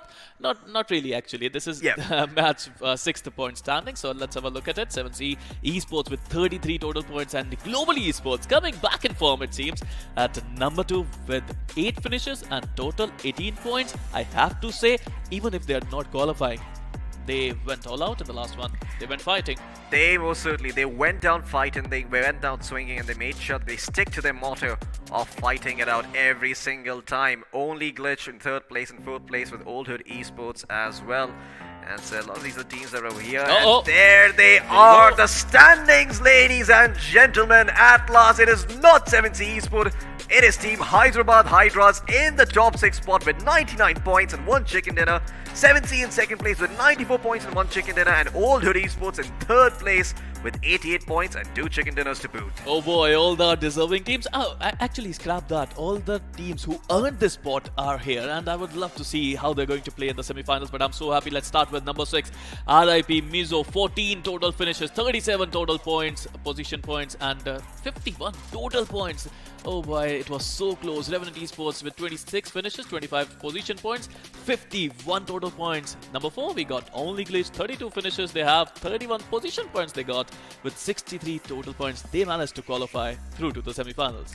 Absolutely, and Rip Mizo as well, just managing to sneak in there with 51 points like you talked about earlier. I'm quite sure you're going to be pleased. I'm so happy. 2OP Esports, they came so close. Look at 2OP Esports. They were just, they were just 3 points shy of being in a 3-way tie for that 5th to 6th place. But yeah, just couldn't really make it, so close yet unable to find those points. And MF Esports in 8th place, well, with 1 chicken dinner and 43 points. Yes, that's a main point. They got 1 chicken dinner out of 6 games. That clearly shows if you play well in 1 game, that doesn't mean that you're going to qualify. This time, it is all about consistency. You get 6 games, and if you play well in 4 of them, you are going to qualify. Number 9, we got Team Forever, another upset there. 25 total finishes with position points lacking. Only 12 they have. 37 total points were not enough for them to qualify. Absolutely, Team Forever not going to be very, very happy with where they found themselves. It's the end of their journey here in the Battleground India Series 2021. So they're going to be bidding goodbye to us. Unity Esports as well, sharing the same fate along with Lagging Experts, Global Esports, Team GT, Team Outset, NFC Fearless, and Exist Esports. Global Esports, hats off to them. They knew they were in a bad position. They knew they couldn't qualify. But even then, they tried their best. They played the game. And man, they made it really, really hard for some of these other teams as well to perform all that much. But yeah, it's going to be goodbye to all these teams down, from that 6th position. It seems that in not too long, for this places, we're going to be bidding 12 of these teams goodbye. But we're also going to be seeing 6 of them in the semi-finals, so I'm quite happy. It's even Stevens. We can be saying goodbye to 10 teams, not 12. My math, it's a little bit off. It's been a long day. Not gonna lie, I do need my beauty sleep. I do need my rest as well. So once I'm well rested, the math, it's gonna be on point. Well, either you win or you learn, and all these teams who are not in top 6 are going to learn, and they learned their lesson today. Consistency is the theme. We got Revenant, who's consistent in every single game, I presume. There were some games, there were 2 games where they were not able to be in top 7 or top 8. But that's the mantra. You have to be consistent, and you will qualify. I have to say, Hyderabad Hydras, congratulations, number 1 in this group, and they pretty much earned it. Absolutely. I mean, they just blew the competition out of the water. You know, no one was really expecting them to come out swinging over here. I don't think anyone was looking at Hyderabad Hydras and expecting tough competition because, let's be honest, they didn't have a very good time in the third round. Absolutely. They were just sort of down the dumps and they barely got in by the skin of their teeth. Again, I would say it was their Miramar who made them qualify. And, you know, if I'm not wrong, if my memory serves me right, let me get it. Okay, 27 points they got from that round 3 in Miramar. And I think 27, if you get one good game out of 3, it is enough to qualify, to be honest. You can get 5 points in Erangels and you can still qualify. But here you have to play well in Sanhok, you have to play well in Erangel. Of course, you have to do well in your favorite map, Miramar, and they did just that. Absolutely, they did just that. But let's have a look at the top 4 squads and seeing exactly who they are in terms of finishes, placement points and whatnot as we jump straight in. I imagine 7 Seas will be at top. No, it is Team Hyderabad Hydras once again with 53 total finishes. And in second place, there is 7 Seas Esports with 45 finishes to their name. Absolutely. Number 3, we got All2 Esports with 36 total finishes. And number 4, we get Only Glitch. It's not a glitch, it's a reality. They got 32 points and they are going through to the semi-finale. What a beautiful gameplay these teams have showcased today. I mean, I just can't wait for semi-finals. But you know what? It's far away. Let's talk about let's talk about the rest of the quarterfinals that we are going to have tomorrow, day after, and after that, it's going to be super fun. Yeah, this was just the third group for today. You know, this was just Group 3's matches. We still have 3 more groups to go for the quarterfinals, making it a total of 24 teams playing in the semi. So if you want to catch all of that action, you make sure you tune in, you make sure you click subscribe, and you make sure you click that bell notification icon to see when we're going live. But these are our top 4 teams over here. Old Hood Esports in 3rd place with 36 finishes and Only Glitch in 4th with 32 as well. A lot of these teams getting a lot of finishes over here, but at the end of the day, it is the consistency that matters, and that is when we know which team is truly the best, as we will find out eventually on the day of the grand finals. But that day, it's long gone. So let's have a look at the top 4 players for now and see exactly who it is that stole the show today. Sultan from Old Hood Esports in 1st place with 17 finishes. Isn't he a Sultan? Isn't he that actual Sultan of today? I mean, 17 finishes in 6 games. That shows courage. That shows championship. You know a thing called X Factor? I can see that in this guy. Absolutely. Sultan, well, he's got a question mark towards the end of his name. He better change it to a full stop because he is indeed a Sultan. There are no doubts about that whatsoever. And you can see it in the performance itself. Even Spray God, for that matter, he's got 8 assists, 3 revives, 3,377 damage to work with, and a fair amount of healing too. Look at Manti from Hyderabad Hydras and Carry as well. 2 of the players in the 3rd to 4th place with 15 assists, 7 assists, 16 finishes for both. Well, absolutely. You know why I'm so excited about Manti? Look at that number of assists there. 15 total assists coming in from Manti. What a player he's turning out to be. Yep. You know what? I was watching Grind. I was like, Manti is out of form. He's a little bit rusty, but I know this guy. This guy is a beast of a player. If that guy is in form, Hyderabad Hydras semi-final is gonna be super fun for them. Absolutely. Just to add on to that, you know, if you actually look at all the other players, they've got themselves, a fair amount of finishes. But Manti also has the finishes and he's got the assist to boot as well. So just showing how much of a team player he is as well. And once again, Team Hyderabad Hydras, that is the reason they ended up on top today. They played as a team, they played as a unit, they played with each other's strengths, covered each other's weaknesses. And well, it's like you said, those 4 magic words, go ahead and tell them what a team is. The best thing, their captain is also there. Hyderabad Hydras carry is also there. And, when your captain goes in front, everyone follows him. Absolutely. Everyone follows him.